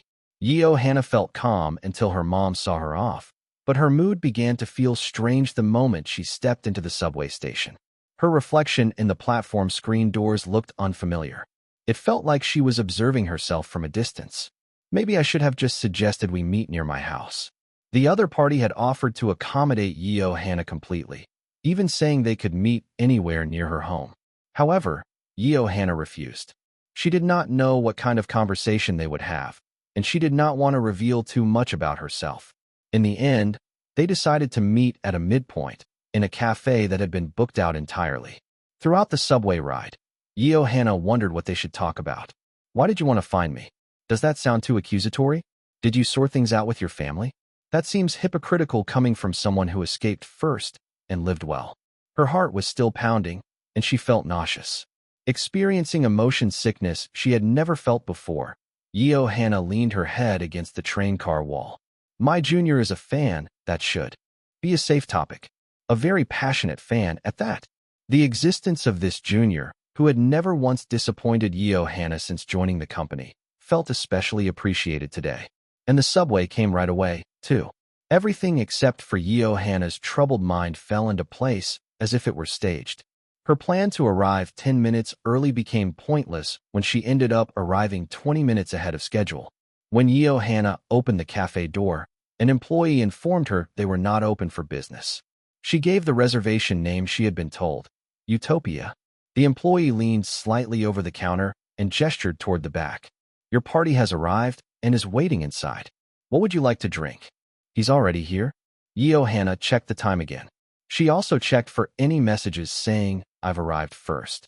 It seemed the person who was her brother had waited for her without a single word about arriving early. A man sat in the most secluded corner seat inside the cafe, where plant decor completely covered the exterior windows. He had a face so pale it seemed to glow, and he stared straight ahead. Then he sensed a presence and looked around. The moment their eyes met, the man's mouth slowly fell open. The cafe lights cast long shadows from his eyelashes over his widening eyes. He rose awkwardly. Even without fully straightening his back, the man was much taller than Yeo Hannah. "Hello, I'm Yeo Hannah." Yeo Hannah greeted him with a smile. The large torso bowed and then straightened. The man's lips trembled. "Hello, I'm Kim Yiwol. I heard you came early. Sorry to keep you waiting." "No, it's fine. I just arrived." When asked if he had ordered, Kim Yiwol nodded. He said he had already told the counter his order so it could come out with Yeo Hannah's drink. "If you decide what you'd like, I'll go order. I need to look at the menu anyway. You stay seated. I'll go." Yeo Hannah put down her bag, took only her wallet, and stood up. No one was behind her rushing her to order, yet the words on the menu would not register in her eyes. The idol Kim Yiwol was always full of energy and talkative. His smiling face was a trademark, and he almost always wore a pleasant grin. The Kim Yiwol she saw in person was completely different. From their brief encounter, Yeo Hannah could feel Kim Yiwol was as stiff as a job applicant. His neat hair and wrinkle-free suit only amplified the impression. It was more awkward than she had prepared for. A dry laugh escaped her at how she had stood up, as if fleeing. Reality, as expected, was not filled with tears and emotion like in a drama. What did that gentleman order? He ordered a hot chamomile tea. After some thought, Yeo Hannah also ordered tea instead of coffee. "Is there anything else you need?" At the employee's words, Yeo Hannah looked into the display case. The reviews praising it as a dessert hotspot were not lies. The case was filled with delicious-looking treats. Yeo Hannah chose a dessert to add to the order and held out her card. "You don't need to pay separately. The person who made the reservation arranged to pay for everything with the rental fee." If it hasn't been settled yet, can't I just pay with this?" The employee took out their phone, saying they would ask the owner. Having no other choice, Yeo Hannah agreed before the employee could make the call. She asked for the drinks and dessert to be brought out together, not wanting to break the flow of conversation. She took the receipt, put it in her pocket, and returned to her seat. Sitting down at eye level, Yeo Hannah could finally see his face clearly. Sharp, pointed eyes like the ends of his neatly trimmed eyebrows and distinct features rested on his pale skin like a painting. There was also something precarious about him. His physique was good, but his slightly hunched shoulders fidgeted restlessly.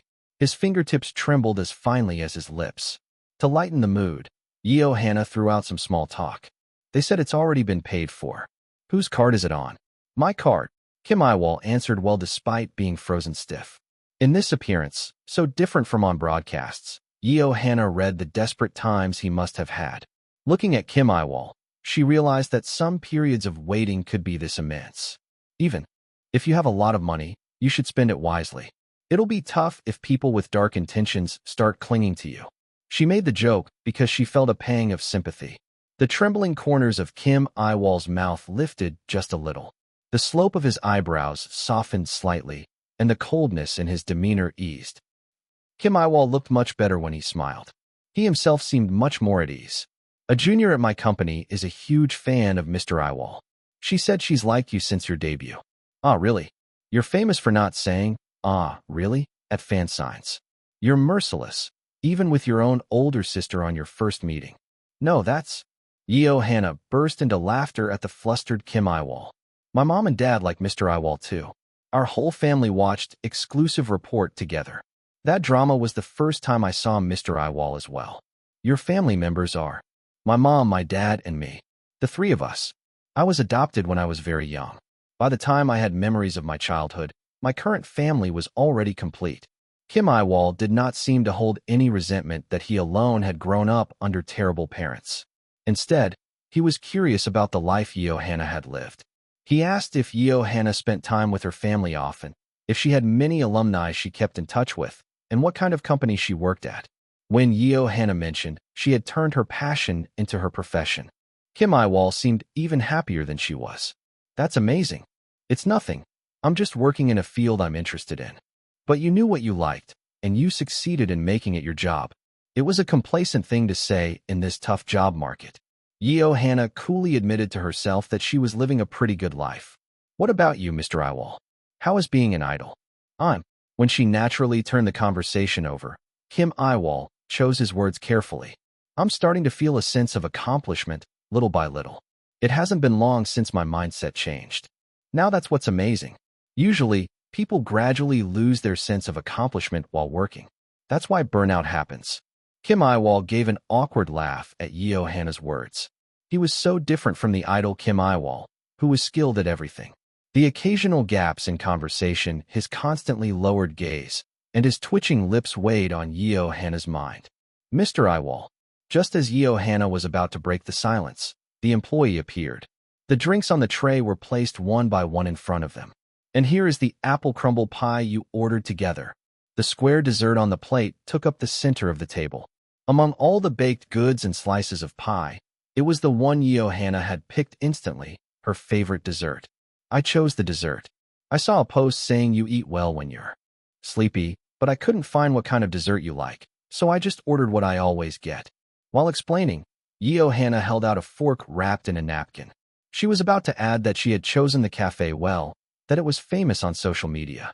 But Hannah could not say anything. The Kim Yiwol in front of her was crying, his face buried in his hands. Oh my, why are you crying? Hold on, tissues.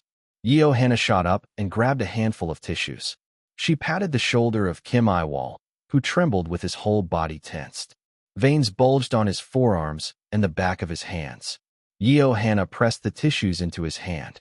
His large frame seemed so small. Teardrops fell from the tip of his chin. This younger brother was far more fragile than Hannah had imagined. Hannah pulled him into an embrace. 592. Chapter 592. I held on until we met, so come quickly. Don't you have a schedule today? I don't. That's a relief. Relief washed over Hannah as she saw Kim Yiwol's swollen eyes. Kim Yiwol clutched wet tissues in both hands, a pitiful sight. Still, Hannah knew she shouldn't laugh, but a chuckle escaped her anyway. Kim Yiwol looked just like a child. Do you always cry this much? It's been especially bad lately. Is it because work is too tough? I'm just enriching my emotional expression for the sake of good acting. 2 more performances like that, and you'll be the death of someone. Kim Yiwol laughed through his reddened eyes. Finding the situation absurd, Hannah laughed along with him. My junior would be so surprised if she knew. She's never seen Mr. Yiwol cry, except for when you won the grand prize. The one you mentioned earlier? Yes. My favorite junior. My favorite fairy. Don't tell me you came up with that nickname yourself. I did, but why does everyone react this way when they hear it? Kim Yiwol gave her a look that clearly asked, do you really have to ask? He was completely different from before he cried. This comfortable side of him was much better. Speaking of which, could you sign an album for me later? Hannah asked, mustering her courage. She knew celebrities might not like signing autographs or taking pictures just anywhere. Even for someone whose daily life involved signing and being photographed, Hannah wouldn't have asked if the autograph wasn't for one chai. She might have used it as an icebreaker if their conversation had stalled. But one chai was the reason Hannah had come to this meeting. If not for one chai, Hannah might have agonized for much longer or even made a different decision. She wanted to do something, anything, for the junior who had been her catalyst. I can do it right now. Should I go buy an album? Do you think I'd ask you to buy the album when I'm the one making the request? I brought one. Hannah pulled the Sparks Sprint album she had bought in advance from her bag. She had wanted the most recent album signed, but Flair had not been released as a physical copy. As the older sister took out the album, the younger brother pulled a permanent marker from his bag. You carry a marker around? I never know when I'll be asked for an autograph. So you sign them even when you're not on a schedule? As long as it doesn't draw a crowd or obstruct traffic. Idols can't exist without their fans. Kim Yiwol left a large signature on the album's inner sleeve. He asked for the name, wrote, to Chai, and then pinned a long letter, the tip of his marker making a scratch sound.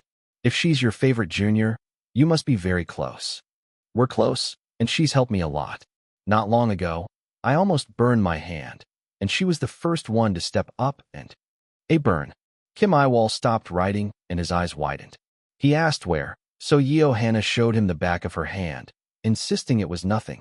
Though it was perfectly fine without a single blemish. Kim Yiwol stared at the back of her hand for a long time. She sounds like a very kind person, and for being our fan for so long, too. Then, Kim Yiwol flipped through the album, flip. He diligently wrote something at the bottom of each page where a member's face appeared. Do idols usually write more than just their signature? I'm writing down some TMI for each member to show my gratitude. Oh, it was an unfamiliar world to Yiwol. She decided to trust that the expert knew what he was doing and would handle it well. After finishing the TMI, Kim Yiwol blew on the paper to dry the ink. Hoo-hoo. He fanned the album dry by hand before it went back into Yiwol's bag. They talked until dinner time approached. Seeing the sun setting outside, Kim Yiwol spoke first, asking if Yiwol had to work tomorrow. Kim Yiwol, a freelancer, was clearly considerate of an office worker's schedule. Unable to refuse his sincerity, Yiwol decided it was time to leave. Please take a taxi. I'll call one for you. Nah, the subway will take me there directly. Yiwol refused, lightly tapping Kim Yiwol's arm. But Kim Yiwol held his phone tightly and didn't back down. It's because I think I'll only feel at ease once I see you get in the taxi. His expression was different again, no longer nervous like at the beginning or playful like a moment ago. It was something like desperation. Yiwol couldn't fathom how long Kim Yiwol had waited for her. She couldn't dare to guess the emotions Kim Yiwol must have felt, so she told him to do as he wished. It was the least she could do for the younger brother who had waited alone for years. A taxi was caught quickly, as expected for an area near a station. The only problem was getting ready to leave. Watching Kim Yiwol hurriedly grab his mask and cap, Yiwol was reminded again that her younger brother was a celebrity. Kim Yiwol stood next to her in front of the cafe, waiting for the taxi, and called out to Yiwol. Kim Yiwol's eyes were dark, deep, and flawlessly clear as he looked down at her. If eyes are windows to the soul, Yiwol thought, his must be like the dark night sea. Next time, can I contact you again? I won't do it often. Kim Yiwol's height was 183 centimeters, 20 centimeters taller than Yiwol. And yet, Yiwol really couldn't understand why he looked so small. What's wrong with doing it often? We're siblings. Or not? Do siblings by blood not contact each other often? A taxi approached from behind Kim Yiwol. Yiwol saw the number match the one on the app and waved her hand. As the taxi stopped, Yiwol nudged Kim Yiwol's side with her elbow. Let's drop the formalities, and no more next time. See you again. The eyes above Kim Yiwol's mask crinkled. Oh no, he's about to cry again. Yiwol lightly chided him to lock up his tear ducts and got into the car. She then rolled down the window and shouted, See you again. Even though a piece of cloth covered half of Kim Yiwol's face, Yiwol could see him smiling brightly. The moment the taxi started moving, Yiwol instinctively turned to check on Kim Yiwol through the window. Kim Yiwol didn't go inside. He just stood there blankly, watching the departing taxi until the very end. Why am I so concerned about this boy I just met today, now left alone on the street? Yiwol kept watching Kim Yiwol, who would have to wait alone until his manager arrived. She watched until the taxi turned the corner and her younger brother disappeared from sight. After returning home, Yiwol talked with her mom and dad for a very long time. She lost all track of time talking about the boy. She cried and she laughed. She talked until she was completely drained, then collapsed into bed to start a new week. That night, Yiwol had a long dream. She and her young brother held hands, each with an ice cream in their other hand. They just walked around a playground, laughing brightly as if it were the most fun thing in the world. They napped with the window wide open, jumped off swings, and buried themselves deep in a snowfield. They were happy the entire time they were together. They were memories she couldn't possibly have. The dream was so warm and cozy that Yiwol sank into sleep as if submerged in water. Warmth seeped into her entire body, making her feel cozy. The autumn night deepened. He had never enjoyed a Monday morning in her life. If that's the case, she wondered, do Monday mornings even deserve to exist? Filled with rage at this thought, he boarded the subway for work. The pie. I hope I can get it there without crushing it. Amidst the backpacks pressing in from all sides and the stuffy air, he hugged the dessert box to her chest. It was a precious snack she had pre-ordered and picked up at dawn from a hidden gem of an apple pie shop in her neighborhood. I hope she feels a bit better after eating this. The pie was a gift for Manager Yiwol, who seemed to have the toughest time at work. The best way to help her superior would have been to lessen her workload, but Won Chai-hee lacked the authority to approve anything. Doing her own job properly and offering a small snack was the best she could do. Lately, she had even been scrolling social media to find the best restaurants. How many times in her life had she put aside her fangirling to care for someone? She never thought her boss, of all people, would become this significant to her. She had intended to arrive early and leave the pie on Manager Yiwol's desk, but the intended recipient was already there. Is she very busy? So as not to disturb her, Won Chai-hee just greeted her and sat at her desk. She turned on her computer and bent down to get her slippers. As Won Chai-hee reached for them, a small TK sound came from above. She looked up to see Manager Yiwol had placed something on her desk and was waiting. Manager Yiwol? Good morning. Manager Yiwol smiled brightly, her eyes crinkling with mischief. This is a gift. The gift was an open Spark album. Where did she get a Kim Yiwol photo card? A bewildered Won Chai-hee took out her dessert box and offered it to her. What's this? It's a gift from me, too. Manager Yiwol checked the contents and looked at Won Chai-hee, her expression asking why she had brought a pie. You've seemed tired lately, Manager Yiwol. There must have been a kinder way to phrase that. Won Chai-hee silently blamed her lack of social grace. However, Manager Yiwol was genuinely happy. Thank you. It's nothing compared to everything you do for me, Manager Yiwol. No, it's a really big gift. Manager Yiwol approached Won Chai-hee. She leaned in and whispered in her ear as if sharing a secret. I'll think of it as a celebratory pie for finding my brother. Manager Yiwol pulled back. Won Chai-hee slowly processed her words. Her mind connected what Manager Yiwol said with the gift, and Won Chai-hee's eyes widened. Manager Yiwol saw both surprise and joy on Won Chai-hee's face. She hugged the junior who had made such a brilliant contribution. It was a Monday morning, a time everyone hated. In the office, empty of other employees, the two of them talked for a very long time. 593, Chapter 593, Epilogue 1. The Spark members huddled together in the dorm, waiting for me. They usually rushed to the entrance and made a fuss whenever someone came home. Today, however, they greeted me awkwardly, pretending to be busy. You're back? Lee Chong-hyun asked. Despite his nonchalant tone, his pupils shook violently. Kang Keon peeked out from the living room sofa and nodded, his body already half-turned toward the entrance. Park Ju-woo and Jong Song-bin clutched their headsets so tightly they weren't even pretending to wear them. They perched on the dining table chairs, looking like they were holding an invisible chair squat. Only Choi Ji-ho remained on the sofa. He stretched his legs out and greeted me with a nod. I washed my hands, returned, and tapped Choi Ji-ho's shin with the back of my hand. He folded his legs without complaint. I sat in the new space, and the Spark members slowly gathered around me. How was it? Park Ju-woo asked, tossing his headset aside. I grinned, and their faces lit up. Tell us all about it. In detail. With pictures, Lee Chong-hyun pressed. What pictures would he have taken there? He must have been out of his mind, Kang Keon chided. No, I took a selfie. You have a picture? I only realized the importance of records after my sister died. Having only a few photos of her didn't affect my daily life, but the thought would suddenly stab me in the heart. I didn't want that same regret again, so this time I shamelessly asked for a picture. The members huddled close, pressing their heads together to see the small phone screen. Even Choi Ji-ho joined in, making the living room a chaotic mess. The art styles are completely different. Keon, this is the right expression for this. Right. Yeah. You said she's 8 years older? She's a real adult. I've never seen you this frozen since we took our profile pictures back when we debuted. Hyung. He wasn't even this bad back then.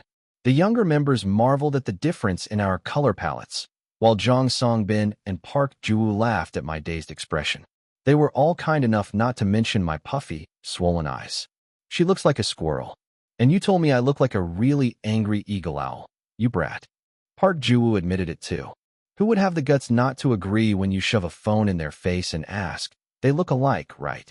He did say you looked more like a glaring eagle owl. So our Ju-woo took it a step further. Why don't you just say I look like every bird of prey now? Not really. You're not in the owl family, Hyung. At best, maybe a snowy owl. Ju-woo Hyung is a barn owl. At Lee Chong-hyun's words, Park Ju-woo diligently searched for owls. He received a great shock. Barn owls look so scary. Is a snowy owl okay, Ju-woo?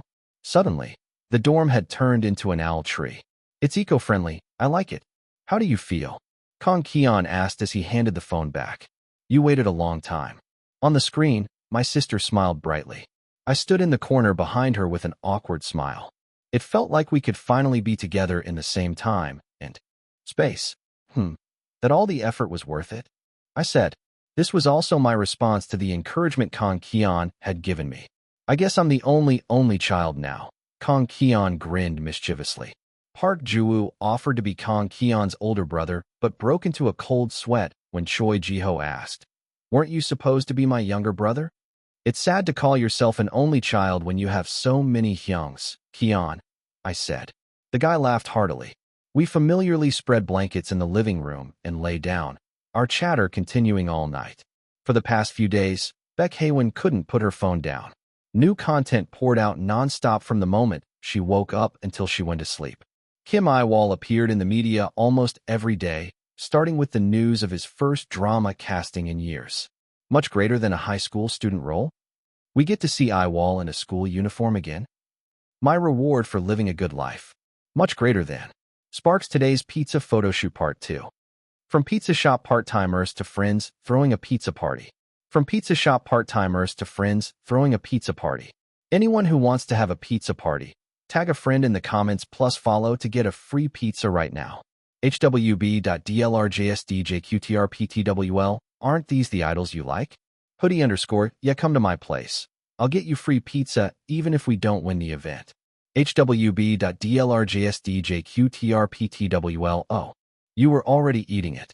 You don't have to give me pizza, just please sell the keychain separately. Much greater than the oldest and youngest members serving up a bass plus guitar duet. And the main vocal watching from outside the practice room door. The vocal looks ready to jump in at any moment, lol. Keon's guitar skills have improved so much he must have practiced a lot. When he plays bass, Yiwol is so relaxed, but his forearms and the back of his hands are so tense. I'll never get tired of it. Much greater than an idol who actually filmed all the challenges his members gave him during the hiatus exists. He even matched his outfits to be similar to what the guys wore when they filmed their challenges. I don't know whether to call him a born-to-be idol or a born-to-be sparkler, lol. When did Kim Yiwol get so good at dancing? He can do challenges for 3 minutes straight by himself now. The most shocking thing is that the irregular outfits still exist, lol. Kim Yiwol's hard-working life didn't end there. Much greater than the show must go on. Joining us for the unending stage, our third mentor is none other than Sparks Yiwol. Much less than its mentornym. See you on NBC. Much greater than Sparks Yiwol to appear as a mentor on SMG. Sparks Yiwol will appear as the third mentor on NBC's ambitious new show The Show Must Go On, hereafter SMG. SMG is a survival music variety show where 100 trainees compete to select the final 10 members who will form a project. Group? Much greater than. The Show Must Go On. Teaser. The chick trainees who are terrified of their mentor. The trainees who came to SMG to stand on stage. Who is the mentor with the strongest charisma? Who is this mentor with the strongest charisma that the trainees unanimously called scary? Producer Kim Yiwol, now a judge, began to appear on air in earnest. The last time fans saw Kim Yiwol doing official planning work was during IDC. After that, he only appeared briefly in Spark's own content, coaching Lee Chong-hyun in the recording studio. No fan dislikes seeing their idol in their element, especially if their favorite is a master of his craft. Kim Yiwol's producing always delivered something amazing, whether it was for their own content or album concepts. Much greater than mentor Kim has already won the battle of wills with his outfit. I think a great Sunbi Nim with his hair half up plus a full suit plus dress shoes is too harsh for the trainees who just started the show. The pants look similar to the ones Chong-hyun wore when he played pool in ISD. Looking for a genius sparkler who knows the clothing info. I think those are the pants. With the jacket Yiwol is wearing this time, it seems to be a full set. Much greater than why did Kim Yiwol go so dressed up? I thought it was an award ceremony. Trainees seeing Kim Yiwol, who said he dressed up to make a good first impression. We're screwed. He's so scary. The fierce debate among sparklers. calling Kim Yiwol's look either award ceremony or interviewer. The prevailing theory is that the former are fiery students and the latter are fiery office workers. I was just standing here. Why are you hitting me? Much greater than our kid who went through all sorts of hardships on the broadcasting station Bastard's Rig Survival show has grown up so much that he's a judge now. He's even having a war of nerves with the other mentors. Please. I'm already scared he'll get evil edited instead of getting tiny bits of screen time ttttt. Based on the preview, it seems like the editing is just to grab attention, but I'm so anxious, I don't want you to get hate, but I love that you're someone who says what needs to be said. I had similar worries when JH was on, but I wasn't this anxious because I know JH is nonchalant about this stuff and doesn't get much stress, but I'm seriously worried about IW. It seems like he reads all the malicious troll posts. Much greater than Sparkler's, nothing to worry about. Yiwol's commute to work carpool is Songbin and Keon. So there you have it, disperse. Lol. That's very reassuring happy face. Kim Yiwol's new challenge instantly became a hot topic, sparking great concern and worry, but Kim Yiwol wasn't the type to disappoint his fans with reckless actions. Baek Haewon decided to look forward to the broadcast with a peaceful heart. And then came the news that Sparklers had been desperately waiting for. Yiwol Pizza. I went to see my sister. Kim Yiwol had found his sister. 3 years had passed since he revealed at a press conference that he was looking for her. Yiwol Pizza. The Sparklers cheered for me so much. That's why I really wanted to tell the Sparklers myself. Baek Haewon still remembered that day's live broadcast. His lifeless face and exhausted expression wouldn't leave her mind. She could never forget the shadows under his eyes or his cracking voice. That Kim Yiwol, looking so precarious, had tried his best to act composed while explaining how desperate he was. Yiwol Pizza. I was happy. It feels like only good things have happened since I debuted. Kim Yiwol always told his fans to be happy, yet he never knew how to properly express his own emotions. His idol life had not been smooth sailing. The statement made one wonder if he had forgotten the long list of incidents and accidents, enough to warrant its own tab on the Spark Wiki page. But that same Kim Yiwol said he was happy. He filled Spark's records with only joyful things. Yiwol Pizza. It's all thanks to the members and Sparklers. Baek Haewon couldn't help but love an idol like this. 594. Chapter 594, Epilogue 2. The weather grew colder each day. I felt firsthand how the old story about Korea having 4 distinct seasons was now a thing of the past. I began to seriously contemplate what I, as an individual, could do to slow Earth's rapid global warming. As the wind grew colder, my idol calendar changed significantly. Filming for Housemaker ended. After a fierce but short production, Housemaker successfully wrapped its final recording. The Hyungs found their fated loves, corrected their flaws, and started new lives. The father's jjajangmyeon restaurant became a huge hit by word of mouth. This was thanks to a great article by one of the female protagonists, who had quit her job to become a freelance columnist. Nam Sajin was suddenly cast by an entertainment company while delivering jjajangmyeon. He began to walk the path of an actor. Promotional posts from former classmates, who had seen his prickly yet sincere side, helped Nam Sajin steadily build his career. It was a conclusion where a wandering youth found a new path. A story where a good person received their reward. A common but classic happy ending. Exclusive Report had a similar ending. If the script hadn't changed, the ending would have been familiar. Perhaps it was the writer's style to let good people achieve their goals and start new lives. I also couldn't forget SMG. It started filming after Housemaker, but aired much earlier. The competition program was a symbol of cruelty. Because of that damn show, reviews said I had evolved beyond the gentle rascal.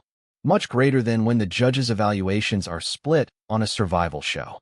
What I've seen so far is a head tilt plus an experimental spirit to see potential. On SMG, it's, with a fucking dumbfounded expression, yes? The head tilt Lemieux, and Adam. To that too, lol. There's only one person on SMG who makes that fucking dumbfounded face, lol. But that one person beats everyone else.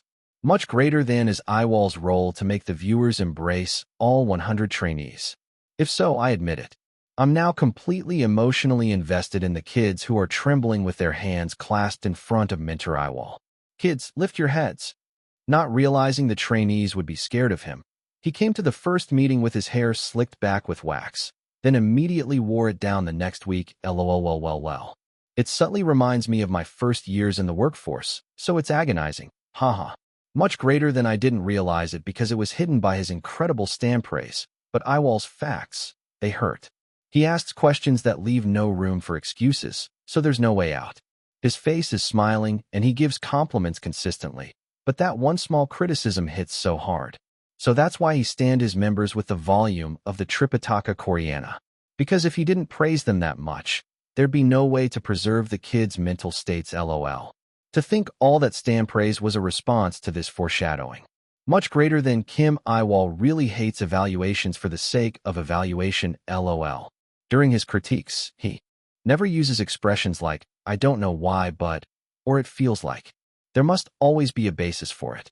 The reason it seems like Kim Yiwol controls the judging atmosphere is because his opinions always have a reason. If you can provide a good reason, he won't just push his own opinion. However, if there's no basis, he immediately glares daggers. My boss is exactly this type, but the evaluator's standards have to be solid, otherwise they just become a nitpicking boomer. I want to play this as training material at my company. Much greater than if you only listen to his comments. It's true that he's strict. However, you have to admit that the mentor himself lives by the feedback he gives, and because of that, he's been succeeding in the entertainment industry and continuing his career. While promoting as an idol, Kim Yiwol has never once crossed his legs or stood with his weight on one leg in front of a camera, except in self-produced content or music videos, and he got a drama offer because of this.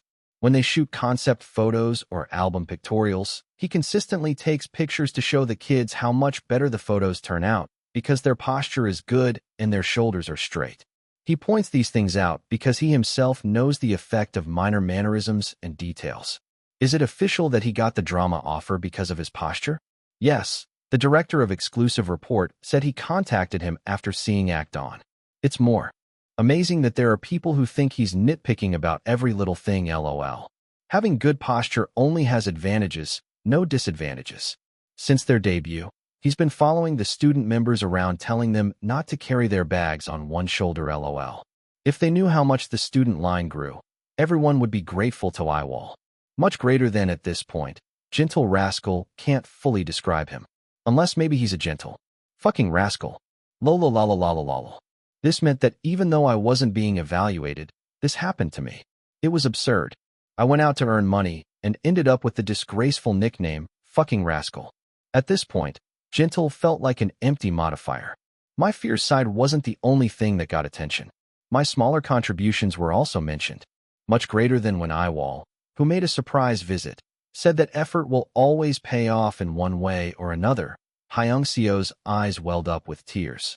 It seemed like all the anxiety he'd been bottling up in an uncertain environment burst out at once. According to Yiwol, if you go to the practice room late at night, Hyungseo is always there. I can't imagine how much comfort Hyungseo must have gotten from the words that just learning how to grow is a great asset during your trainee days. I really hope his current experience leads to his debut. Much greater than the experience of straightening my back everywhere, not forgetting the mentors. Advice. As my balance improved and my core strengthened, I could feel a sudden change in a short amount of time. He wasn't a bad dancer to begin with. He'll definitely improve a lot more in the future. However, my attempts to clean up Kim Yiwol's image repeatedly failed. The sparklers were far too sharp. Much greater than I wondered if Kim Yiwol even had time to stop by the SMG practice room. And it turns out he went after filming Housemaker at 12 a.m., bought drinks for the juniors practicing late, and then went to do his own practice. LOL. His outfit is the same as the day he posted the practice room selfie. This isn't the time to be building a narrative about practicing until 12 a.m. and being tired.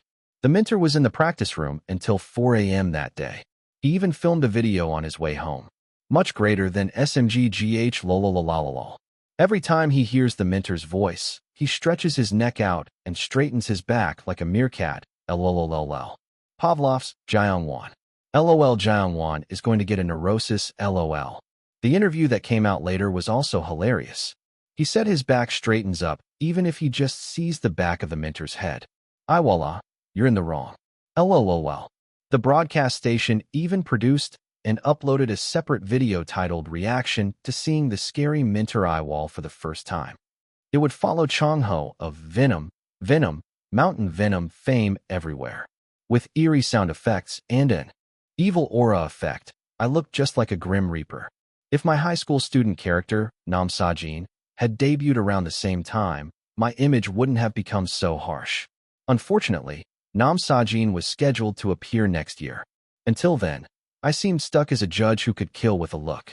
It's a relief that the Spark guys are irrefutably cold and handsome. Doesn't that mean a certain Kim Yiwol, who supposedly has no warmth in his appearance, can fit in without being kicked out? I was about to feel relieved. I had gained a keyword for my appearance that didn't harm the group's image. It was something that wouldn't require a free pass, since I'd never have a formal meeting with a significant other's family. Then, a bigger event arrived as a message from my Nuna. Do idols get vacation on Chuseok too? My mom and dad said they'd like to treat you to a meal if you're okay with it. It was an awkward situation to ask for advice about online. After all, people don't usually get introduced to their biological sister's mother and father. I was curious about the family my Nuna lived with, so I couldn't refuse. I bought time by saying I would check my schedule. Then, I racked my brain. What if I look like a thug or seem rude? Judging by the internet reactions, my image isn't one that adults would like. Should I try to cover it up with makeup? No, she said they've already seen the drama. I reviewed Cheon Yunsong's actions in exclusive report. He did bad things, made threats, said scary things, acted out at his grandfather's funeral, and spoke harshly to his father. Every single act was quite something. If only Housemaker had aired earlier. I cried tears of blood inside. Nam Sajin was a hot-tempered magne who roared like a lion, but he was a million times more wholesome than a villain who did dirty work. The timing was terrible. I couldn't just be frustrated, though. The occasion was too precious to give up.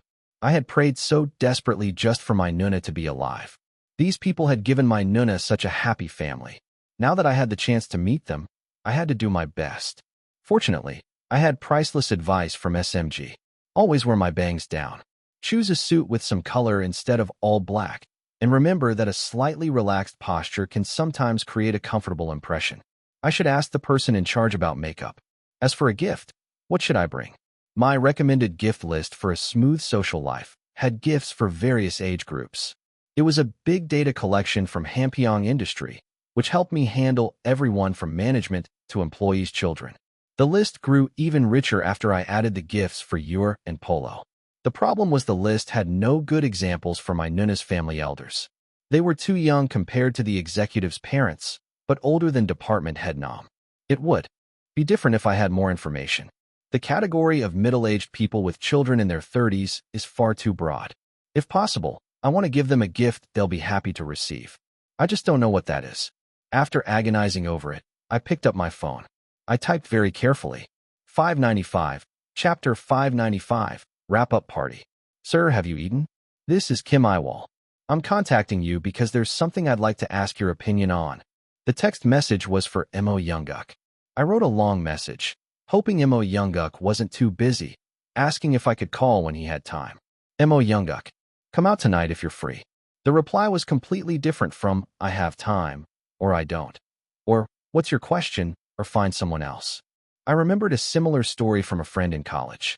My friend said that whenever my friend talked to a professor, the professor would just suggest getting a meal. Mo Younguk, whose age and experience were more than enough to be a professor, was no different. I was helplessly summoned to a restaurant. It was an incredibly old-fashioned traditional Korean restaurant. I should have just asked Jukyung or Manager Dayan. What do people usually buy as gifts for their middle-aged family members? Why do good ideas always come to me later? This place has good food, Mo Younguk said as he watched the endless stream of side dishes. Just looking at the vibrant colors of the side dishes, I could tell that was true. I had never seen such a glossy spinach side dish in my entire life. I'll eat after you do, sir. Exclusive report had a scene where we ate at a place like this. Should I call you Yinseong? That was the scene where you, as the chairman, ordered me to commit a terrifying crime.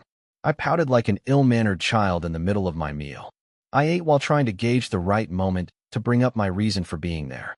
Unsurprisingly, the perceptive Mo Younguk caught on quickly. You won't eat properly until you get your business out of the way, will you? That's not true. I have eyes. Mo Younguk clicked his tongue as he looked at my rice bowl, which was still nearly full. When Mo Younguk asked what I was so curious about, I explained my situation. Around this age, even people who weren't like that before start caring about etiquette and formalities, but they're also incredibly picky. They have more aches and pains, so they have to take medicine and manage their health. It would have been much easier to prepare a gift for a relative or a former teacher. Having some information would have narrowed down the options. Conversely, it was quite difficult to choose something for a person I knew nothing about. Thankfully, Mo Younguk recommended a few options based on his own experience and opinions. I repeatedly exclaimed my gratitude and refilled Mo Younguk's empty water glass with barley tea. I gave you my opinion because you asked for it, but don't overdo it. Pardon, what kind of person is going to scrutinize the gift brought by the daughter they raised with great difficulty, who just found her long-lost brother? If they do, then that's someone you should avoid. The advice felt somewhat familiar. It was similar to what I had said when Kong Qian wanted to buy a house for Kong Qian's mother and father. At the time, I worried that Kong Qian might become the head of the household at a young age. Mo Younguk's words seemed to be in a similar vein. Mo Younguk appeared concerned that after living alone for so long without a proper family, I might lose my judgment and give away too much to these new family members. It's not an unfounded worry, since I actually had money set aside to give my sister as soon as I found her. The world was too harsh to say Mo Younguk was just thinking negatively of complete strangers. I also didn't have any other adults of Mo Younguk's age around me who would say such things. Mo Younguk was likely meddling, in a way that could be seen as rude towards strangers, out of this concern. Just follow your heart. Don't worry yourself sick. Mo Younguk's deep, level voice soothed me. It was a solid reassurance, as if Mo Younguk was on my side. In it, I recognized traces of the fathers I had seen so far. A father who constantly looked out the window, wanting to watch his child's return. A father who wished for his child to live a peaceful life, untouched by hardship. A father who filled the empty space left by a dad who became a scar for his nephew. A father who would not hesitate to travel a long way for his child. Mo Younguk's concern was more subtle and dry than that of seniors like Wu Yunjie or Mr. Gujahan. Mo Younguk always watched me from a step behind, or from somewhere high above, and long before I was even aware of it. Mo Younguk had been protecting me without expecting anything in return, just as the fathers of Kong Qian, Li Chonghian, Park Juwu, and Zhang Songbin had done. A page from the exclusive report script came to mind. It was part of the finale, the only episode of the drama I starred in that I had not watched. Hami Zhou and Gong Jichan planned to expose the truth of Chanju Group based on data sent by Cheon Yunsong just before Cheon Yunsong's death. Those who lost loved ones due to the conglomerate's evil deeds gather to cooperate. They ultimately bring Chairman Cheon's criminal acts to light and achieve justice. In the process of heading towards this moving ending, Chairman Cheon is arrested by investigators. The moment Chairman Cheon gets out of the car for questioning, reporters swarm him from all sides. The entire nation's media focused on Chairman Cheon's words. After reading the following line, I gave up on watching the final episode. It was a short sentence that revealed even Chairman Cheon, a heartless villain, had a father's love for his son. The scene was praised for showing the complexity of the character Chairman Cheon. It was even chosen as the best scene in exclusive report. I, who grew up under a monstrous guardian, was tormented. It felt like the drama was telling me I had to understand my mom and dad. It suggested that they, who were equally vicious people, might have had some hidden affection. This was also why I didn't go on promotional variety shows with the cast like I did for In My Office. But now that my internal image of a father has changed, maybe I can watch it. Does the food suit your taste? Mo Younguk asked. When I said I had never eaten anything like it before, Mo Younguk, still with a blunt expression, placed a large piece of cutlass fish on my plate. You need to eat more when you're busy. What was Chairman Cheon's Zen like? Acted with that face and voice. What expression did he wear? What emotion did he convey when he said that line? I grew curious about the buried finale of Exclusive Report. Perhaps I could break free from the shackles of my past and see Cheon Yunsong as just a character. After returning to the dorm, I washed up and went straight to the sofa. The dark living room brightened as I hugged a cushion and turned on the TV. Everyone else was asleep, so even a low volume was enough to hear the audio. Spark's eternal soul. Watching a drama. Wanna watch together? Me. I'm gonna watch it alone. Planning to sob my eyes out watching a sad drama. So everyone please stay in your rooms and don't come out. Spark's eternal will. Now I feel really uncomfortable. I had already laid down the law in the group chat before coming home. When I shared a poster for a tearjerker drama that was practically made for crying, they just sent a bunch of emoticons telling me to enjoy it. After successfully targeting their dry sensibilities, I secured a home theater that rivaled a movie theater. My viewing history was still paused right before the latest episode of Exclusive Report. When I selected the next video, the episode preview appeared. I took a deep breath and pressed the play button. The subtitle, "A Final Episode," caught my eye. A story that had reached its conclusion long ago began to flow once more. After publishing his first exclusive article, Ham Izeo was chased by people from Chanju Group and his life was threatened, but Ham Izeo did not stop. Using the list of victims left by Cheon Yunsong, he built a force to oppose Chanju Group. Gong Jichan searched for the most effective way to bring down Chanju Group. At the same time, Gong Jichan broke through the news desk that had been blocking Ham Izeo from publishing more articles. Ham Izeo finally succeeded in exposing the atrocities of Chanju Group, which had cut down anyone who stood in the way of its wealth and glory. And for our next story, it has been revealed that Chairman Cheon Ganghyuk of Chanju Group has committed various crimes over several decades. With a pen mightier than the sword, by publishing an exclusive report with his own three-syllable name on it. The world was quickly in an uproar. As each corruption was uncovered, people reacted strongly for their own reasons. Some were enraged by the evil deeds of a national corporation, while others were furious only because the stock price had fallen. The standing of Chairman Cheon, once revered as one of the Republic of Korea's top elites and best businessmen, plummeted in an instant. The expos from a betrayed aide and the data held by his son were enough to bring him down. A murderer who drove powerless laborers and other weak individuals to their deaths for the group's profit. Chairman Cheon, revealed as the mastermind behind the Chanju Group incident, could not escape this infamy. Yet, he remained steadfast. He absolutely did not think he had done anything wrong. He had only done what needed to be done. The group's survival was his own survival. Even at the moment he was summoned for investigation, he looked impeccable, getting out of an expensive foreign car escorted by bodyguards. His sharp gaze and firmly closed lips showed no hint of remorse. Do you have any intention of apologizing to the bereaved families? Is it true that there was a dedicated department within Chanju Group in charge of illegal activities? Questions rained down from all sides. Camera flashes burst everywhere. Don't you feel sorry for the victims who died on your orders? Chairman Cheon, who had been walking straight ahead, stopped. Then, Chairman Cheon stared silently at the reporter who had thrust a microphone at him. The crowd instantly fell silent. Still exuding an undiminished aura of intimidation, Cheon Ganghyuk uttered a single sentence. The only one I killed was my son. Even though he played with people's lives and used the weak for his own convenience. Even though he handed his own son a knife, made him take the fall for all the filth, and ultimately drove him to his death. Even though he rationalized all his actions as being for his own security and felt no guilt whatsoever. He confessed that Cheon Yunsong's death, which everyone thought was a suicide, was his fault. A death for which no one would have held him accountable had he remained silent. This became the only murder Chairman Cheon ever admitted to. Can this be called love? Should a twisted affection be considered affection, even if its form is distorted?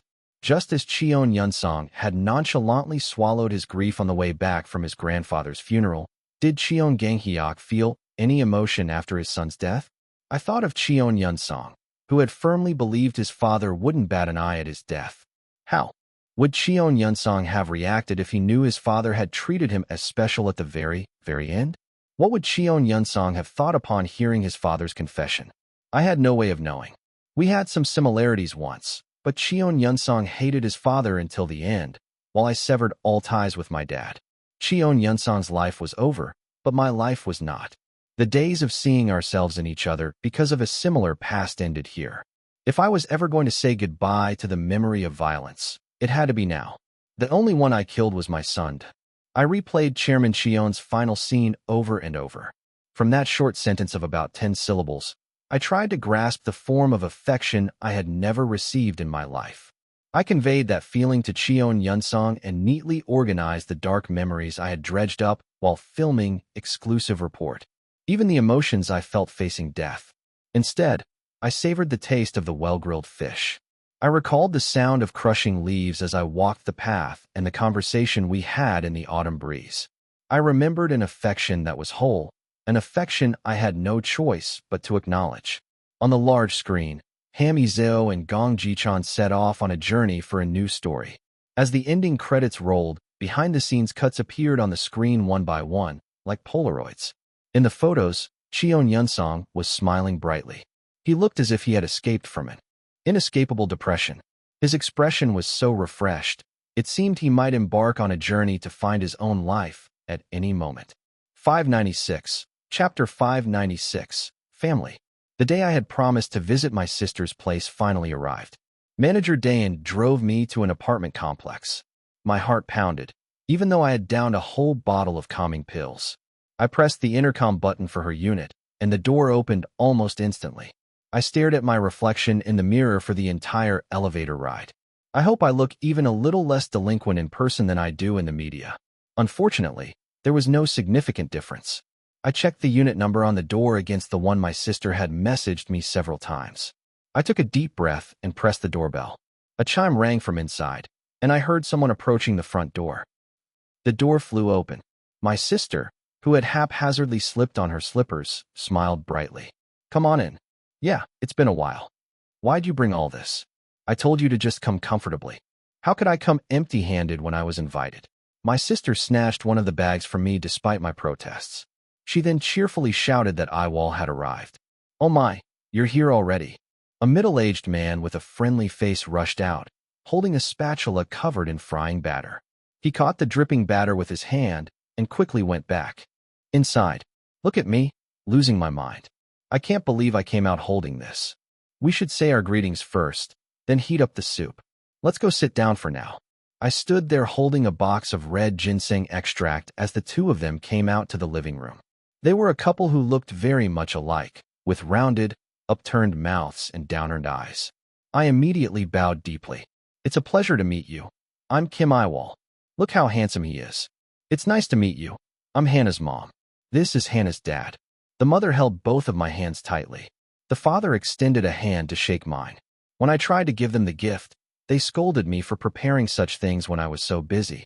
Seeing the three of us greeting each other in a flurry, my sister stepped in to direct traffic. "Let's not stand around like this. Let's sit." "Mom, we're eating right away, right?" "Yes." "Hannah, don't you come into the kitchen. Just sit in the living room with Yiwol. Your dad and I will handle it. Looks like we just need to move it. I'll just bring out the side dishes." Everyone bustled between the living room and the kitchen, leaving me as the only one who couldn't do anything. They told me the guests should stay seated every time I tried to get up, so I reluctantly sat back down. In the meantime, the large living room table filled completely with food. "I'm not sure if it'll suit your taste. This one, Hannah, isn't a picky eater." "At all," the mother said worriedly. I looked at the table filled with spicy, sweet, and savory dishes. I could picture how much thought they must have put into preparing it, all for a guest whose face they had never even seen. "Everything looks delicious. Thank you for the meal." I deliberately shouted more cheerfully to hide the fact that I was getting choked up. Throughout the meal, their attention remained fixed on me. "Yiwol, what side dishes do you like? Do you eat meat?" I heard idols intentionally skip meals and things like that. When I came to my senses, all the side dish bowls were gathered in front of me. I told them to please eat as well, but my words had no effect. He said he has to eat during his off-season. During promotions, he only eats cherry tomatoes and chicken breast. Meanwhile, my sister added fuel to our parents' fussing. She never used to be interested in celebrities, let alone idols. What kind of knowledge did she pick up from that junior colleague of hers? Their interest in me didn't wane, even during tea time. The mother talked about how much she enjoyed Exclusive Report. The father mentioned how surprised he was to see me while watching a baseball broadcast. "Isn't Yiwol going to the deserted island?" "I'm not going, father." I also took a hit from Deserted Rest Island. The power of a popular variety show was immense. It was understandable, since Sparks' recognition had skyrocketed from that one show, but my heart was torn to shreds. A big sister should be buying her little brother meals. Did you at least send him a gift icon, Johanna? If I send one, 10 come back, so I'm looking for another way. My sister already takes great care of me. Those weren't just empty words. My sister's affectionate personality was the same now as it was back then. She would randomly send me a mobile gift certificate for a delivery app. When I asked why, she would tell me to buy drinks for the members. I once sent her a drink coupon, telling her to have one after work, and got an earful for it. When I dodged her reply with an emoticon of Lee Chonghyun looking away, she sent me a sticker that was supposedly the most popular emoticon for people in their 20s, asking, "Don't tell me those are the only emoticons you have."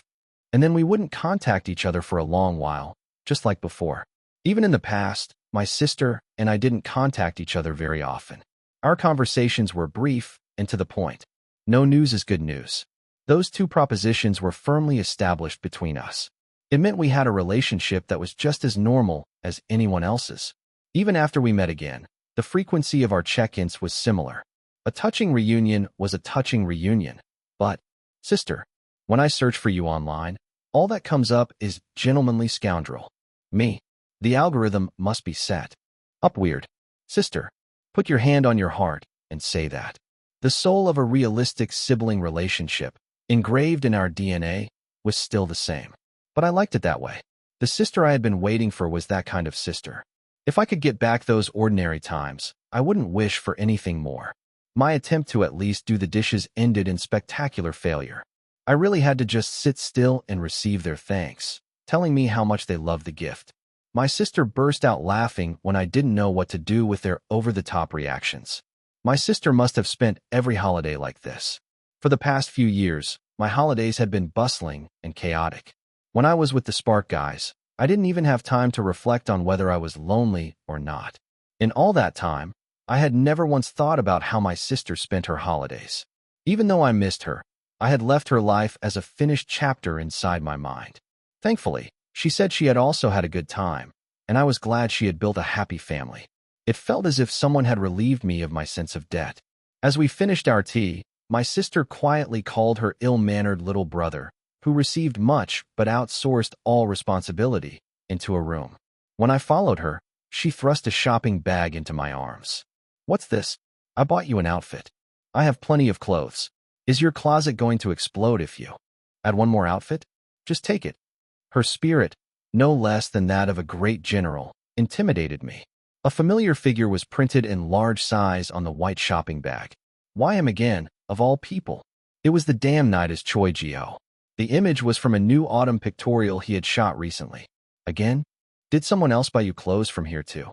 Something like that. First the apple crumble pie, and now this. I don't know how her taste in picking things could be so consistent. Or could it be? She likes Choi Ji-ho's face? Since long before I regressed, and even now. Do you happen to like him? I asked, trembling. I had never once imagined Choi Ji-ho becoming my brother-in-law. It's too horrible. If that ever happened, I'd run away from home without a second thought. No, I promised not to run away. I'll just go out for a slightly long time. I won't go back to the dorm for 3 hours. My sister, oblivious to my inner turmoil, smiled brightly and said I was making a strange joke. She waved her hands as a bonus. Does that even make sense? I'm not that shameless. In contrast to my horrified sister, I regained my composure. For a moment there, I was truly dizzy. The emotions from the day I met my sister again were still vivid. It felt so unreal that I was bewildered. The whole time I waited for her to enter the cafe, I was both impatient and anxious. It felt strange for my sister to call me Mr. Yiwol. It was only natural that the sister in this reality didn't know me. Even though I had prepared myself to face a sister who didn't know me, it wasn't easy. But her smiling face and her taste for the same dessert every time were unchanged. Her personality, which made her fidgety whenever she saw someone crying, was also the same. I cried so much that all my pin-up emotions came crashing down. I couldn't deny that she was the sister I knew. If so, then her tendency to spare nothing for her family must also be the same as before. Inviting someone she'd only known for a short time over for a meal, and insisting on giving her grown-up little brother clothes. must have meant that she had truly accepted me. After all, these were all favors she had shown me when I was her little brother. If your schedule is free at the end of the year, come over. Don't stay at the dorm by yourself. Look at this. Isn't she still worried that I might be left all alone? If I were to be greedy, I hoped that one day my sister would accept me as her real little brother. I could wait, no matter how long it took. However, my sister was a more amazing person than I thought. Even when I took a step back out of caution, she would stride forward and grab both my hands. She came back to me. If that was the case, then there was nothing more I could wish for. I retorted that there were more people at our dorm. Then, I fled to the front door to escape. My sister, whose eyes were blazing. Leaving, the family came to the entryway to see me off as I took out my shoes. The mother opened her arms. When I awkwardly bent down, she pulled me into a tight hug. Oh my second child is so tall, he doesn't even fit in my arms. A warm hand stroked my back. The mother's embrace was warm and comforting, unlike me, who was stiff as a statue. Think of this as mom and dad's house, and make sure you come visit again. Over the mother's shoulder, I could see the father's bright smile. My sister put on a hat and slipped on her slippers, saying she would walk Kim Yiwol out. The car is in the parking lot. What are you doing? Just rest. Enough, just follow me. My protests were completely useless. Her back, which looked endlessly broad despite her small frame, led the way as it always had. Even if my sister doesn't remember me, and even if that makes me feel a little empty, it's okay, because I've learned that affection is eternal. My steps were light on the way back home. 597, Chapter 597, Disciple 1. The long 3-month journey of SMG ended spectacularly. My tumultuous challenge as a judge also concluded successfully. Watching someone get eliminated wasn't easy. The mental burden was completely different from IDC, which had no dropouts. If it was this hard for the evaluators, I could only imagine how the contestants felt. I felt incredibly gloomy each time 10 people were eliminated in a single episode. Nevertheless, the end arrived. Everyone shone brightly on the final stage. From a teacher's perspective, nothing was more gratifying than seeing a disciple's remarkable improvement. Competition is cruel, so not everyone received their desired results. The ranking announcement was even crueler. People focused more on who made the 10th place cutoff than on who won first and second. The position of honor went to a trainee who tried just a little harder than the other diligent contestants. Jiang, whose posture was corrected in the first episode, earned the title of a growth character. His serious attitude of never taking advice lightly and his outstandingly improved skills earned him the honor of debuting. To my mom and dad who believed in and supported me until now. To the fans who voted for me, thank you so much. Lee Jiang started to cry. His parents in the cheering section cried so hard they couldn't speak, their throats choked with emotion. The MC patted his shoulder, but it wasn't enough. His upper body trembled, and his tear-filled eyes turned toward me. Mentor Yiwol, Mentor Jiang, all the mentors, thank you so much. I clapped, full of congratulations. I glanced at the seat next to me and saw Mentor Jiang crying. The prickly yuck Jiang from the first recording was gone. The trainees who ran this long journey together embraced one another. I wished everyone the best of luck and stepped down from the chair that had given me a new experience. With that, the 2 schedules that took up most of my time were finished.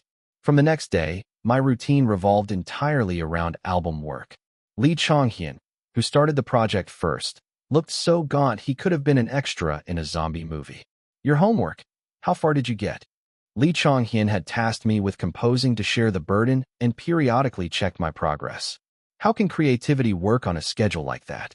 Weren't you the one who said you believe in deadlines?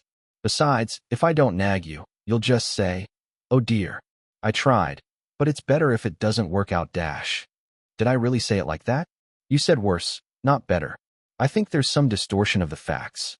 You should go online right now and search for the revised edition of the Kim Yiwol quote collection. I lost the power struggle to Lee Chonghyun, who wouldn't concede a single word. After that, I diligently brought my tracks and knocked on the studio door. I finished the part you assigned. That's amazing. I haven't even listened to it, but I'll give you 100 points for now. Lee Chonghyun groaned weakly and played the track. After checking the homework, he added another 119 points. Thanks to him, This assignment also received a perfect score of 219 points by Spark Studio standards. But I still think it's lacking something to be the title track. We need a plan. I was actually thinking about that while you were gone. Want to listen to this? Lee Chong-hyun selected an audio file from the countless files on the monitor and played it. A clear, mystical instrumental sound, somewhere between a xylophone and a bell, flowed out. It's called a celesta, the unique, clear sound it makes by striking metal plates. As he spoke, Lee Chong-hyun quickly typed something online. I realized the foreign word he entered in the search bar was Tchaikovsky from the thumbnails that appeared. Lee Chong-hyun clicked on a performance video of the dance of the Sugar Plum Fairy. You've heard this intro, right? Isn't this the kind of sound you wanted? Lee Chong-hyun was right. He had found the exact sound I wanted to use as an effect. The clear yet cool image was exactly what I liked. Chong-hyun, you're truly amazing. You had the same reaction during Sprint, and here you are again. Thanks. As expected, Chong-hyun is perfect and brilliant, right? Of course. He looked surprised by my unexpected answer, but I was sincere. I was genuinely amazed by his ability. It seems like you can create any sound you want. Well, that's because I compose. Conception and implementation are different. If it weren't for you, I probably would have just tapped a few glass cups with chopsticks and called it a day. I'd be lucky not to break a few cups in the process. Moreover, Lee Chong-hyun lacked nothing in imagination. While creating title tracks and B-sides for Spark and the drama OST for Jong Song-bin, he never faced accusations of self-plagiarism. The melodies Lee Chong-hyun could produce were endless. He wasn't bound by genre, and every piece was high quality. The time Lee Chong-hyun invested had become his asset. And his development? Even Flowering, which we were currently revising, was considered a masterpiece among our early title tracks, but only Lee Chong-hyun, the composer, was unsatisfied with past praise. He constantly pursued something better. Since he never chose a wrong answer, Lee Chong-hyun didn't need an incorrect answer notebook. Instead, he created a reflection notebook. He endlessly dug into choices that made him hesitate and never wavered over the same thing again. This was only possible with self-objectification and introspection. Lee Chong-hyun never grew complacent with his work. He would say everything the members did was good, but he was unusually strict with his own songs. He was always satisfied even when only a portion of his own song was used for his part. During a live stream, a fan asked, "Is Chong-hyun strict with himself?" Lee Chong-hyun didn't strongly deny it. "I don't want to see the members sing a song that has even the slightest bit of regret.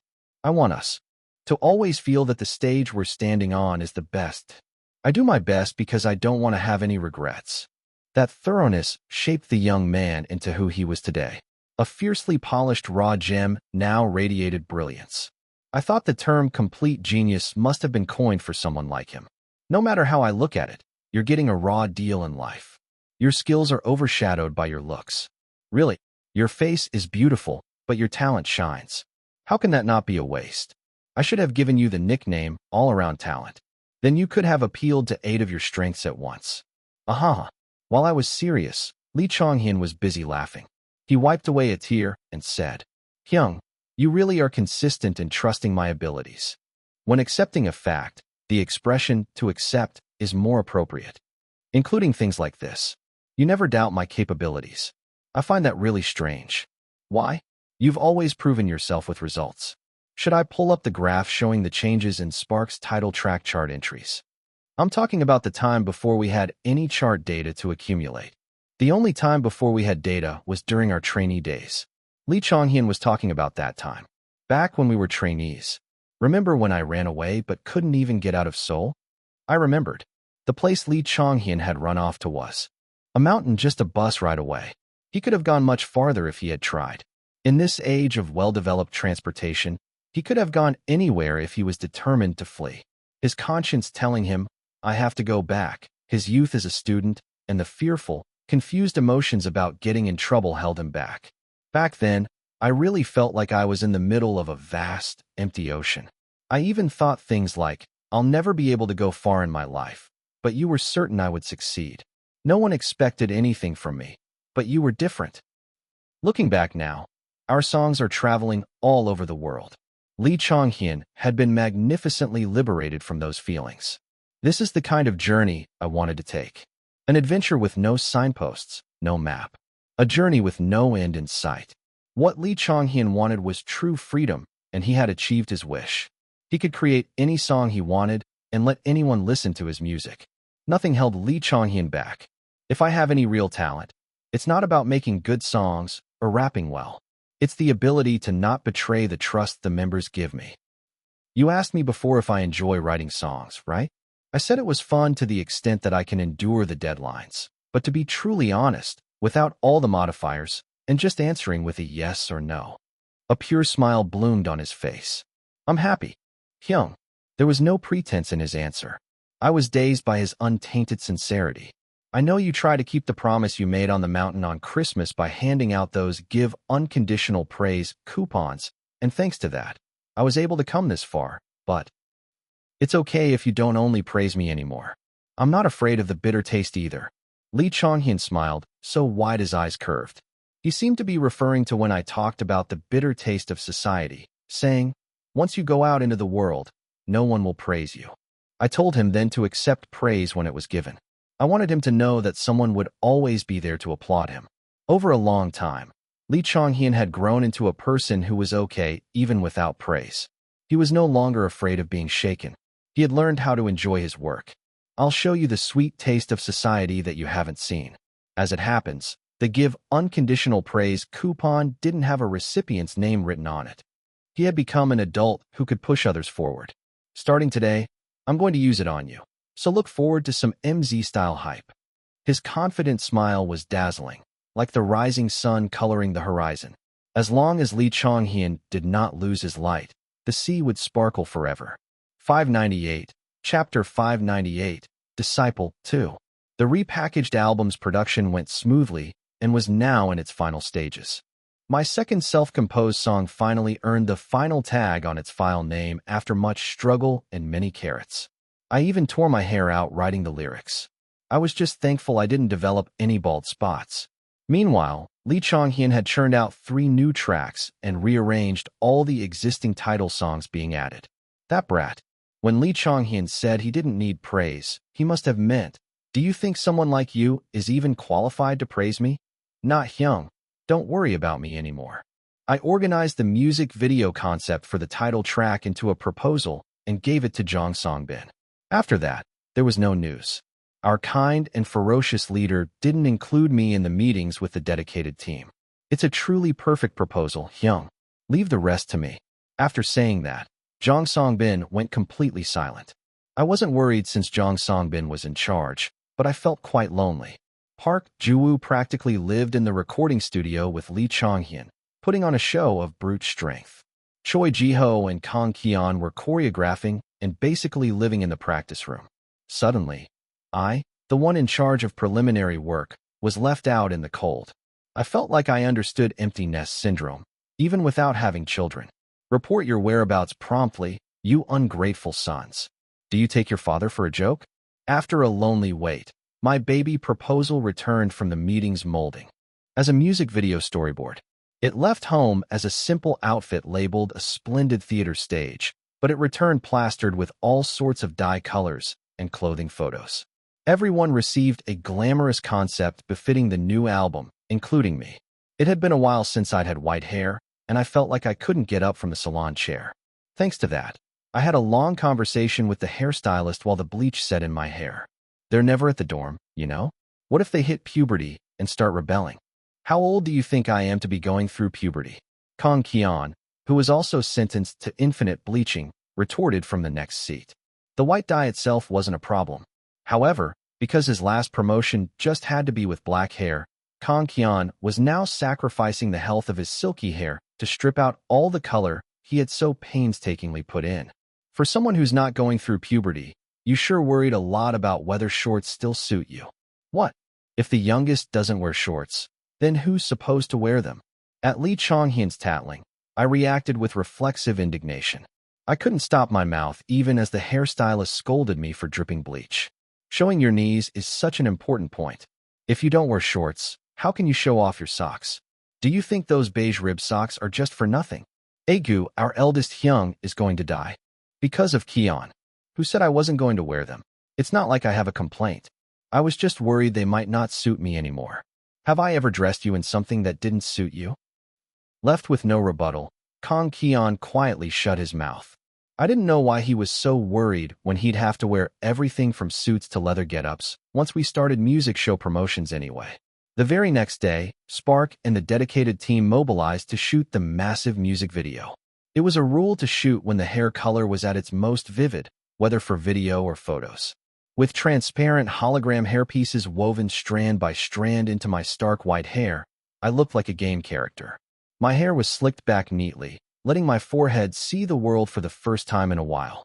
The artist, a special effects makeup expert, carefully examined my face after my makeup was done.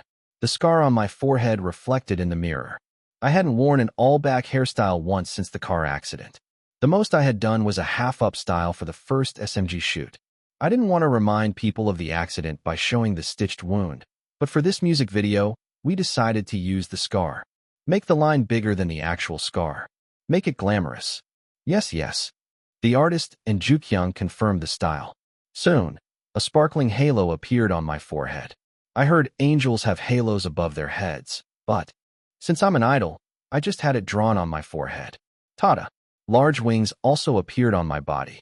Unlike the melting wax wings Lee Chonghyun wore in Flare, these were angel wings made of fake feathers. The former seemed specialized for flight, while the latter appeared focused on appealing to a sense of divinity. It was holy and burdensome. The scale of this character is something else. In the new music video, each Spark member took on a role on a theater stage. The setting was a stage created with a child's full imagination, so the characters were filled with fantasy elements. If we had aimed for maximum realism, a Tyrannosaurus and an excavator would have had to appear, but we compromised at a reasonable level. My role was an angel who loved humans so much that he descended to Earth. To avoid a similar impression to what I want to say, we mixed in warm-toned colors overall this time. This was why I ended up wrapped head to toe in a cream-colored outfit with a halo. A special guest arrived on set as the embellishments, which were more like special effects than regular makeup, neared completion. Teacher, Jaehyun. Everyone's attention focused on the dignified child who appeared in a smart newsboy outfit. I opened my arms, and Jaehyun came over and hugged me tightly. He truly was the Republic of Korea's cutest child #1, as chosen by the Sparklers. I was so happy when his guardians and Jaehyun himself accepted the offer to appear. Wasn't it hard coming here? Jaehyun shook his head. Traveling so far must have been tough, but Jaehyun was just happy. Like the brave and spirited elementary schooler he was. He wasn't scared even when surrounded by the towering Spark uncles, and just smiled awkwardly along with them. When Jong Songbin smiled, and said it had been a while, Jaehyun awkwardly smiled back. Jaehyun's role today was crucial. He wasn't here to play. He was here to act as the child who appears at the beginning of the music video. He was part of the cast. There was a good reason Jaehyun had come all this way. Why couldn't Jia come with you? I told you she could come if she wanted to. Jia has a recital at her academy. I promised to watch carefully and tell her all about it. The friendship between the two friends who had decided to become idols was touching. Since my makeup was done early, I took Jaehyun's hand and showed him around the set. Just then, another guest arrived. One, you're here early. Hello, Mentor. It was Jaehyun Won, one of the contestants from SMG. He was in charge of playing the role of the future, grown-up Jaehyun. Even a project group needed a preparation period before they could debut. Jaehyun Won had also been dedicating himself to practice since entering the dorms. Spark needed a third young man for the music video, and it wouldn't hurt Jaehyun Won to build more recognition before his debut. So I introduced Jaehyun and Jaehyun Won and played matchmaker a bit. Why are you here so early? Did someone tell you to come and wait? No. I came early because I wanted to watch and learn from you, sirs. Is that rude?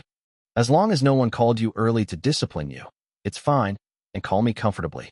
Our careers aren't so far apart that you need to call me teacher. But still, Jaehyun Won went around the set, greeting everyone. Then, he played with Jaehyun the entire time I was filming. They were creating idol signatures together.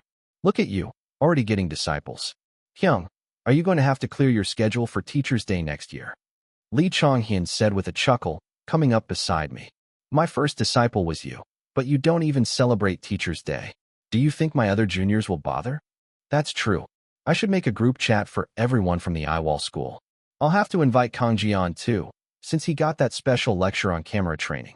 Sorry, it was a joke, so please don't do that. I begged him with my hands and feet.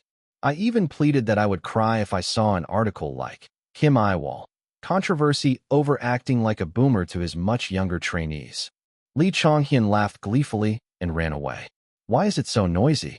Choi Jiho asked after finishing his makeup touch-up. I asked back, feeling resigned. You want to join the Yiwol school too? What's that? It's a gathering of my beloved disciples. Chonghyun is going to be the president, and Kian will be the vice president. You learned how to handle fan signs from me, so I think you're qualified enough. Send an application to Chonghyun via message. At my words, Choi Jiho tuned out halfway through. He had realized it was an utterly pointless conversation. As we chattered, I suddenly realized something. I no longer saw these guys as young sprouts who needed help with everything. In the life we lived, playing pranks like friends and returning to one home like brothers, my definition of them had changed a great deal. Or how about the Spark family? We make a blood pact and bind ourselves to the team forever. Any member who betrays us gets hunted down to the ends of the earth. Do whatever you want. Choi Jiho replied dismissively and left. I was passionately arguing that we should make a self-produced content series with this title when Jong Songbin grabbed me, told me to cool my head, and fan my face with gusto. The end of the year is approaching. The end of the year is approaching. Why did I say the same thing twice? Because when the end of the year comes, Spark unconditionally has a comeback. For a debut fan like Baek Haewon, predicting Spark's comeback schedule was a piece of cake. Honestly, who cared? Good things were good things. You could just shout, I think Spark is having a comeback soon. Any time, and Spark would have a comeback. But why is there no news about the contract renewal? Every time the issue of Spark's contract renewal flared up, Baek Haewon's insides twisted into knots. She knew that negotiations were usually finalized and announced a month or two in advance. She also knew that some late groups only reached an agreement right before their contracts expired. However, the situation was different for the person waiting. She couldn't sleep, consumed by anxiety and worry every single day. Whenever a malicious account posted something like, I bet Spark won't renew LOL, she would start a keyboard war, yelling, what do you know? But a corner of her heart would still burn. Why did Utopia have to make it a 5-year contract? She hated them. She hated the incompetent agency, and she hated the agency for not giving an early notice. Some might say that just meant she hated the agency, and they would be right. I only hate you, you bastards. Hurry up and announce the full member renewal. A vibration sounded from beside Baek Haewon's head as she was sprawled on her bed. Was it a shipping notification for the merch she ordered yesterday? As Baek Haewon reached out her arm, her phone suddenly started buzzing nonstop. What is this? In a brief moment, her top status bar filled with notifications. The moment she scrolled down, the news she had been waiting for greeted Baek Haewon. Much greater than official Spark contract. Renewal announcement. Much greater than congratulations on the renewal, Baek Haewon. Much greater than dude, Spark is renewing their contracts. Baek Haewon let out a scream of joy. 599, Chapter 599, CUE. Social media erupted with joy. Utopia dropped new teasers one after another into the Sparklers' festive gathering. Much greater than their having a comeback. Baek Haewon slapped her forehead. Her head throbbed, not from a headache, but from a brain overload. She couldn't process the sudden rush of overwhelming happiness. Before Baek Haewon could even read the announcement, summaries from eagle-eyed sparklers already flooded her feed. Much greater than Spark comeback summary. Repackage album, 2 versions total. B-side tracks will be released one by one. Today, it's the Flowering Room. Much greater than the theme is looking back on their activities so far. 2 versions are planned. Idol Spark / Daily Life Spark. Much greater than the A and B photo cards are different. But if you buy one album, you get 7 photo cards total, 6 individual plus 1 group, with no randomness. People who want to collect them all should probably buy one of each version. Even without the photo cards, I was destined to buy both the moment I saw the concepts were different. Baek Haewon calmed her trembling hands and checked the info image. The contents were neatly listed, starting with the 2 albums, which had distinctly different covers. The A version's cover looked like a photo album, with a group Photo of the 6 members on the front. Kim Yiwol and the agency often released daily life photos through Bubble Pop and fan club kits. But this album was special. A real daily life was very different from a naturally staged one. Seeing Spark sleeping in pajamas with cute patterns on fluffy pillows was a special feature only available in this album. Baek Haewon had to compose herself to hold back a curse. The photo of Spark putting stickers on each other's faces was the same. Would Kim Yiwol really tolerate stickers on a member's face? It was an impossible event unless they used tattoo stickers harmless to the human body, under expert supervision and after thorough preliminary verification. In the poster, however, Spark fully enjoyed the Christmas atmosphere. They smiled brightly while holding a 2-tiered cake they would never normally eat. They even rode a rocking horse that looked like it would break under their weight. Heaven and earth knew that seeing Jong Songbin, Spark's most mature member, do the flower cup pose and blow out candles was a sight unique to this photo shoot. This well-decorated appearance, which could be mistaken for daily life, had its own demand. It was like wanting to see an idol, already seen covered in flour, now baking sweet, crispy cookies. The principle was similar to daintily smudging whipped cream only on the bridge of the nose or the cheek. The B version was the complete opposite and entirely conceptual. The title, overlaid in gold foil against a red velvet curtain, resembled a photo wall for a performance. The contents gave a similar impression. Instead of the A version's secret memo list, the B version included a vintage ticket. The text was blurred with a mosaic, but the concept seemed unified around a performance. Baek Haewon magnified the image about 60 times and met Kim Yiwol's eyes in the photo card. Even through the blur, she could make out his features. Kim Yiwol smiled so brightly his eyes narrowed. He held one hand to his mouth, as if whispering. She couldn't take her eyes off the refreshingly upturned corners of his mouth. How can the world be like this? Her heart felt so overwhelmed that Baek Haewon leaned her head against the wall. She wanted to cry from sheer happiness. Besides, this time Kim Yiwol was Baek Haewon. The timing of the contract renewal announcement, they planned this. Many groups released an album right before their contract expired for one last cash grab. In those cases, the agency and the idols couldn't escape the fans' fierce anger. But Spark released an album after proving their solid friendship. An album full of nostalgia, themed around looking back on the time that has passed, and containing nearly 10 of their past title tracks. No fan would hate this. If the B version album and music video were done well, Sparklers could have a happy year-end, even without Santa. The blur on the B version is particularly intense, so this must be the main one. Baek Haewon scrolled up and down, analyzing the announcement until her fingerprints wore off. Her brain, which had nearly shut down after midterms, began working with extraordinary speed. If the B-side tracks were released one by one, and all the concept photos and the music video came out, Spark would make their comeback during final exams. Let's go? Baek Haewon energetically punched the air. A moment later, that same fist crashed down on her pillow. The title track of Spark's first repackaged album, Full Bloom, was first revealed in the highlight medley released with the final B-side track. The song information was simple. Lyrics by Kim Yiwol / Lee Chonghyun. Music by Kim Yiwol / Lee Chonghyun. This was concise compared to typical song credits, though slightly longer than Spark's usual. Lyrics by Jong Songbin / Lee Chonghyun and music by Lee Chonghyun. The music video opened on a small street with scattered British-style houses. A young boy wearing a newsboy cap and overalls sat leaning against a wall. The child spread a wrinkled, dried newspaper on the ground. He took a broken crayon from his pocket and drew on the unsellable paper. He drew a large stage where a dignified man sat in an angel's chair with 6 wings. He also drew a magician striding across the center in a large suit and a monster bundled up in fur clothes. A shadow fell over the boy's hand, which was coloring so passionately that his sleeve was smeared with crayon. The boy looked up. A man with different colored eyes looked down at him. The man, dressed in a yellowish-brown suit, picked up the newspaper. He stared intently at the comical drawing. When the man folded the newspaper in half, the large paper vanished as if by magic. The young man knelt before the boy and opened his hand. An old ticket appeared on his white glove. When night fell, the boy clutched the ticket and stepped into the dark theater. Candles in the hallway lit up one by one. A soft orange light glowed in the round hall, and golden tassels swayed beneath a sinful red curtain. The massive curtain opened. The face hidden by pure white wings was revealed. It was the angel the boy had drawn. A voice, whispering like a trembling feather, filled the intro.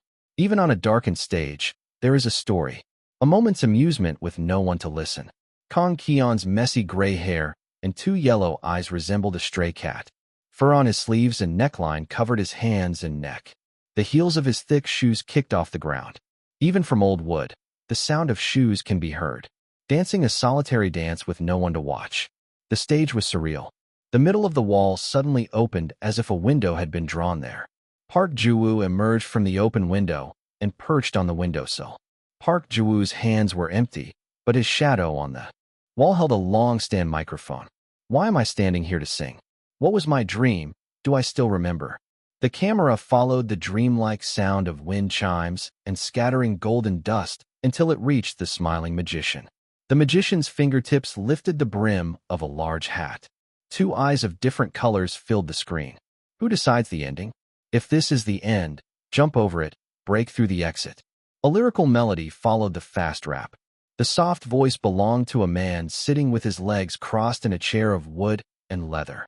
Contrary to the cold air from his 3-piece suit and thick, glossy cane, the man sang as if reciting a poem.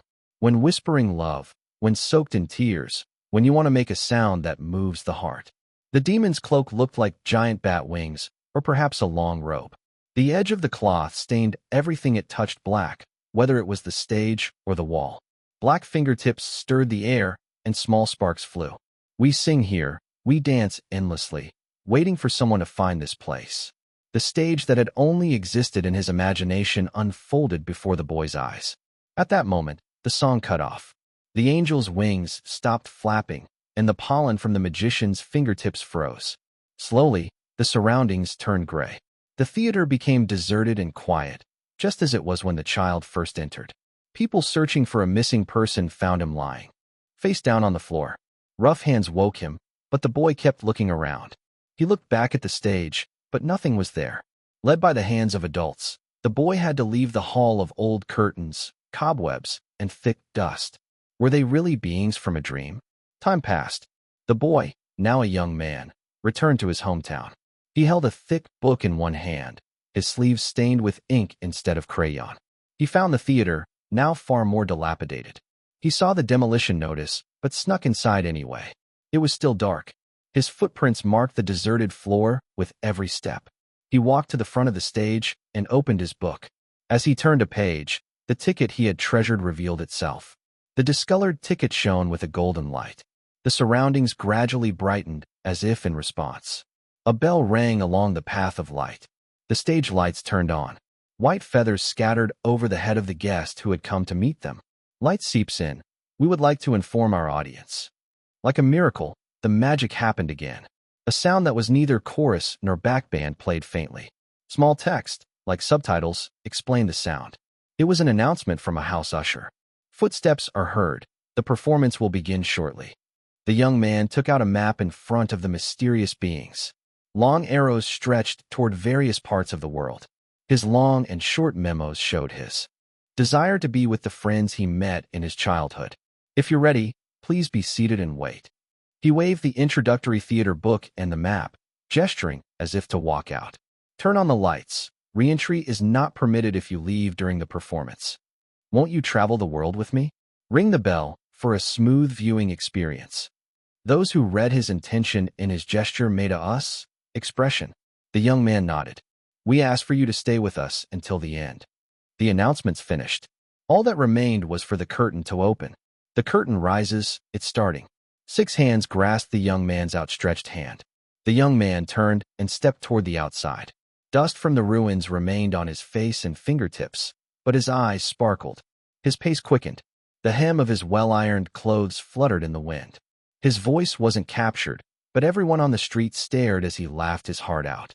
His laced-up dress shoes ran as if flying through the sky, as light as if they had wings. Our story. The title of the song appeared at the very end. Stand by. It was a leap for a new beginning. 600, Chapter 600, OKR 1. Much greater than this sweet non-human cosplay came 2 years after Dreamer. I love it. For real. Some people said the concept was too much, but it's been a while since we've seen a music video where they really committed to a concept like this. So sweet. Much greater than the planning intention for Flair was so funny. I was really curious what that crazy guy Kim Yiwol wrote for the planning intention this time.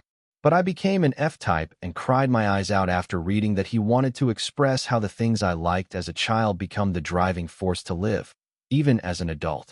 It's totally a story about an imaginary friend. I also like how it depends on the protagonist's belief whether it's their imagination or a real fantasy world. The world changes depending on what I believe. Much greater than so the concept for this title track is my eternal childhood innocence, right? They said it contains the wish that you'll live your whole life, holding on to the feelings you loved. I can't help it. I'll be a sparkler for life too. I'll be with you through college, getting a job, and moving out. You guys were the ones who told us to hold your hands first. It's not my fault. A title track like this on a remake album is cheating. Much greater than while everyone else is doing high-level analysis. Am I normal for just replaying the dance break section? Yes. The other humans who are different from me are the abnormal ones. I can't believe they're not rewatching Choi Ji-ho in a bolero. The Center Emperor wore only a corset vest under his bolero, and the peasants are looking elsewhere. Thank goodness. I wasn't the only one looking at Keon's triceps in that turtleneck short-sleeve harness. I think you were the only one who saw that. You traitorous bastard. Much greater than idols whose group choreography outfits have reached a singularity. The crop top is being passed down from Sparks Kim Yiwol Park Juwoo Lee Chonghyun. Wow, it feels like just yesterday my jaw dropped seeing Kim Yiwol during Mission. Juwoo was dazzling during a light. I can't forget it. Lee Chonghyun seriously leaves me speechless. With that face and that height, isn't he too unrealistic? Plus his proportions are great too. His physique is insane, his talent is off the charts, and the fact that his personality is adorable and cute is the biggest lie. True. Much greater than Songbin has become too much of an adult. It's hard. He said he'd show the spirit of a cold, handsome man group, and he really went for it. Yesterday, calling him a wolf felt inadequate. He was a male. So eloquent and honest of you. When he threw his head back and looked down, I gasped out loud. He really went for it. 22. Every time our Songbin raises his arms to dance, you can see both of his sides right now. Praise the stylist who put the slits there. Praise Keon who choreographed the dance too. Seeing a kid who wasn't like this act this way makes me feel like I'm going to faint. Much greater than the oldest members have completely adapted to idol outfits. Have you seen them? They cinch their vest waistlines tight, worry the outfits are too plain, and try on harnesses no one asked for. They even wear a bolero with their stomachs exposed and complain their shoulders feel tight. You guys, it's absurd how Kim Yiwol, with the most wronged expression in the world, said he could go to a job interview in this outfit. As if that would work. Why has this kid who wasn't like this become so detached from reality? Our effort to capture both a glamorous concept and a K-pop feel worked. It allowed us to satisfy fans with different tastes. I also checked the reviews that mention the song. Fortunately, almost no one said it was bad. Much greater than the song is good. It seems like they struck a good balance between a K-pop feel and a movie soundtrack feel. That's why so many edited videos with movie scenes are being uploaded.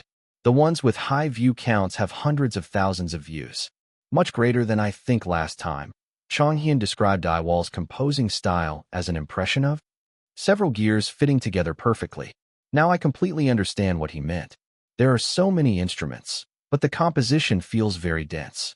It's also amazing how the instruments aren't clearly distinguishable when the sound is soft, but they come alive when you turn up the volume or it hits the climax. The chorus is insane. You can feel Juwoo and Songbin strong will to pour their very life force into it. The last line I burst out laughing, but I agree. In the past, I thought instrumentals were just a trick to increase the number of tracks, but after getting into standing properly, I find myself listening to them every time. I repent for my past self who said, if you want to hear this, can't you just go to a Noribang? I wish they'd release all the guide, chorus, and backing vocal versions. Much greater than I like Yiwol's composing style too. I wonder if he'll compose more. I hope he continues to write songs for us. He said he'll keep writing if the fans say they want to hear it. Agu, you selfless, filial sons. They even called me a filial doll for just sitting here. I didn't want their nickname to be in vain, so I diligently drafted a proposal for a cute plush doll to add to the concert merchandise lineup. We had plenty of tiny keychains the size of a mouse dropping. I decided I should ask them to release a chubby doll bigger than my fist. I had something to prepare for before the concert. It was the reason the SMG production team couldn't get rid of me after I had dissed them to their faces. The season of year-end music festivals was approaching. This meant Spark promoted on music shows while simultaneously preparing for performances. Others took the dead of winter as a break since it's hard to get it reflected in award achievements. We were the only ones grinding again. If I hadn't run off and disappeared last year, Spark could have achieved a winter comeback for 5 consecutive years.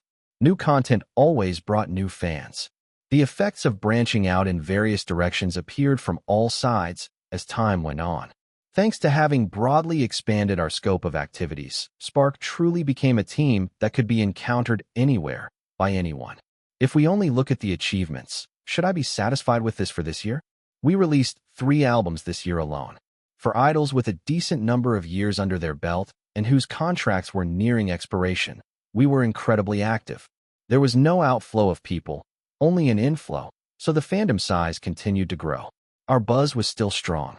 Since our rise, no metric showed any sign of the group going downhill. Even if someone were to say that the expression with this was arrogant, the numbers were such that I could retort. But isn't that the fact?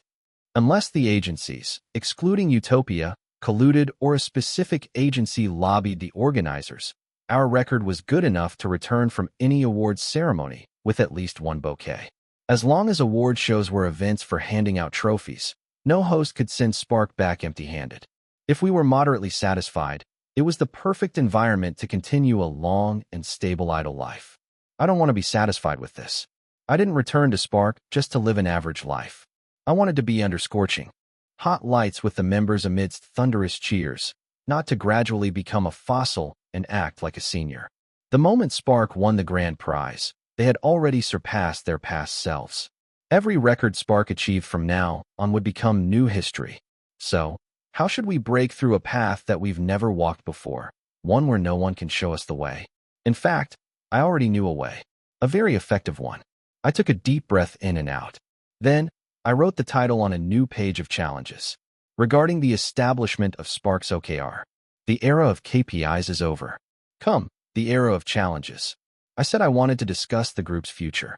The Spark members washed their sweaty bodies and gathered in the living room. Their speed and unity were both perfect. I've gathered you all for a very important reason.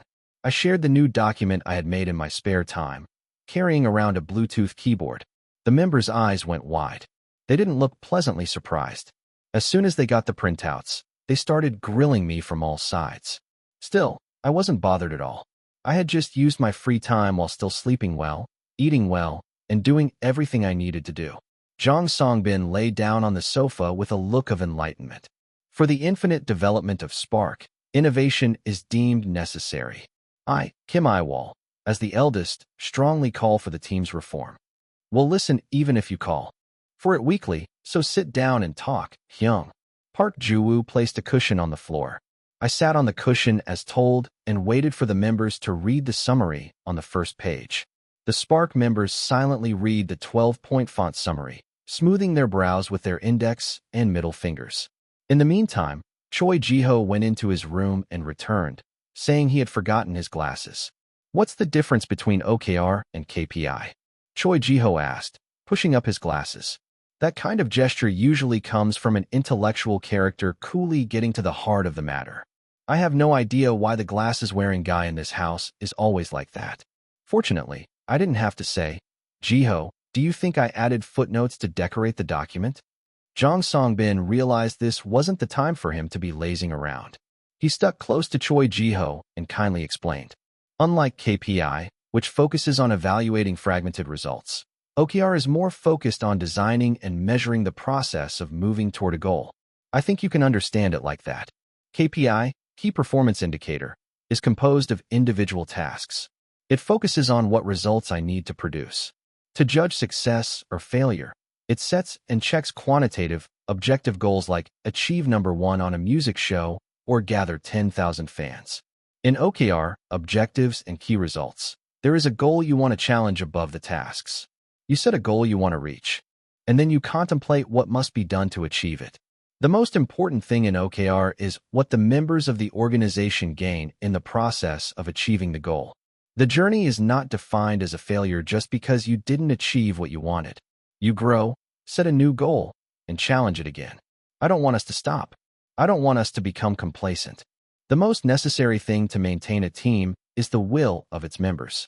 Since it's something people do together, that's a given.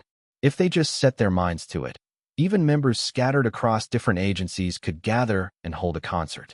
That's what idols were. Conversely, if the members lack will, the group quietly disappears.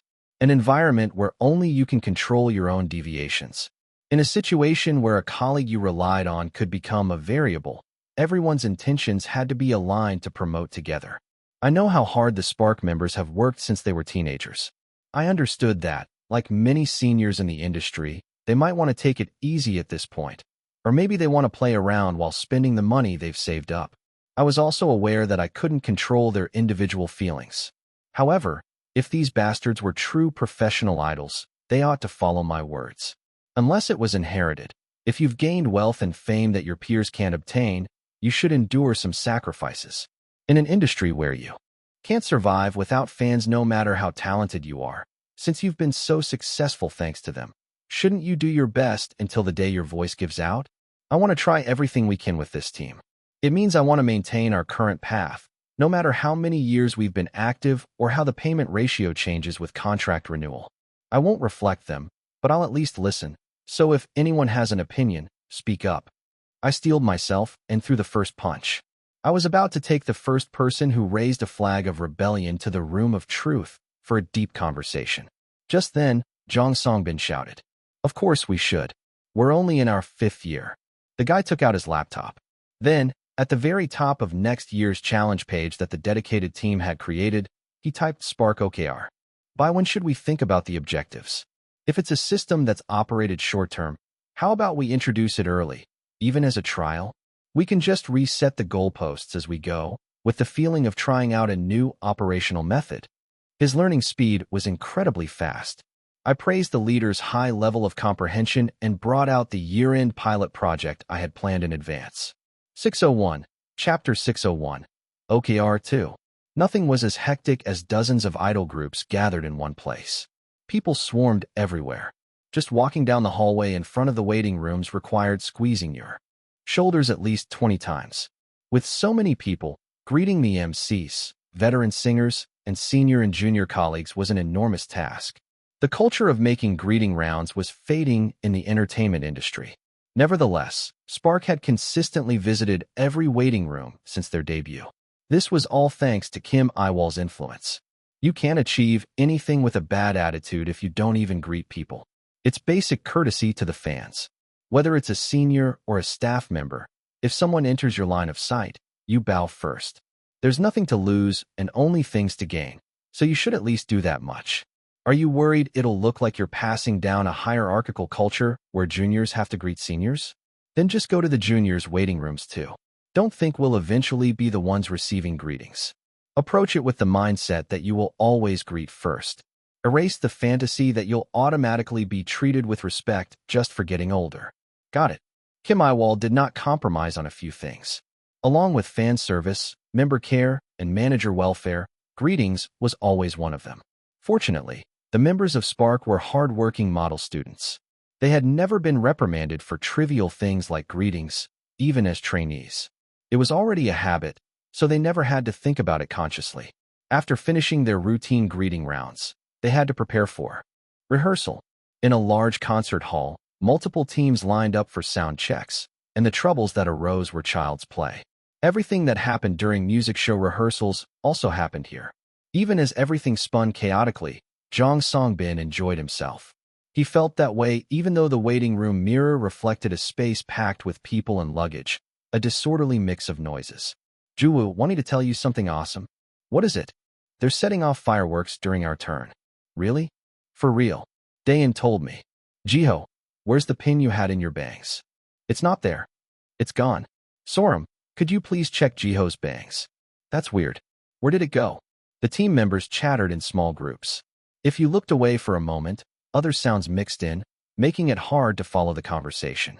Still, Jang Songbin liked this clamor. Yiwol, why are you so excited? Because it's exciting. We've been coming to the music festival for years, and now I'm even seeing this young ride a rhythm without any music. What's so new about that? I was always the type to beatbox. A slight turn of his head revealed Kang Kian and Kim Yiwol standing in a corner of the waiting room beyond the mirror. Just as Kang Kian said, Kim Yiwol bobbed his head side to side while looking for his outfit on the clothing rack. Spark's waiting room was always like this.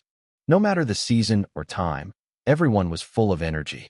No one would take it as a joke if you said you couldn't discuss Spark's waiting room without mentioning its boisterousness. The excitement doubled as the year ended. To Spark, the awards ceremonies were a year-end party hosted by the broadcast station. It was a pleasant event to beautifully conclude the fourth quarter. That was why Spark's year-ends were always festive. They looked back on their hard work throughout the year and shared their feelings. Even without a stage, they had fun creating performances they normally couldn't try. But there was a year when even Spark couldn't enjoy themselves.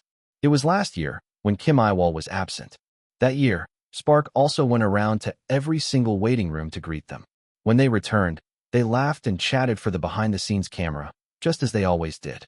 They reviewed rehearsal footage until the moment they went on stage, looking for areas to improve. They delivered a flawless performance. They returned to the waiting room drenched in sweat. They filmed a video sharing their thoughts on receiving an award and comforted each other, saying they had all worked hard. On the outside, everyone seemed the same. On the inside, they were different. If Jang Songbin recalled his feelings from that time, the only expression he could use was "it felt like I was rotting away." It was like picking up a perfectly ripe fruit, only to find an empty peel. The unresolved emotions festered and dripped away like bruised fruit pulp.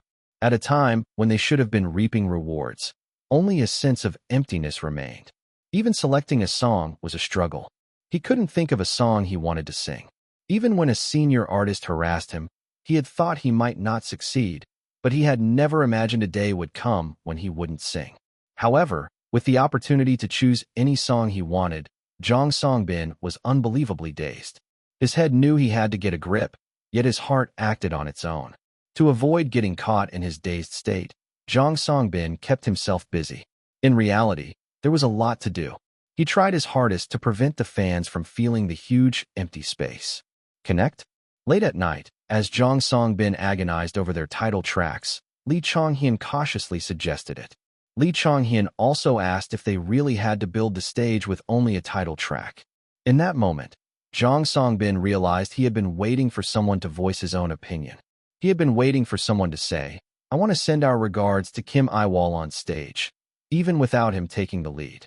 The preparation process was smooth. He had worried that someone might not be able to focus, but it was a needless fear. Everyone threw themselves into practice with fire in their eyes. While he was relieved, it was also quite bitter. It felt like everyone else held their ground firmly while he alone was shaking helplessly. The only thing Jang Songbin could do was not let his anxiety show. So he tried. He focused even more intently to ensure there was no room for criticism. He comforted his team members, telling himself through self-suggestion that they could endure this well, that they were doing well enough. "How can I wait for Hyung as calmly as you do?" When he saw Park Juwoo's face, smiling bitterly as he said he didn't know, it felt like a hard blow to the head. He had been ignoring a fact. Everyone was doing their best because they hoped people wouldn't blame Kim Yiwol after seeing a seemingly fine Spark. It was to protect the spot Kim Yiwol would return to, not because they were okay. Jang Songbin immediately gathered the members. Then he confessed the sense of loss he had been hiding. He said he was confused. He expressed his doubts about whether they were doing well, but confessed he was scared to be honest. He was far too lacking to be a leader they could rely on. "You're not the only one." However, Choi Jiho did not blame Jang Songbin. "Me too. The Hyung who had been so incredibly dependable was just like him. So were his smart younger brother and his mature younger brother. Everyone had been holding on. They were gritting their teeth, thinking, 'I can't break down and lower the team's morale.'" The sense of kinship no longer left Jang Songbin feeling lonely. Embracing his colleagues, Jang Songbin let go of his emotional burden. The conversation that day greatly changed Spark's mindset. They became honest. Choi Jiho said he needed time.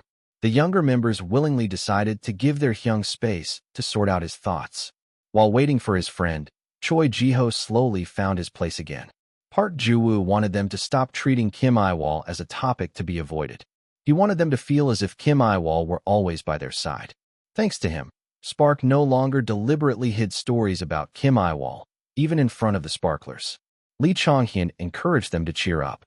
He said they should honestly confess when things were tough, and then get back on their feet. Lee Chong-hyun's suggestion became the strength that allowed Spark to endure without breaking down. Despite the indefinite wait, thanks to the promise made with their younger brother, they did not lose their smiles. Kang Keon emphasized that they shouldn't forget why they had decided to wait for Kim Iwol. That the hope of the six of them being together included not only Kim Iwol, but also the other five. I'll also try my best not to be absent anymore. Jong Song-bin, who had watched over Kang Keon since he was young, could feel the weight of those words. After pouring out their emotions, the newly united and strengthened Spark sang Connect without crying, and still, they did not despair. At the end of their patience, they learned that the fruit was sweet. Kim Iwol had changed. His love for the team was the same. However, within that beloved team, he finally included himself. He took a seat inside the strengthened walls and insisted that he, too, would be here. Their meticulous and proactive eldest Hyung wanted to keep moving forward. He didn't hesitate, even after all he had been through. He suggested that he wanted to try everything they could do as this team. The future of the six of them together existed in Kim Iwol's mind. Now that this was certain, Jong Song-bin was confident he could accomplish anything. After all, as the leader, he knew best that his members' potential was limitless. What should our first objective be? Jong Song-bin recalled the answer Kim Iwol had given to Park Ju-woo's question. To put on a performance at this year's Grand Music Festival that will be talked about for years to come. To be precise, to perform a stage that will be mentioned every time the year-end music festivals are held. Kim Iwol rarely voiced his goals.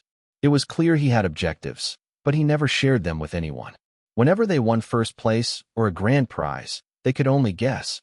Was this Iwol's objective this time? But that same Kim Iwol had now revealed a dream he wanted to achieve with the members. It was a challenging task, just as the term's definition suggested. Becoming a seasonal icon in an era overflowing with content was a difficult thing. However, it felt possible. He wanted to do it. Is it okay for the objective to not be more specific? This is enough for now, since it's our first time trying. Next, we need to set what's called a key result, an indicator needed to achieve the objective. Should we set a target view count based on the view counts of the most popular stages from previous years? No. It's difficult since there's no standard for a talked-about performance. Everyone put their heads together and began planning their next stage. After much deliberation, they created a challenging objective that was immature but meaningful. Whether they could reach their goal was to be decided today. If they succeeded, they would create the next objective. If they failed, they would try again. It was a journey that would never stop. Song-bin, why are you staring so intensely at Iwol and Keon? A staff member checking her makeup in the mirror asked. Kim Iwol and Kang Keon flinched. Her eyes darted about, busy trying to read his expression. It's nothing. Jong Song-bin answered with a smile. Kim Iwol, still holding the hanger, peeked at him sideways to gauge his sincerity. Upon realizing there was truly no problem, Kim Iwol wore a satisfied expression. 602, Chapter 602, OKR 3. Spark rarely wore uniforms at official events because they did not often take on dark concepts. However, fans constantly demanded it. The members would bring out the uniforms for concerts or special event stages, like the one at Strawberry Park. Uniforms always looked good on the well-built members of Spark. They could create a stage with a soft charisma by using white as a base or fabrics mixed with black, gray, and blue to neutralize the mood. That would have been the case normally. Jong Song-bin looked at the members gathered by the door. The tall men, with an average height of 183.3 centimeters, wore all-black jackets buttoned to their necks. They exuded an intimidating aura, even while standing still. Apparently, Kim Iwol had seen a comment that said, Spark, please, just once, have a comeback with a full uniform concept. Kim Iwol, whose love for his fans was profound, said he didn't want to betray their expectation that he would deliver the uniform punishment 57,293,861 times. Kim Yiwol's request was perfectly realized. The outfits were already gorgeous with embroidery on the sleeves and other areas. The addition of epaulets, gold cords, and chains made them look more like museum exhibits. Even the large buttons had detailed patterns, giving each member's outfit a unique variation. As stage costumes tailored to their body types, their perfect lines stood out.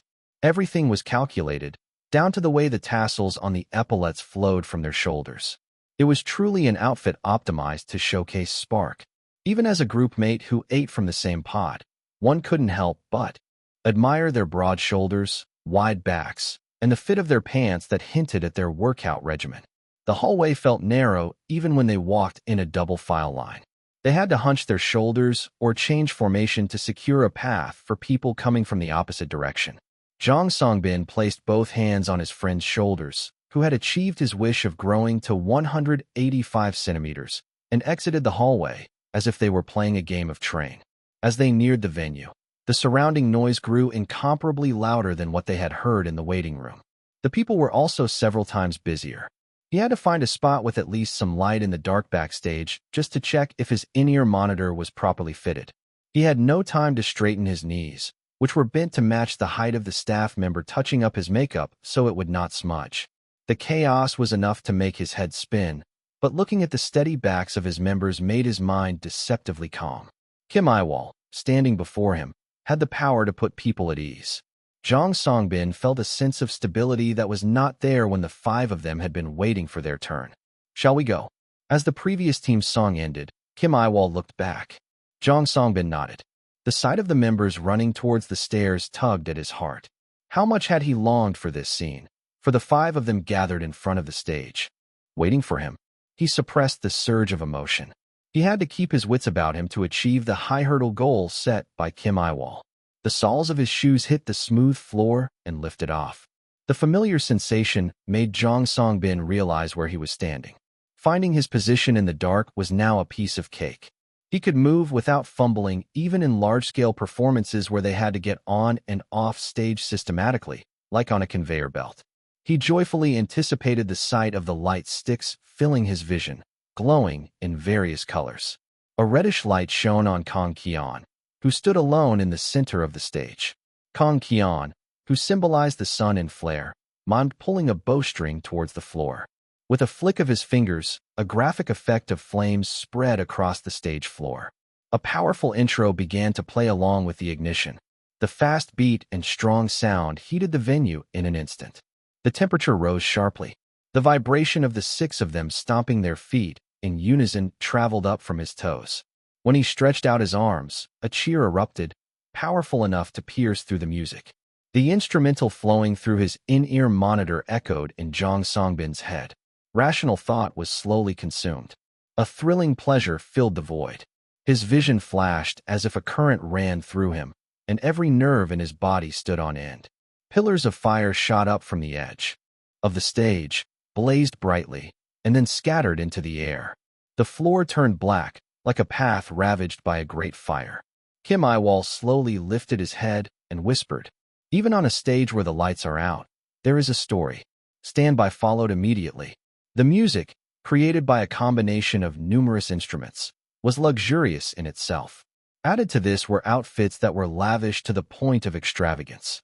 He felt like he knew how they looked without even seeing the monitor. The classical instruments and the romance fantasy-style costumes were a great match. Moments ago, they had maximized the precision of their group dance by highlighting the sharp image of the uniforms. Now it was time to create synergy for the song with their antique-style decorations and heavy makeup. The lighting changed to shades of yellow. The gold accessories sparkled even more. Standby had unusually long verses sung by a single person. Unlike their existing songs, which divided parts into short segments, it was common for one person to sing an entire line.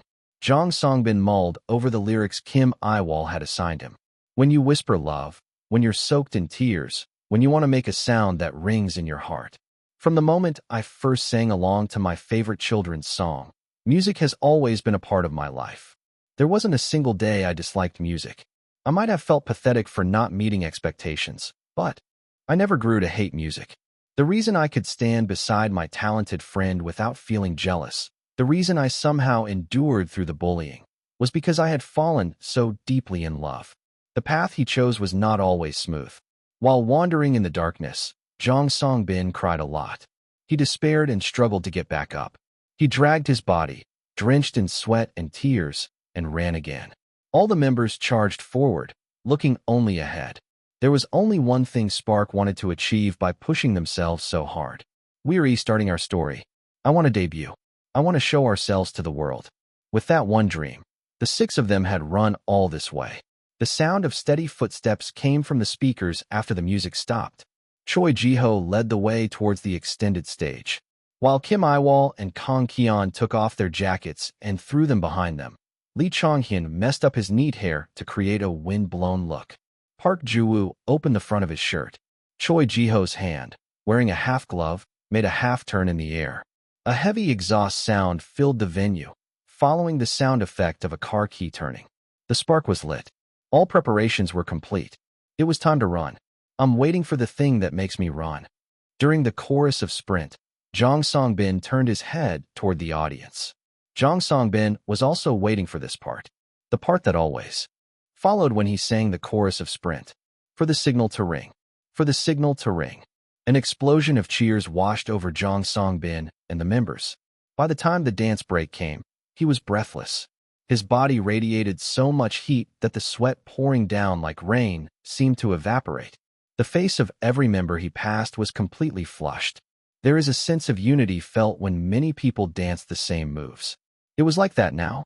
It felt as if the hands and feet of others had become his own. Even though he had poured out all his energy and had no strength left to breathe, he could not stop dancing and singing. The sound raged like a car speeding up until the dashboard needle hit its limit. His wet hair stuck to his skin, stinging. Even as his mind grew faint, Jong Song-bin planted his feet firmly on the ground. This time, too, Kim Yiwol was standing in front of him. He had returned to the stage for Spark and Sparkler. Kim Yiwol always worried about whether Jong Song-bin and Spark doubted him. For someone who had claimed he could see the future, he had been restless ever since he returned. Do you really think I have divine powers? Did you really believe me when I said I could hear my ancestors? Didn't I seem like a weird person to you? At the end, he would always add one more thing. Can you still trust me? Whatever story Kim Yiwol had, it did not matter to Jong Song-bin. Hyung's true identity was not important. After all, Jong Song-bin knew his heart. He recalled a conversation they had a long time ago. It was a biting winter night. Jong Song-bin still remembered the talk he had with the unfamiliar Hyung when he had hit his limit. If you just keep doing what you've been doing, the day will come when you're acknowledged. Those words, full of conviction despite having no basis, had led Jong Song-bin to this place. The assurance that he could be happy in the not-so-distant future had given him hope once more. Jong Song-bin's efforts were acknowledged with their debut. Spark was rewarded for their long wait. The moment they debuted with Kim Yiwol, a future like this was destined to happen. The past year had been one of reorganization. Kim Yiwol had returned to the space that had been left with only 5 members. They stood on stage with fluttering hearts. They drew their future together. The only thing that had changed was that their bond had grown even stronger. The day he first became a trainee. The day he first made friends here. The day he first set foot in the dorm. The day all the members were finally together. The day he first stood on stage. If those things created my original passion, then my heart must still be new. Because our story is starting all over again from the beginning. Being given the position of leader of such an amazing team must be the greatest fortune of his life. Take a step forward into an endless sprint. Jong Song-bin savored the boundless joy. From above his head, he heard the sound of fireworks exploding. Bang! Bang! The sweltering winter was coming to an end. 603, Chapter 603, OKR 4. Spark's year-end concluded with a heated finale. The organizers generously set off gunpowder and relentlessly shot up pillars of fire. I originally intended for us to enter the Hall of Fame with a blood-splattered stage, but we became a hot topic for several other reasons. Much greater than they performed a 3-song medley with only songs released this year, and all of them were hit tracks. Mr. Lee Chong-hyun, you're the best elite CPV. Mr. Kim Yiwol, you're the best brilliant Mundet. I thought Sprint was really heavy at first, but listening to it live outdoors gave it an insane festival vibe. Haha. Is this the power of arrangement? I wish they'd release another version with the ad-libs. The year has changed, but my soul is still stuck at the Grand Music Festival Sprint. Much greater than the group that lived up to its name at today's music battle. Photo, photo, photo, Sparks setting off a ton of fireworks lol. Are they only doing music festivals this year, and then closing down next year? Lol. They were spewing so much fire. Even watching on TV, I was wondering if the people in the standing section were okay lol. Much greater than I'm over here thinking Chonghyun's delinquent. Vibe has been crazy lately. Then Songbin completely poured cold water on it, and Keon showed up to wrap up the dignity of the revered cold handsome man. The real thug. Wero High School's rank 0. While Yiwol's jacket removal is languid and sexy, our kid just throws his clothes off in a refreshing, raw delinquent style. A silk shirt with high-waisted pants is a truly educated pervert combination. I'm willing to accept changing Kong Keon's symbolic animal to a shark. Much greater than my lord. My eternal emperor. All the other kids changed their styles a bit for the last song, but the only thing Jiho did was unbutton his collar because he's an emperor, and a monarch's dignity must be eternal. I really don't get Kim Yiwol. He disses Choi Jiho every single day, yet he's an emperor worshipper who can't stand Choi Jiho becoming banana-fied. I can't understand his character at all. Don't think too hard about it. Yiwol just likes pretty things. Look at how they only give Jiho the emperor's staff during the chorus of Sprint. Oh, look at them being convinced lol. There's no other chest like it in the idol world. The center emperor is the center emperor. All of Sparks' posts get a lot of reactions, but Choi Jiho's posts explode with an incomparable amount of firepower, whether it's comments or views lol. The post is barely 2 lines long, but a whole truckload of people swooning over the emperor. Gathers. When will this stop being funny? Lol. Much greater than I plan to be a crow that cries every time Lee Chonghyun is handsome, but I just cried so much I became a crow that lost its voice. I plan to go caw-caw, but whenever I see a picture of Chonghyun from the music battle, I'm so happy I just sob. Our sweet, lovable cutie pretty visual is a 186 centimeters tall, giant door of a handsome man. His Siberian plains look perfectly suits a 5:5 part, and it makes my life so hard. A shockingly handsome man who is tall, has a great personality, composes everything, and is a genius who's good at rapping. A perfect hexagonal all-rounder cute idol actually exists. I think I get why Yiwol tells Chonghyun he's dazzling so often. If Lee Chonghyun were in front of me, I'd probably poke my own eyes out because he's so dazzling. Much greater than Jong Songbin is possessed, for real. Did Utopia feed him 100 wild ginseng roots because the leader was having a hard time? He always made sparklers play a balance game between Sparks' last remaining warmth versus the dark mastermind leading the residents of Fireflower Village. But he's quashing all controversy like a true captain. This is the dignity of a leader. Songbin stands are always divided between flowering with List OHN Songbin and Mission into Light Songbin lol. Much greater than Kim Yiwol is seriously insane, praise. I thought he'd dye his hair black after promotions ended since his dark roots were showing, but look at him, bleaching his roots completely and wearing a black uniform. It's amazing. Jiho's determination to eat 2 bags of vegetable sticks as a snack for his diet is nothing compared to this. It doesn't look like it's completely white. Did he add some color underneath? Yeah, he added a bit of dark blue. He's wearing a black shirt as an inner layer too. I think he adjusted it moderately, so he wouldn't look like he was floating on his own if his hair, skin, and shirt were all white. Choi Jiho lol. I'm so happy the phantoms are so intense. Much greater than give Spark a lifetime pass to appear on the music battle. Even if they say they don't wanna, issue it by force. Make them appear on the music battle until they die, and bring some tension to the relaxed idol scene. A lifetime contract, absolutely. Due to such and such law, Spark must attend the awards ceremony at the end of every year. Make sure to add a special clause that they have to perform for at least 7 minutes. I felt a little confused about whether to be happy. It's true that idols survive by word of mouth. We had put on an amazing performance that everyone acknowledged, but we were also becoming a hot topic for slightly different reasons. Still, that content was positive. So, should I be happy? The world of idols is difficult. The important point was that Spark's year-end stage earned the title of legendary, thanks to various elements. We immediately achieved the OKR we had set as a trial run. It seemed Spark was a much more capable group than I had anticipated. We also received several awards. We won 2 grand prizes and a performance award for a light, making our fans' votes worthwhile. The trophies were placed safely inside a glass cabinet in the dorm's living room. A major shift occurred after the year changed. We moved to a bigger dorm and officially introduced OKR into Spark's activity planning. After succeeding once, everyone quickly got the hang of it. Experiencing short-term achievements was also effective. We set our next goal to achieve a concert satisfaction survey score of 4.8 or higher. To celebrate the new year, I was about to change Park Juwa's contact name to 23-year vintage metal marbles. I realized a beat too late that I didn't need to do that anymore. I should have changed it to a new, affectionate nickname long ago. I can't believe I left this easy method alone and just updated it every January 1st. Housemaker was also released. Its story of a close female friendship, non-provocative plot, and realistic romance resonated with female viewers in their 20s and 30s. As a supporting character, I didn't become a huge topic among drama fans. Instead, I worked hard to serve as an entry point through short-form content, as always. Much greater than just came back from watching a compilation of the youngest spokesperson, Nam Sajin. Much greater than there isn't a single line that isn't filled with resentment, lol. Much greater than Kim Yiwol gets a role where he gets totally screwed over for the first time in his life.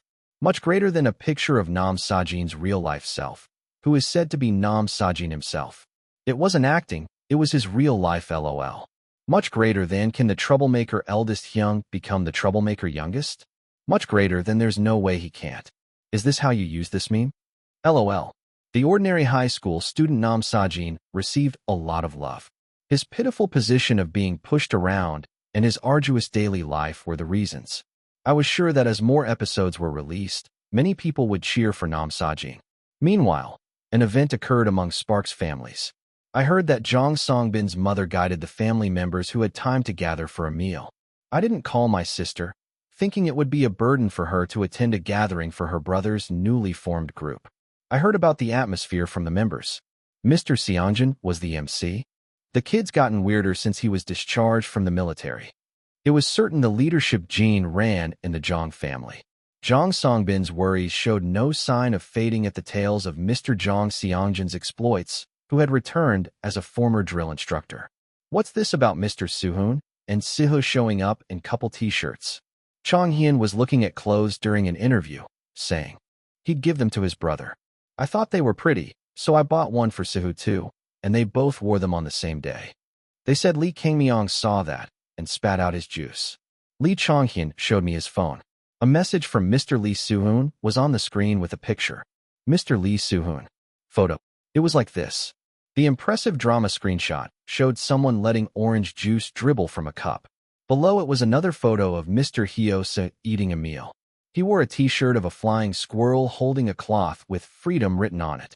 Mr. Soo-hoon wore this t-shirt too? I guess he wears it if you buy it for him. Mom hated it, but for some reason, it seems he didn't throw it away. Lee Chong-hyun laughed, finding it unbelievable. He said that although his mother hadn't attended, Lee Kangmyong often followed Mr. Lee Soo-hoon since the concert to keep up with his brother's activities. He also said Lee Kangmyong no longer made comments that ignored Lee Chong-hyun. I told him that, of course, no friend in their right mind would dare to ignore him, and the kid smiled proudly.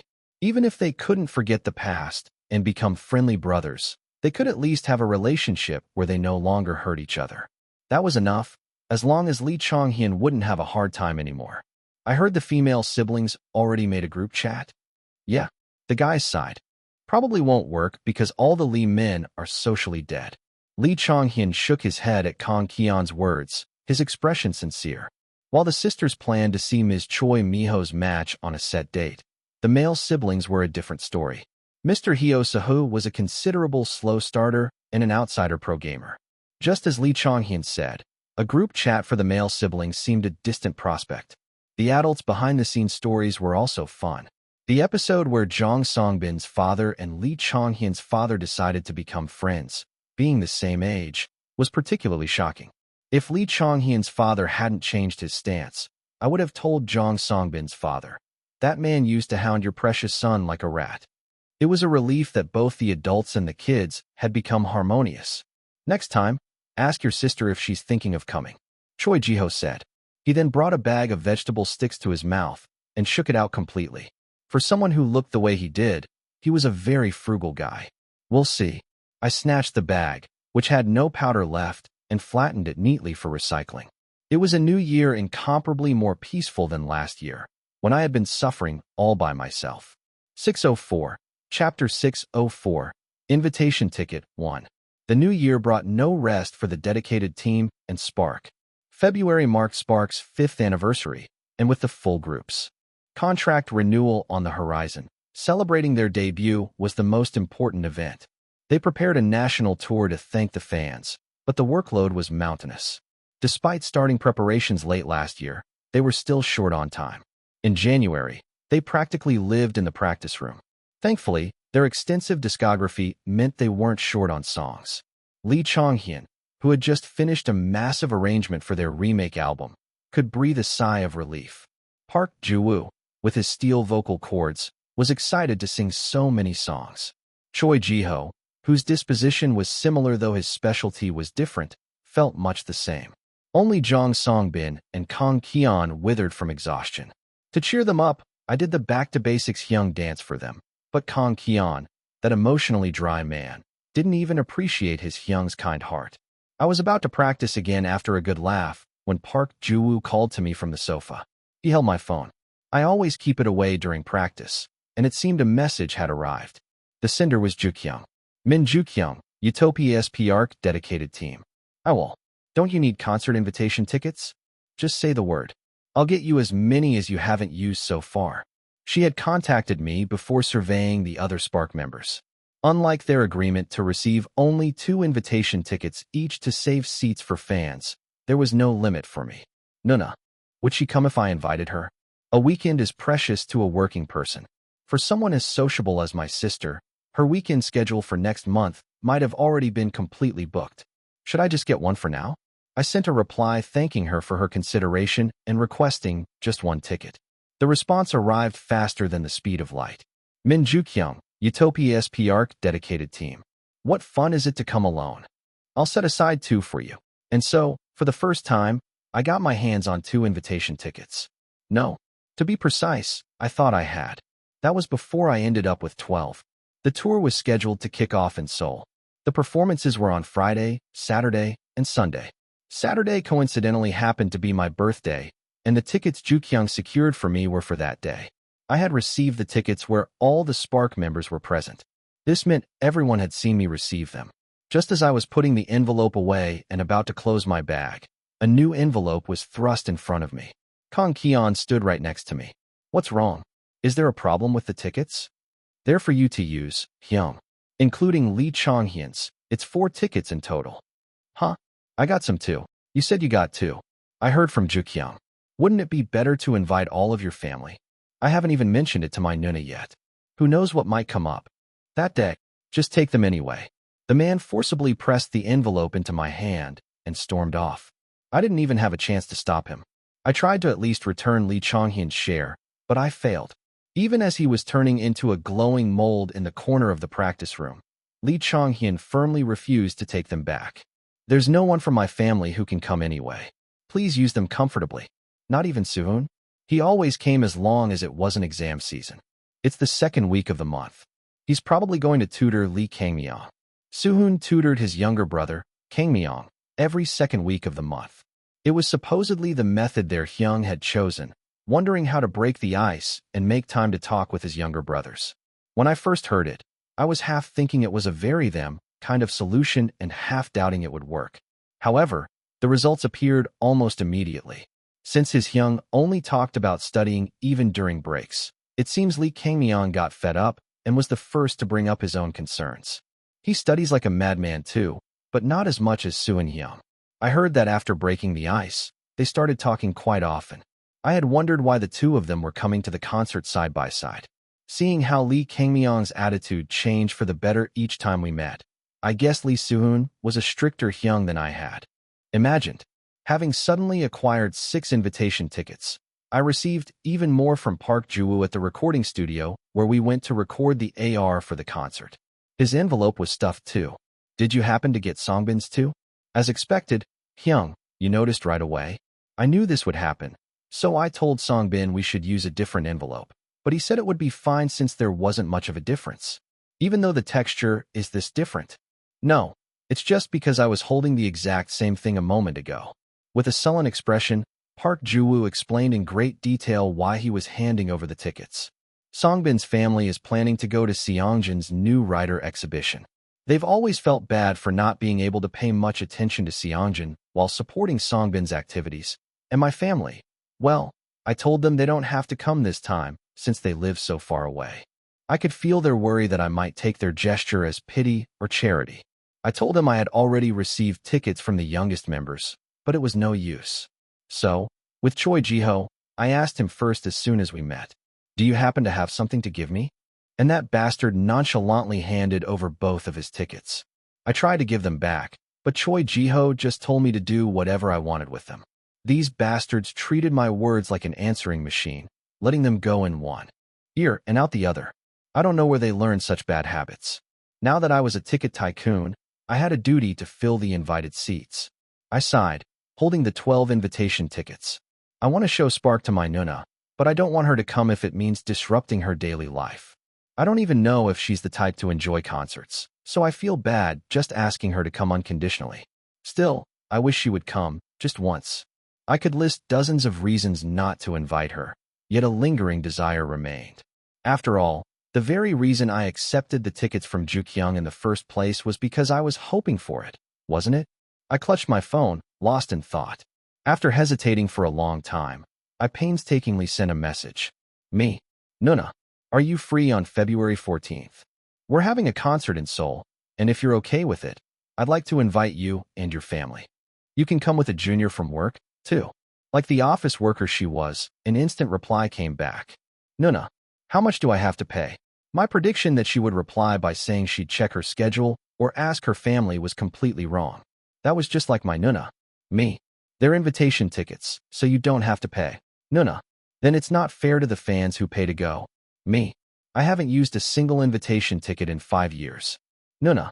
What time did you say? The concert was. Me. I haven't said yet. The grand project of concert invitations was off to a smooth start. For the next invitation, I immediately visited the office. Manager Chanyang. Yeah. What is it? Can we find someone using the company's name? He was the classmate who had looked through our graduation album to reveal the truth when I was being attacked from all sides. He was also an old friend, one whose identity I could guess just from the tone of the post by Class President Moon and the episodes mentioned. I had to find the class president. The class president's clarifying post helped me overcome a crisis that I thought I couldn't handle. From our high school days until now, when I've become an idol, he has been a friend for whom I have nothing but gratitude. I was more than willing to contact him directly. If I weren't a celebrity who had to go through an agency, I would have gladly done so. There was also a high chance the other person would mistake it for a scam. On the other hand, it was common for a company to search for a fan or the subject of a touching story.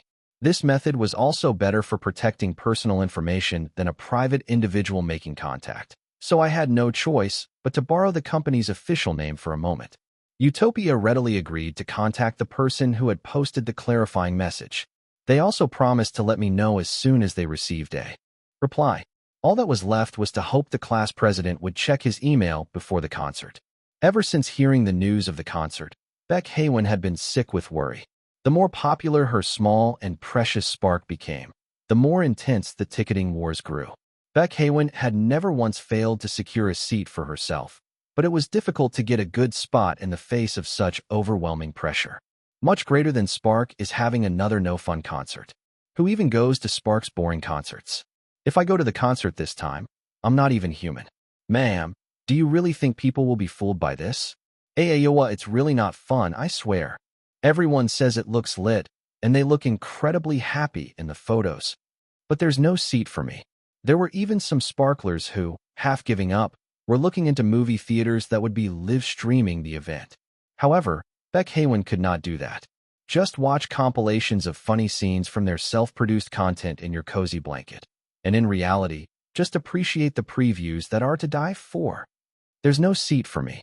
This was none other than their 5th anniversary concert. Watching it from the 2nd floor would be a disgrace for a sparkler. Sob? Hick. She bit her lip hard, holding back the anguish that threatened to burst out. It didn't matter if her family looked at her strangely. What is pride in? The face of love? To find information on canceled ticket sales, Beck Haywin logged into the community site for the first time in a while.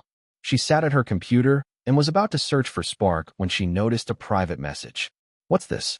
Did I attract a troll somewhere?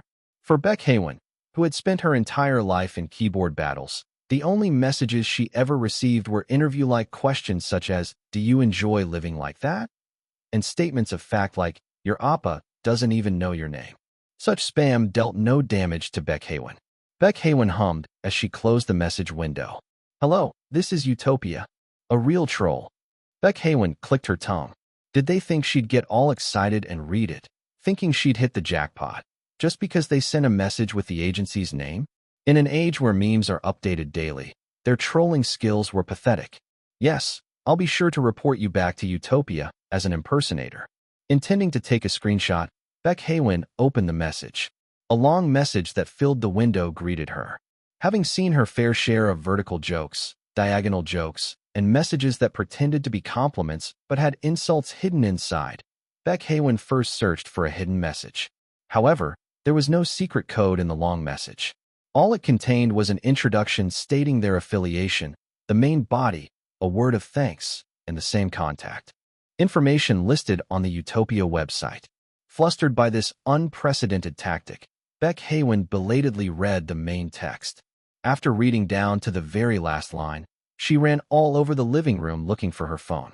While Beck Haywin sent a frantic message to her brother, the chair lay forlornly overturned on the floor. 605, Chapter 605, The Invitation 2. Beck Haywin sent a message. "Yiwol is looking for you." The moment Beck Haywin saw it, he thought, why is she causing a scene again? How can she not go a single day without some kind of commotion? Logically, why would he be looking for me? Beck Haywin replied, "Please stop wasting my family's Wi-Fi and get lost, pray." Beck Haywin shot back. "You can curse me out, but you can't curse out Yiwol." Her outrageous behavior worsened daily. "Mother, father, why did you have me and then have her too?" If Beck Haywin said that, they would probably say that he and Beck Haywin were exactly the same. A photo popped up next, catching Beck Haywin's attention. It was a UI he knew well from a few years ago. He remembered it from after he posted to clear the controversy about his classmates' special treatment. He had received hundreds of messages asking for more verification then. Beck Haywin's eyes widened at the message. The person from the incident wanted to meet the poster. It even offered to send a small token of gratitude to his home if a visit was difficult. Beck Haywin couldn't believe what he was reading. He typed back, "Isn't this a scam?" Beck Haywin replied, "You think I'd send it without even checking that much? How can I trust you? Don't even think about coming home today. I'll kill you." Using his computer, which he hoped wasn't hacked, Beck Haywin searched for Utopia's address and company number. If malicious software was on Beck Haywin's phone or the home PC, it would have sent him to a suspicious site. But just as Beck Haywin said, the contact information and the employee's name were all real. Beck Haywin couldn't focus on work all afternoon. Memories of Kim Han from high school kept surfacing. People had warned him not to even acknowledge Kim Han. Rumors claimed he was a delinquent or was being blackmailed by neighborhood thugs. His scars and minor injuries sparked baseless stories, like that he had been beaten up over relationship problems. But the Kim Han that Beck Haywin actually talked to was nothing like the rumors. He was mature, but could make people laugh with his strange words. Though a bit more mature than the other kids, he was still an ordinary high school student. He was a very good kid, so Beck Haywin befriended him easily. The high school version of Beck Haywin was rather immature. He would call the studious Kim Han out to play basketball or soccer. Kim Han never refused and always came to the field. He looked horrified when Beck Haywin broke his leg while playing, but he always stood behind Beck Haywin, holding his textbooks or bag. Get a grip, Altari. If you live your life just giving things away, you'll be sold off to make someone else's kimchi. Me? Just looking at your face, it seems more like you'd be the one selling other people off. Even with his silly jokes, Kim Han was a very funny kid. When Baekhain bombed his mock exams, he would laugh for a long time just by looking at Kim Han. Making Kim Han laugh was easy. But some days, even Kim Han didn't smile. On the day college entrance counseling began, Kim Han wore an unreadable expression. Weren't his grades good enough that he didn't have to worry about getting into college? Puzzled, Baekhain realized Kim Han had never once mentioned his desired career path. What major do you want to apply for? Baekhain asked without much thought. To his casual question, Kim Han gave a heavy answer. I don't know. Because there's nothing I want to do. It was the same expressionless face Baekhain had seen at the start of the semester. Even when hanging out with friends, Kim Han never suggested activities himself. He only did what others suggested or what they asked for help with. There must have been many things he could have said to the Kim Han of back then, but the Baekhain of that time was not sensitive enough to read nonverbal cues or socially skilled enough to read the room. So what if you don't have anything you want to do? I'm sure. Your parents are proud just to have a son like you. He had offered a kind of comfort that was worse than saying nothing at all. Kim Han gave a small smile. Baekhain hoped his friend would soon find something he wanted to do. That was why he was genuinely happy when he saw the cheerful Kim Yiwol on TV. He felt relieved to see a sparkle in his friend's once empty eyes. Then, the reason for Kim Han's misunderstandings during his school days was revealed. A family history that Kim Han had never mentioned became the talk of the town. By the time Baekhain realized what he had done, too much time had passed. He learned too late why Kim Han changed his name as an adult and why such a gentle guy had so many scars. Baekhain couldn't forget that bitter smile. He kept thinking of Kim Han, who had shown no distress even as Baekhain spouted such ignorant words. Collecting sharp comments directed at Kim Han was a way to relieve his personal guilt. There was no other way to apologize, so he reported the malicious posts others poured out. Kim Han was a friend who occupied an unusually large part of his memory. Their relationship was hardened by the guilt from his younger days. That same Kim Han was now calling for him. Baekhain had no choice but to go. The next day, Baekhain took a half-day off from work. He put on his neatest clothes and headed to Utopia. He also brought the Jalmayan meal kit Baekhain had pestered him to take. It was, apparently, the #1 instant Jalmayan product. The request was absurd, but Baekhain was certain Baekhain knew more about Kim Yiwol than he did, so he obeyed. After signing the visitor log, Baekhain waited. A young woman walked into the lobby. She introduced herself as the person in charge of Spark's dedicated team. Thank you so much for before. Thanks to you. Public opinion quieted down quickly. It was nothing. I only wrote the post. As working adults, they bowed to each other in front of the elevator. The manager, Min Joo-kyung, said that Kim Han had insisted on meeting him. He's not the type of kid to ask the company for anything. He did say he'd send a gift to your home if you couldn't come, but he wanted to see you in person. He's been in the conference room for over 30 minutes already, you know? Min Joo-kyung smiled. Baekhain remembered that Kim Han used to go to school at the crack of dawn. It seemed his habit of being early hadn't changed. Even as Baekhain stepped out of the elevator, the situation didn't feel real. His heart pounded when Min Joo-kyung knocked on the translucent conference room door. He saw a blurry figure stand up inside. Through the open door, Baekhain saw a face that was both familiar and unfamiliar. It felt different from meeting a classmate after a long time. He finally understood what it meant for a celebrity to have a different aura. As Baekhain hesitated awkwardly, the idol Kim Yiwol, whom he had only seen on screen, opened his arms wide. Class rep. The smile that coolly lifted the corners of Kim Yiwol's mouth melted the distance between them. It was the Kim Han that Baekhain remembered. Before we have our emotional hug, can I just say one thing? Baekhain asked. Kim Yiwol's eyes widened with surprise. Baekhain spoke. My compliment. It wasn't comforting at all, was it? Whatever else he might say, Baekhain wanted to apologize first. I'm sorry. He held back tears. Kim Yiwol made a hopeless expression, then strode over and hugged Baekhain tightly. That's two things, class rep. Kim Yiwol was the smartest in their class. He definitely understood what Baekhain meant, and just like the kindest kid in class, he patted Baekhain's back as if it were nothing. Baekhain couldn't ignore his sincerity. You're so damn fussy. Kim Yiwol laughed out loud at Baekhain's fed-up act. Once they sat down, they asked about other classmates and shared old stories. They talked about being full-fledged members of society and teased each other about it. Baekhain gave Kim Yiwol the Jalmayan meal kit, and received a new console and a soccer game in return. If you play soccer with a game, you probably won't have to worry about breaking your leg, right? You're as crazy as ever, Kim Yiwol. Kim Yiwol's eyes widened like a rabbit's. What's wrong? It's just weird. Hearing you call me Kim Yiwol. Is that a bad thing? Baek Hae glared, and Kim Yiwol laughed, waving his hands dismissively. His smile was the same, but he seemed much more carefree. Baek Hae had felt uneasy hearing about him in the news, but Kim Yiwol looked happy, like someone who had found their true calling. Also, we're having a concert. Want to come if you have time? When is it? The 14th of next month. That's your birthday, isn't it? You remembered? My mom says on that day, my sister puts your face on the monitor and prepares a birthday meal for you. She makes a huge fuss. Does your sister like Spark? Like? She's bet her life on you guys. Baek Hae looked disgusted. Kim Yiwol went a step further, asking him to look upon Baek Hae favorably. He pressed an envelope with tickets into Baek Hae's hand. All right, I get it. So that's Samjing? Can you release a different version? There are plenty of animal-shaped dolls, not just human-shaped ones. You really don't know anything about the idol market, do you? You need both human-shaped and animal-shaped ones to satisfy the demand. Can't you spare a thought for how I feel having to see 10 cotton dolls of my old classmate? Because your sister gets bonus points for being a sparkler. Must be nice being good at math. You should have gone into a science track. Even if I had, my grades would have become useless anyway. Right. Stop making such dark jokes. You're going to give someone a heart attack. As they bantered, Baek Hae felt like he had returned to his high school days. The worries that had grown since he started working shrank until he could barely remember them.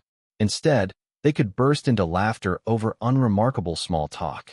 Baek Hae thought that as long as he was with the friend in front of him, any place would feel like their old classroom from their memories.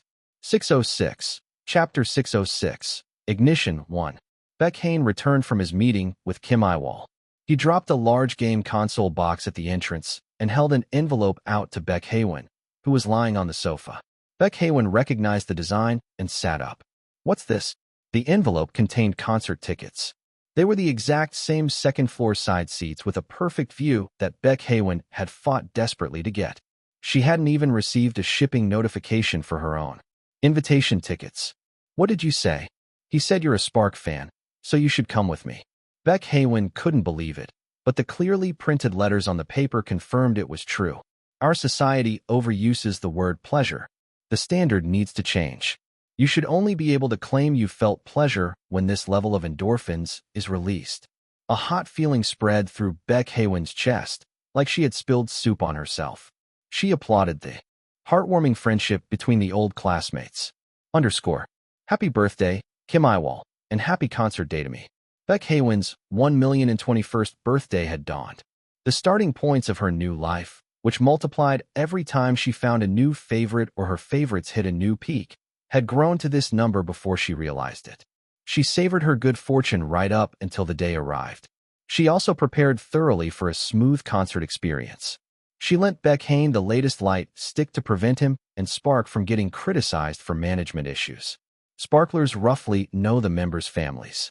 If a stranger shows up, they might think you got in through personal connections. She told him that having basic etiquette was a virtue for an invited guest. On the way to the venue, she drilled him on concert rules. Don't raise the light stick above your head. Watch out for prying eyes. When it's quiet, don't shout Kim Yiwol's name or make personal comments. Baek Hae had no intention of disrupting his friend's performance, so he listened attentively to his sister's advice for once. The siblings arrived early at the venue. Baek Hae used Baek Hae to buy 2 of every piece of merchandise, paying him 3 light stick batteries for his labor. There are so many people, Baek Hae remarked, awestruck. He was completely surrounded by a massive crowd, and most of them wore outfits similar to Baek Hae's. It was no wonder he was surprised. Be grateful. Other people can't come even if they have the money. Baek Hae again emphasized Kim Yiwol's kindness. Someone like Baek Hae would never understand the significance of these invitation tickets. Kim Yiwol had never invited a guest in all the years Spark had been inviting family. The other members never invited more than 3 people each, no matter how large their families were. That was why Spark's guest section always had only 10 seats. It was later revealed that Kim Yiwol had no parents to invite and couldn't invite his older sister. Spark were not the type to show off their families while their bandmate was in that situation. They never said it directly, but after guessing the circumstances, sparklers avoided mentioning family on Bubble Pop or in live stream comments as much as possible. Now, that same Kim Yiwol had used an invitation ticket for the first time since his debut. Did his recently found biological sister refuse the invitation? Thinking about it made Baek Haewon feel not entirely happy about being in the guest section. She wanted even less to dishonor such a precious gesture. I should just look at the stage and not look around. Baek Haewon resolved this firmly. After finding her seat, she kept her phone away. She hid her wild social media persona and excitement, maintaining her composure. She didn't even make a fuss when Hwang and Yeo Songkan from the Idol group Barian sat nearby. Over here, a woman's voice came from above Baek Haewon, who was holding her breath so hard she was practically steaming. The three of you, please sit next to each other. I'll sit over here. The woman sat next to Baek Haewon. Only staff could guide people into the guest section. Since no non-family member had ever been invited, Baek Haewon's seatmate had to be a member's family. Who is it? Her voice is so young. Is it Jaeyoung's older sister? She kept her head fixed forward, but her gaze crept toward the feet of the person beside her. The large bag was a product Baek Haewon had seen before. She felt a sense of déjà vu. The space, the seats, the props, it all felt familiar. Unable to contain her curiosity, Baek Haewon cautiously turned her head. A middle-aged couple and two women who looked slightly older than her sat in the seats. The three people at the end were strangers, but the woman right next to her looked familiar. She knew the faces of every member's parents and siblings from watching the electronic displays at every concert. She had never seen these four people on any screen. Baek Haewon's eyes widened as she mentally scrolled through Spark's past photos. She didn't find a match. In fact, she found nothing but, "Excuse me, where's the switch on this?" A familiar voice echoed in her fervent memories. It's Ji. Identifying one person strangely made the others' identities even more unclear. Who was in JI's party? Who would give a fan site master 4 tickets while Kim Yiwol was watching? Did they want to start a controversy over special treatment and ruin the contract renewal celebration? Baek Haewon's hands trembled. She was so shaken she didn't notice Yor and Polo arrive next to Baek Haewon. She looked over at the noise and saw Baek Haewon stiffly greeting the famous idols like a wooden plank. His old classmate's career is on the line, and he's just carefree. Or is he? Is he drawing attention away from the people next to us? Is this some tear-jerking sacrifice for his friend? What is this let's all die together lineup? Just as anger surged, she heard murmuring from the other side. The whispering grew louder. Even with caps and masks, the sharp noses of Gu Jahan and Woo Yoon-jae were unmistakable. The two men bowed deeply to the couple and their daughter sitting beside Ji and chatted with them easily. Ji turned her back to Baek Haewon to face them. Having seen tens of thousands of fans at events, Baek Haewon could read Ji's feelings from her silhouette alone. Her shoulders were stiff, her arms held at an awkward angle. Her hands trembled and sweated, a mirror image of Baek Haewon's.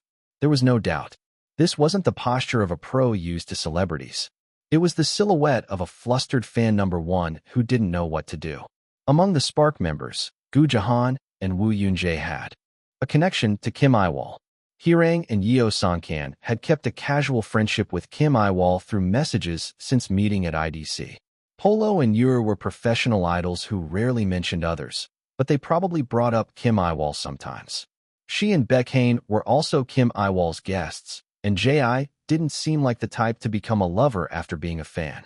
A single possibility flashed through Baek Haewon's mind, supported by a short bubble pop message she remembered. Yiwol Pizza. There's a fan at my sister's company who likes Spark. It's like a sparkler introduced us to my sister first. Kim Yiwol's guest. The one who came with her junior colleague, a Spark fan. Kim Yiwol's. Before Baek Haewon could finish her thought, the venue brightened. The large screen lit up, showing 6 hands on a pure white sketchbook. Baek Haewon recognized each hand just from the backs and fingers.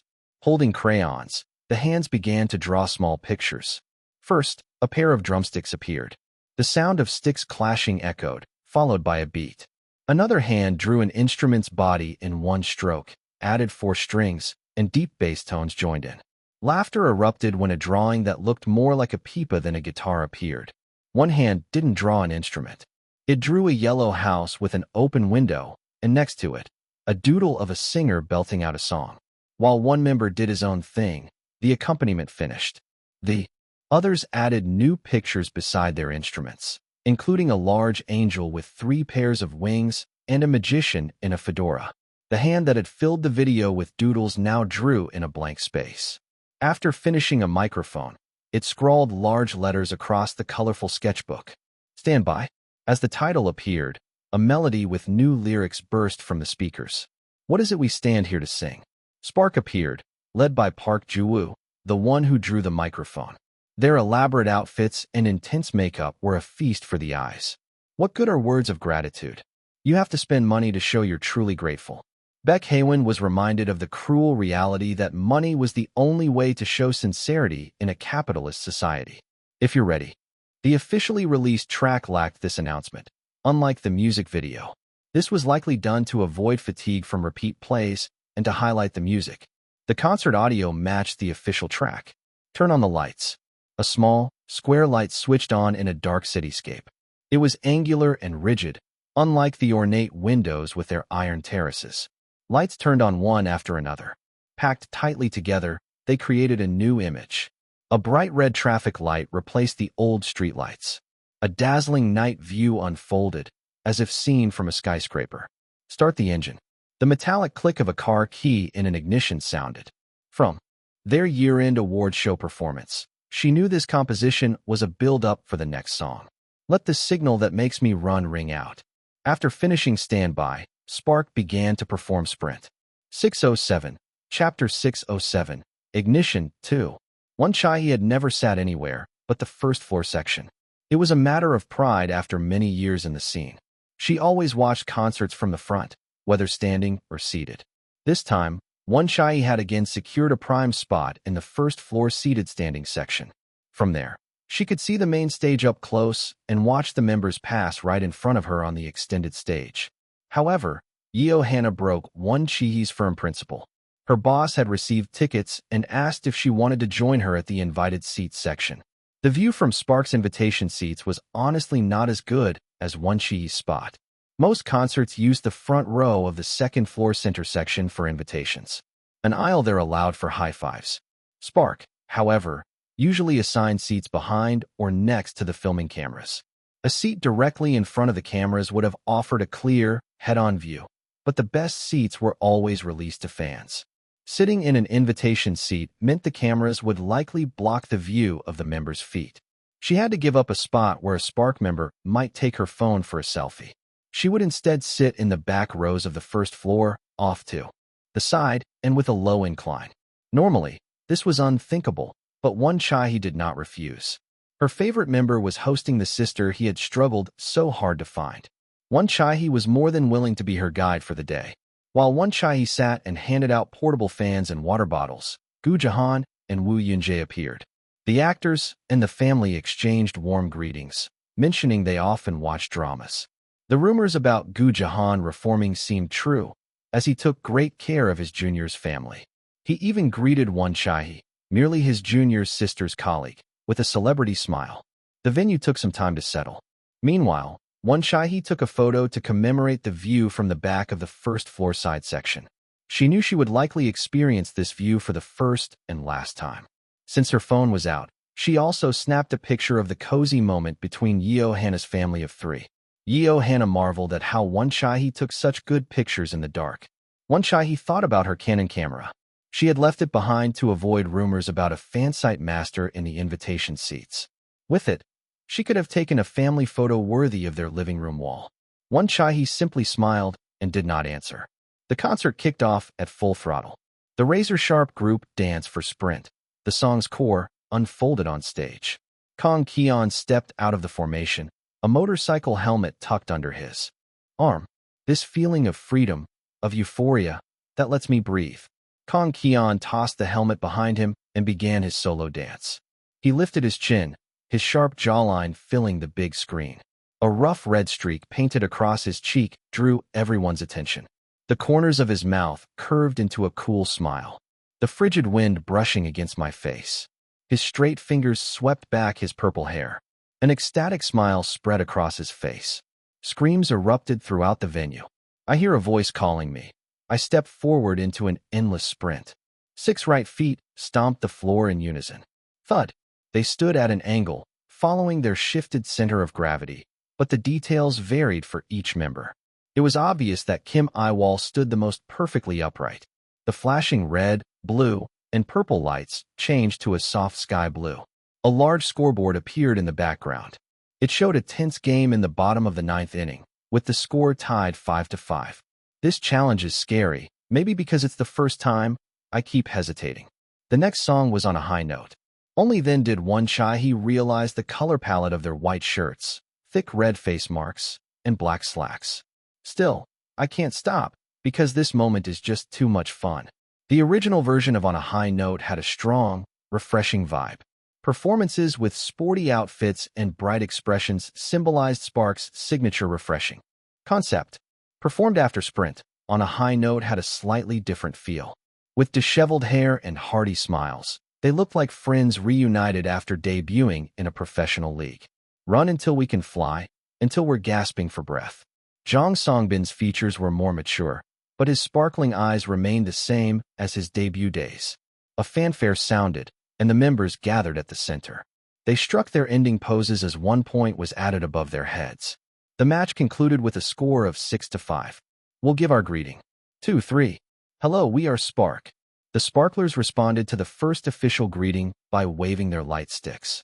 We'd like to start by first thanking everyone who has been with Spark for the past 5 years. As soon as Jang Songbin finished, they all shuffled into position, knelt, and bowed deeply. You all probably thought you had about 2 more years left. Kang Kian perfectly voiced the fans' feelings. It was an unprecedented case, enough to fluster even one Chahi, who was rarely surprised by idol-related issues. It's all thanks to our Sparklers that we were able to renew our contracts. Thank you for giving us the confidence to keep going. Choi Jiho and Kim Yiwol greeted the fans in turn.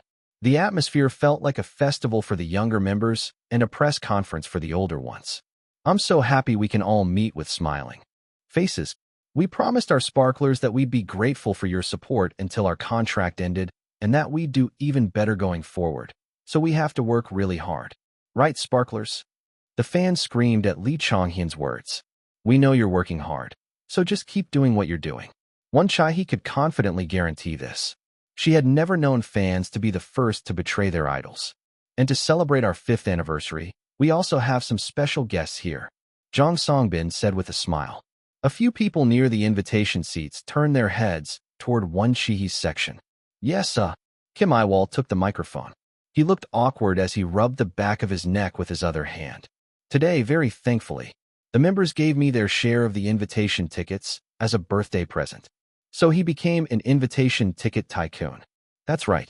Thanks to them, I was able to invite my Nuna's family, our class president's family, and some acquaintances today. Nuna, class president, are you watching? Are your families enjoying the show? Kim Yiwol waved toward the invitation seats. Yeo Hannah and a man sitting one seat over on the opposite side waved back. The people next to her must have been the class president and his sibling. The cameras did not pan to one Chi's side, perhaps due to a prior request. Instead, Yor, Polo, and Barian appeared on the big screen. 1. Chahi was truly relieved that he called his guests family to avoid misunderstandings, both as a regular person and a fansite master. I'd like to take this opportunity to thank the members for being so considerate. Kim Yiwol bowed to his group mates on either side of him. I invited this many Sparklers, so what's the big deal? I can spare 2 seats for my Hyung. Maybe for my birthday wish today, I'll ask for all 20,000 of you to be my guests. Look how shameless this Hyung is. Lee Chonghyun clicked his tongue. Kim Yiwol smiled with crinkled eyes and asked, would that be okay, Sparklers? The outrageous fan service made one Chahi wonder if she was dreaming. This was so unlike the usual Kim Yiwol, who was only confident in strange situations and was normally subserviently humble to fans. It was a legendary moment, worthy of a 5-star review commenting, "The owner's face is kind." Hearing such a statement, usually only found in fandoms that strongly support the entire group, felt incredibly special. The talk time, like the VCRs, was a segment for the artists to rest. They needed a short break to drink water, gauge the audience's reaction, and catch their breath. One Chai, however, thought the talk time was actually a break for the sparklers. The successive unit stages had fired her up so much that she was overheating in the middle of winter. Exhausted, she finally leaned back in her seat. Park Ji-woo and Kang Ki-yeon recreated a famous street dance battle from a popular dance movie. The two, who were relatively light on their feet for Spark members, perfectly pulled off the street fashion. Their lean, muscular physiques played a big part. Park Ji-woo wore a sleeveless shirt, impressive enough to challenge Kang Ki-yeon, Spark's resident sleeveless expert. Conversely, Kang Ki-yeon wore a loose, short-sleeved shirt like Park Ji-woo usually did. During a freeze, Kang Ki-yeon's shirt slid down, revealing his chiseled abs. Kim Yiwol and Jong Songbin's challenge of singing famous songs from different eras was also excellent. The two vocalists, dressed in retro outfits, carefully selected songs that had stormed past generations. Every sparkler knew Jong Songbin specialized in ballads. Kim Yiwol the balladeer, however, was a hidden gem. The only known fact about his ballad preference was that he sang one for a monthly evaluation as a trainee. Sparklers who heard What I Want to Say, Memento, or his concert cover of Jong Songbin's drama OST were thirsty for ballads of Kim Yiwol's own taste. Unlike idols with notoriously bad taste, Kim Yiwol knew exactly which songs suited him. His list of cover songs made this evident. The sparklers' expectations were not disappointed. The songs Kim Yiwol brought were all excellent. They were famous enough for younger fans to recognize from broadcasts, and they perfectly matched Kim Yiwol's refined vocal tone and Jong Songbin's smooth technique. Then, the long-awaited Choi Ji-ho-Lee Chonghyun pair appeared. The Emperor Fox duo, who once shook the fandom with their supreme visuals, made a spectacular return thanks to explosive fan support. The destructive power of Choi Ji-ho with red hair, a surefire winning color, combined with the legendary Jeom Chonghyun, was truly immense. This time, they performed a dance instead of a rap. The pair choreography from Spark's two tallest members was breathtakingly good. Their simple white t-shirts and black pants clearly showed their intent to win over the crowd with only their physiques and visuals. One was a hexagonal man whose only weakness was not standing out, and the other was the one and only center emperor. Watching them dance with such fire in their eyes left everyone speechless. A storm of endorphins raged through One Chai-hee and then vanished. The lights went out, leaving her completely wrecked in the dark. It was VCR time. 608, Chapter 608, Ignition 3. Songbin's heart-pounding text message test. An unusual title shone in the darkness. The intriguing phrase made the sparklers exclaim, "Oh dash," in unison. The VCR starred Jong Songbin, who appeared on a self-cam styled like a freshman university student. "Hello, sparklers. I just got back from school. I was supposed to have a vocal lesson, but it was suddenly canceled because something came up for my teacher." Jong Songbin had really just come from his university. A 100% authentic campus. Songbin smiled and took out his phone. "So today, I'm going to do a surprise event to show you all how our members communicate in their daily lives. A text message test. I'm going to send a personal message to the members saying I'll be leaving late because I got a lot of vocal feedback. It's not a complete lie. I got a mountain of assignments. Haha. I'm looking forward to seeing what kind of replies I'll get. The theme was rather simple for a surprise event. In a broadcasting world full of provocative hidden cameras, this topic would not even be considered a surprise. Isn't this a little boring? Just as One Chai-hee felt disappointed, Jong Songbin spoke. If I bring up a heavy topic, the members will get really worried. I don't want to make them worry, even for the sake of content, so I'll just send a normal message. It was a very considerate move. The phone vibrated the moment Jong Songbin set it down on the desk after sending the message. Jong Songbin's eyes widened. It's here already. The sender is Ki-yeon. Jong Songbin unlocked his phone and held the screen up to the camera. Ki-yeon, are you going to be very late? Another message immediately appeared. Around when will you leave? After reading the incoming messages, Jong Songbin showed a text from a new person.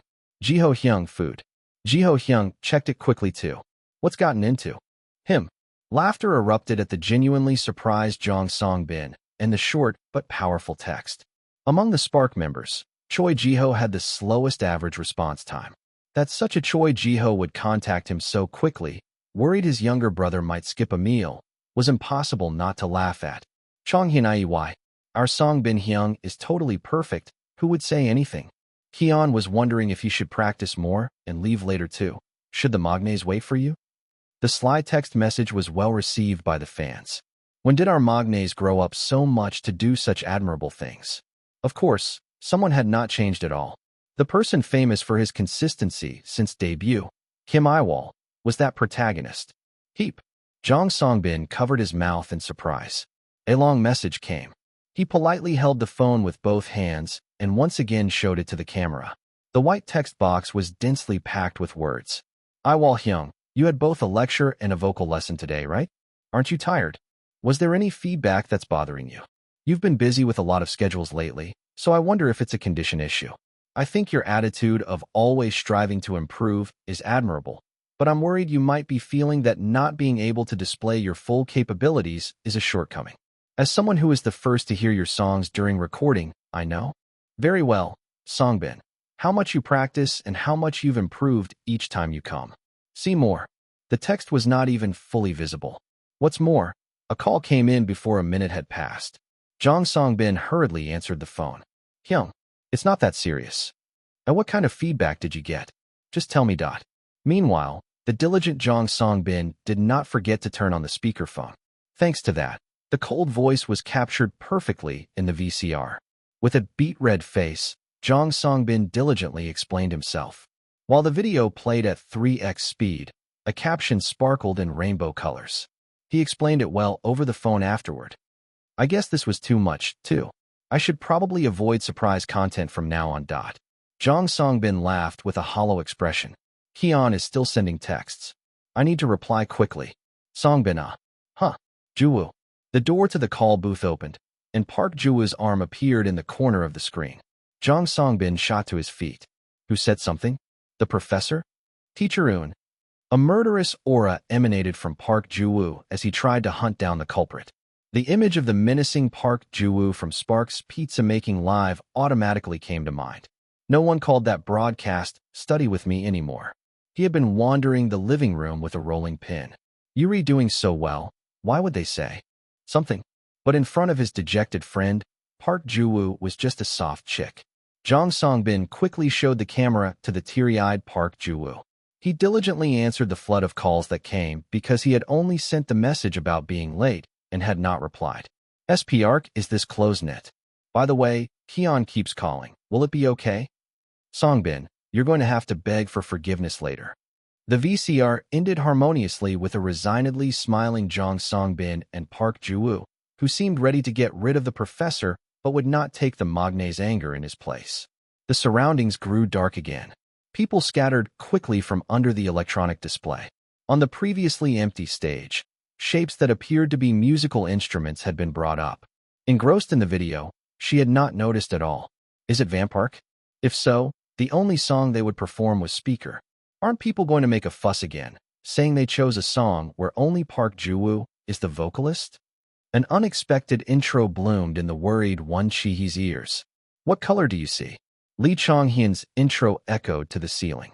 The song that captured the essence of SPARC Ness by Kim Iwol, one they had never performed as a full group, and the one Won Chi-hee had desperately wanted to see all 6 of them sing together. Connect had made its entrance. Won Chi-hee shouted the fan chant. With all her surging emotions, Lee Chong-hyun responded with a grin. The color of flames. There were other changes besides the song. A DJ booth had been set up next to the drums. Park Juwoo, wearing a headset, placed his hands on the console. As he raised the volume, the sounds gradually intensified. If there's a future in the world you see. The sound of the instruments was clean. There was almost no static or mistakes. They could handle both their instrumentals and their parts simultaneously. A microphone stood in front of everyone for a reason. That's probably what I wished for, knock on. As the equipment increased, the sound became richer. As their skills improved, the variety of techniques they could use also expanded. The accompaniment was densely filled with notes, tying a knot at the end of your heart. The members also had a sense of ease. Unlike the times when they could not take their eyes off their instruments for fear of missing a note, they now looked at the fan seats and smiled. They even made eye contact with each other while playing naturally. I'm pulling it strongly. Kim Yiwol's bass, a birthday present, shone under the lights. Lee Chong-hyun's story about how Kim Yiwol cherished it, saying it always looked new despite him holding it all the time, was no empty talk, making you feel like it's an unavoidable destiny. A bias is not something you can choose. It is decided like destiny. She felt that making Kim Yiwol her bias was probably like that too. Just like this stage, which came true because she had wished for it. Spark, who had performed a live band set in white shirts and leather pants, walked to the front of the stage one by one. Park Ju-woo took the jacket draped over the corner of the booth and put it on. Kang Ki-yeon zipped his open jacket up to his neck.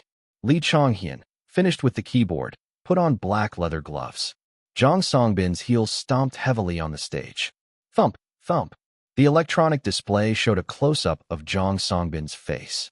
A cool gaze shone from between his light pink hair, then his eyes slowly closed. Hold on, I need something to swallow. At a concert, light sticks can be controlled remotely. The effects using this function were an event only seen at the venue. Sparks' concert was the same. As if a match had been struck, a single red line cut across the first-floor seats. Then, an orange light spread from the front rows in all directions, as if catching fire. It was the color of flames they had shouted about in Connect. The heat isn't enough, so I swallow my surroundings. Among all of Spark's songs, Alight had the tightest choreography. The members all agreed. As if pouring out all their energy, Spark jumped without rest. Raise the temperature. The large electronic display was brightly colored. Everything from the ceiling lights to the light sticks in hand blazed crimson. Her head grew hot with the escalating music. A sharp high note exploded like a firecracker. In the heat, where a haze could have been shimmering, Won Chae stared at Kim Yiwol. Kim Yiwol, captured on the electronic display, was drenched in sweat, yet he danced as if his body would break. He maintained a cold expression to match the concept, but a faint smile would appear when his part ended. She could not look away, wanting to see that smile that vanished like a mirage again. Won Chae's hands gripped her light stick tightly. Until I turned to ash, me. White hair fluttered in the center. It seemed to have a grayish tint. The moment the camera zoomed in on Park Ju-woo's face, Won Chae's eyes met his light gray ones. The light from the light stick shimmered on his hair and in his eyes before disappearing. Burn me up. A languid voice whispered into the microphone. Who? With the sound of a candle being blown out, the sparkling light sticks disappeared into the darkness. It was a complete combustion. 609, Chapter 609, Ignition 4. Cheers erupted from the darkness. I let the roar wash over me and caught my breath, drenched in sweat. Performing with a live band and executing perfectly synchronized choreography was exhausting. But I couldn't blame the person who made the set list. The culprit was me, and there was no excuse. Full of repentance, I diligently handed water bottles to the panting members. While drinking water, I glanced at the guest seating area. I had been so focused on the performance that I barely looked their way, except during talk segments. It couldn't be helped since I was working, but I still felt sorry for not attending to my guests properly. That's why I asked Gu Jahan and Woo Yoon-jae the day before to check if my family was seated properly. They graciously let me know in the group chat before the concert started, and I was grateful. Gu Jahan, you brought a professional? They came better prepared than us. Woo Yoon-jae? I greeted them, though. I was relieved they seemed to have come with a junior. I also invited Hirang, who used to buy tickets for our concerts himself whenever his off-season coincided with the Spark show. He once saw a show without telling me and only mentioned it later on his live stream. So I sent Hirang 2 remaining tickets and told him to bring a member. I heard that the affable Yeo Song-kan was the first to apply when a post went up recruiting one person on a first-come, first-served basis. I told Ur and Polo that an old classmate would sit next to them. They had claimed they would just watch quietly and leave, but they sent me a photo. They even took a selfie with the class president. It was good to see the class president looking so happy. Are you all having fun? Jong Song-bin asked the audience. The fans answered with a tremendous cheer. It was a good call to have Jong Song-bin, in his leather pants, handle the commentary. Shall we talk about our VCR for a moment? Kang Ki-yeon interjected into the peaceful atmosphere. His furious expression clearly revealed his inner thoughts. I was seriously tricked. Meanwhile, Lee Chong-hyun was busy fixing his friend's hair from behind, which had gotten messy from dancing. His fingertips were very meticulous. It's not that I'm holding a grudge. Songbin explained everything to me that day. It's not like he told some huge lie. Then why the long face? Choi Jiho cut in. Kong Keon's heart was too much like a young boy's for the simple-minded Choi Jiho to understand, so I quickly sent Choi Jiho a hand signal to be quiet. Jang Songbin probably just wanted to show a normal spark conversation. If he had really wanted to test our sincerity, the topic would have been more serious. There was plenty of material to trick someone with. It's just that our internal policy was to refrain from provocative content. Otherwise, we could have come up with something much worse. The problem was that seeing such a hurtful message, even in a situation like this, reminded him of Jang Junho, that bastard who hurt our precious boss. The nightmare of Jang Songbin being criticized for his singing and holding himself up in the practice room because of that man would resurface. Now, the loyal subordinates of Spark could take turns buying Jang Songbin 10 expensive drinks at a time. However, a memory intensely seared into one's mind from a young age is not easily forgotten. We had worked so hard to erase the shadows from Jang Songbin's face and make him shine. There was no way we would let that memory get its foot in the door again. Our support for our leader will continue until the day Jang Songbin's OSTs dominate the top 10 spots on the karaoke popularity charts. Next, the conversation turned to the album. Since the repackaged album itself was released to commemorate our 5th anniversary, it was a natural progression. Chonghyun worked really hard, Park Ju-woo said, massaging both of Lee Chonghyun's shoulders. Even the entire concert time wouldn't be enough to explain all of Lee Chonghyun's hard work. As the years went by, it was inevitable that songs from our early debut days would be pushed out of the set list. The fans loved the unique sentiment of that era, so they greatly missed the stages that had been on a long cooldown. The fact that we could meet the fans' needs at this concert was purely thanks to Lee Chonghyun. In the process of matching the overall tone of the album, he had diligently saved up performance use sound sources and directing ideas. It's not easy to avoid giving the impression of recycling old songs, but Lee Chonghyun managed to do it all by himself. It was an achievement worthy of applause. Ju-woo worked hard too. That's right, let's congratulate our Ju-woo on his spectacular DJ debut. At Lee Chonghyun's words, everyone clapped. I had also found out only recently that Park Ju-woo was learning to DJ. Unlike the other members who could all play at least one instrument, he said he started learning because the only thing he could do was sing. He could have been satisfied with his solid position as not just the top-tier vocalist in Spark, but the top-tier vocalist among all male idols in history. Yet Park Ju-woo never grew complacent and continued to work hard. He wanted to perform with the members, so he tried various things on his own, only revealing it as a surprise when his efforts were ready to see the light. When he declared with a serious face that he would absolutely never perform at clubs, we all rolled on the floor, roaring with laughter. Thanks to Chonghyun and Yiwol for making such a cool instrumental track. With his cheeks flushed from the heat, Park Ju-woo looked quite shy. To make him stand out even more, I took a headband a fan was waving from below the stage and placed it on his head. It was adorable, and I was very pleased. Just as I felt satisfied, a scream erupted from the front. I looked up at the big screen in surprise and saw a massive close-up of Choi Jiho sipping bottled water with a straw. The sight of him wearing a doll hat he must have picked up from somewhere while sipping jup from a straw was quite bizarre. Jiho, don't you feel a little sorry for the doll? The doll is crying. Because he had put it on carelessly, the hat was crumpled. When Jang Songbin adjusted the fit, the facial features drawn on the hat broke into a wide smile atop Choi Jiho's head. Still, that kid, Choi Jiho, has really changed a lot. Without being told, he would take every opportunity to make eye contact with the fans. It didn't feel like he was just fulfilling his duty as an idol. He genuinely seemed to enjoy doing it. I don't know why. Of all the professions involving dancing, Choi Jiho wanted to become an idol. Even when I asked, the only answer I ever got was that he couldn't remember. It didn't seem like he was hiding anything, so he must have genuinely forgotten. Dreams from long ago are often like that. However, Choi Jiho always did his best in his life as an idol, a life he couldn't even remember why he wanted. In the past, even if the results were lacking, he fulfilled his contract to the very end. Even when he was injured, even when he was criticized for not being able to handle his position and parts because of it, he never stopped standing on stage. Perhaps the phrase, a natural-born center, being born for it, was meant for someone like him. To keep moving forward even after forgetting your motivation and hitting a wall.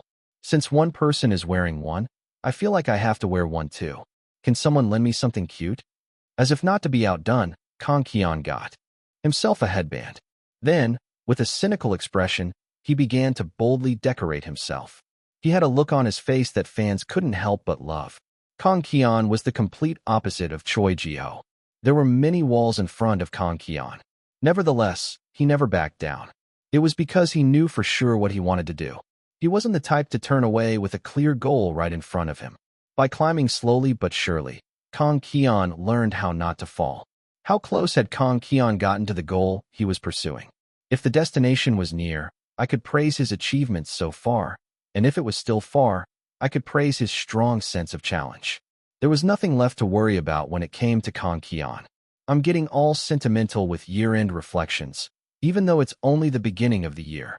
Normally, these thoughts hit around early December, when you're shocked and think, there's less than a month left of the year. My heightened sensitivity didn't even last 3 minutes. The segment blatantly shifted to celebrating my birthday.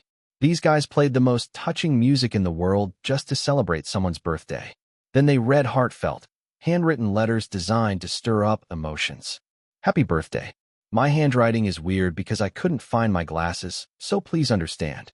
Is this really the right intro for a birthday letter? For the Hyung who writes a read. More post even at the simple words, I'm coming home late. I'm going to try writing this letter until my fingers break. I was wrong, Songbin. Remember? You were playing the bass and Kian was playing the guitar. I was just walking down the hall, not knowing you two were jamming, and I saw you playing a different song without me. This was my fault too, Jiwoo. Whenever I see the undead cool water gorgeous Yiwol, the elite smart brilliant Chonghyun is happy for every single day I get to spend with the cool water undead gorgeous Yiwol. Undead, cool water, and gorgeous have been fighting for position since a moment ago. Can't you unify them? The moment I saw you on SMG, I realized you're exactly the same as you've always been. Just like back in our trainee days when you'd tell me every night to straighten my back and look forward. I learn a lot from seeing how unchanging you are. Just say it was too hard back then, Kian. Why? I felt like I was taking a trip down memory lane. I was so grateful that my tears completely dried up. Their repertoire never changed for my birthday. It had reached the point where flustering me with their bizarre antics felt like an annual event. Once, they even made a surprise group appearance after suddenly throwing Choi Ji-ho into a live broadcast. I decided to let it slide since it was a good thing the concert venue didn't become gloomy. I didn't want the place to become a sea of tears from a wave of emotion. It was a celebration before a major happy event where we were all supposed to have fun. We should be excited. The moment I was about to cut the cake, the lights went out. A video started playing on the big screen. It was a compilation of Kim Yiwol, with only Kim Yiwol appearing large on the screen. A series of scenes followed, showing him singing in a recording booth, typing on a laptop in a meeting room, and monitoring photos after a photo shoot. The Kim Yiwol who was living his daily life gradually grew closer to the stage. He was shown smiling at a behind-the-scenes camera for a music show, and even hosting as an MC by himself. A clip of him singing his part went by. The picture of him smiling at a camera during a fan signing event was so famous you could find it just by surfing the web. It was all my face, yet it felt unfamiliar. I couldn't pinpoint the source of the DJ VU. Then I realized. Those versions of Kim Yiwol were different from the Kim Yiwol who was doing something for others. It wasn't the image of Kim Yiwol I was used to, the one standing behind or next to someone. What was gathered here were all the personal records of Kim Yiwol shining as an idol. The Kim Yiwol on the screen was neither more nor less than an ordinary idol. We were able to come this far thanks to your kindness, Hyung.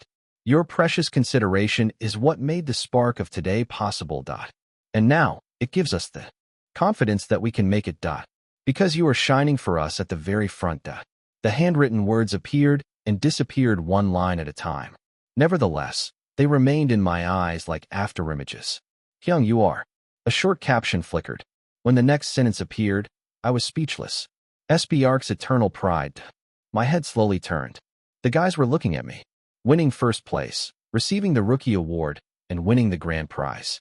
Through it all, we had learned well that when you're overjoyed, tears can also fall. With tears welling in their eyes, the guys rushed towards me, smiling. I didn't have the heart not to embrace them, so I pulled them into a tight hug. 610, Chapter 610, End. An old memory suddenly surfaced, even though I was not sleeping. It was a very cold winter. My sister and I were at a deserted playground on a night with heavy snow. We made a snowman with our bare hands, repeatedly tucking them into our armpits for warmth. We packed the snow, not caring that our hands turned bright red. The snow rolling ended after we made 4 snowballs, each the size of our bodies. We set up 2 snowmen side by side, next to a bench. We used fallen pine needles and pebbles for their eyes, noses, and mouths. My hands were chapped and stinging. "Oh my, your hands are so cold. What should we do?" My sister's hands were just as red. She grabbed mine. She blew her warm breath on them, rubbing the backs of my hands with her palms to warm them quickly. It was a childhood memory I could have lived without. Some might have felt sorry hearing this story. My sister from back then might have dwelled on it for a long time. However, I had liked it. I did not regret wandering in the biting wind. With my sister by my side and the snowman we made together, I felt like a child who had the whole world. The time I spent with Spark flowed before my eyes like a panorama. Some days were agonizing. There were times I felt hopeless. I even wanted to give up on overcoming a single wall. Though it had been agonizing, I could no longer remember the cause of my pain. Only the best memories remained. I had not erased them because they were too hard to face. It's better to fill the space with happy things than to leave a lot of capacity by erasing all the bad memories. It was just as my sister's recording in the system said. The number of things I did not want to forget had grown. I was so overwhelmed just thinking about them that I had to clear out the spaces where my scars had been. I would not even feel sad seeing my sister. I knew I would face more crises as I lived, just as I had until then. Still, I knew that if I endured, happy moments would come. This realization would make me get up again and again. My heart was overwhelmed. The emotion was too heavy for me to handle. The concert was nearing its end. The heated air made it hard to believe it was February and showed how much time had passed. We sang Hideout and Bright and left the stage. It was a theatrical ending, a formality that everyone knew was just for show. Calls for an encore echoed through the venue. During the break, Spark busily changed clothes. We put on outfits for a refreshing final performance and picked out our items. We had to hurry back to the stage so the fans would not have to wait. As we waited for the stage to open, the powerful intro of Dreamer began. The cheers were explosive. The light sticks glittered yellow, like the gold dust on Lee Chong-hyun's face in the music video. Everyone tells lies. Dreamer resembled Lee Chong-hyun's inner self. It captured the words that had made him wander and worry. They say life is similar. Whoever it is, it's all the same. These were words we had heard from Choi Ji-ho, Jong Song-bin, Park Ju-woo, and Kang Ki-on. It was the same for anyone, not just idle trainees. People judged others' decisions easily and belittled their value. Listening to those voices made me blame myself. I kept shrinking, feeling like someone who should not want anything. I want to live in my imagination, even if I'm not cheered on. Still, people dream because they want something. A wish could be achieving a far-fetched dream, cheering for an underdog, or finding someone you thought you had lost. Was there any reason for a wish to be criticized? I remembered when I was convinced an office job was my calling. At the time, I genuinely believed it. Now, I re-examined that belief. Had I truly thought that was my path, or had I ever looked elsewhere? I knew I had only pretended it was not true. In reality, I was afraid to take on the challenge. I chose the stable path over an uncertain future. I could have found meaning there, but I could not. I could not live a better life. Without that magical event, I would have stayed the same. I will believe in you. The original lyric was, I will believe in myself. It was a pledge to persevere through difficulties. Now that Spark was solid, we no longer needed to comfort each other. It was our turn to repay the trust we had received. We already knew who we had to run to first. I looked out at the packed audience. I wanted to promise the Sparkler I would protect their faith forever, just as I had received their unconditional love. I planned to go as far as the Sparkler wished. I decided to become someone who would have their back when they needed courage. Because we all live while dreaming. They had made our dreams come true. A few more songs passed while I walked around with the microphone. Colorful lights dyed my white t-shirt. The rough texture of the jeans felt good. This song was truly the end. The night was deep. Even though I knew there would be a next time, my feet would not move. A lyrical remake of. An intro began to play. There are times when a single dream is vivid. The lyrics of Flowering contain specific keywords. Dream, strength, wish, driving force, cheers. These were all elements that had made me run this far. The strength that makes my heart pound so I can't sleep all night long. Depending on the interpretation, this could also be the unchanging heart of children full of dreams. I thought of the world's most inefficient affections. A fan's heart wishes for someone else's success more than their own. A family's love always wants to give one more thing. But I could not simply accept the affection from those around me. I worried I was in a place I should not be and felt a duty to meet their expectations. Sparkler gave me a place to stay. They made me picture a future.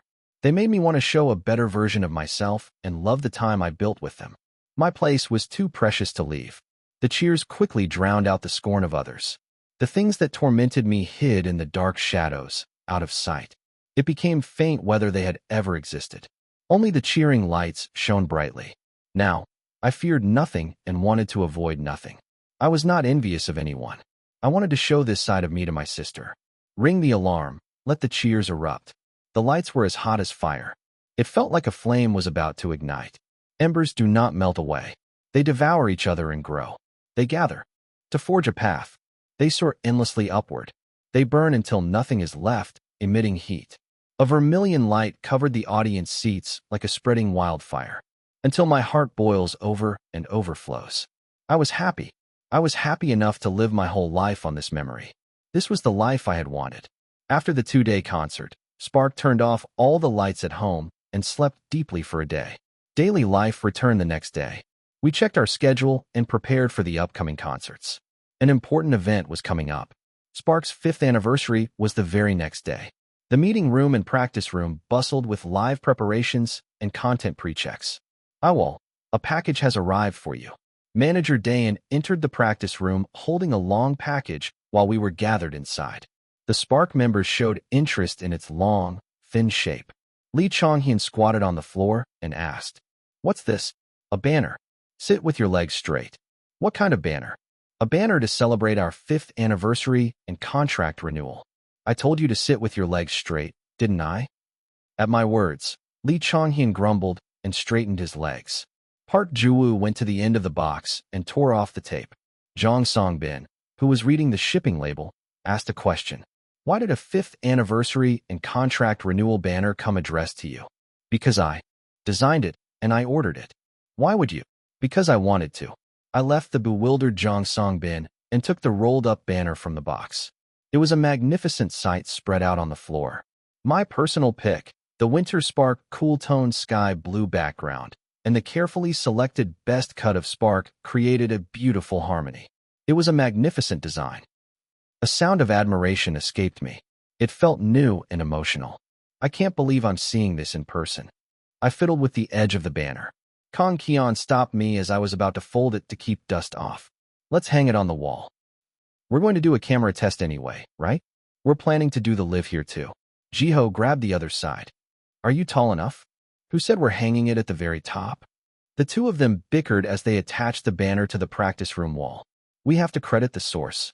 We need to make the copyright holder clear on something like this.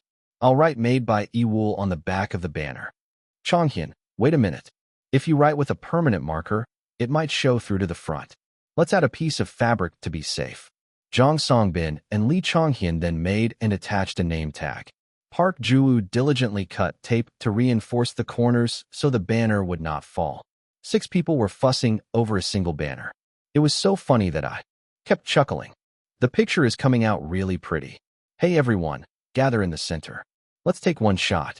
Ju Kyung, who had been watching the chaos, gestured towards us. My question about why she was taking a picture when it was not even hung properly was lost in the boisterous atmosphere. After being pushed around, I soon stood with the guys under the banner. "Look at the lens. I'm taking it." Despite Ju Kyung's kind guidance, my gaze drifted slightly upward. I looked where the banner was reflected in the mirror. The letters appeared reversed, but I had no problem reading them. I had written the sentence myself, mulling it over dozens of times. I will light a flame in all your winters. When the cold wind blows, we will begin to burn. We will burn so fiercely that no wind can extinguish spark.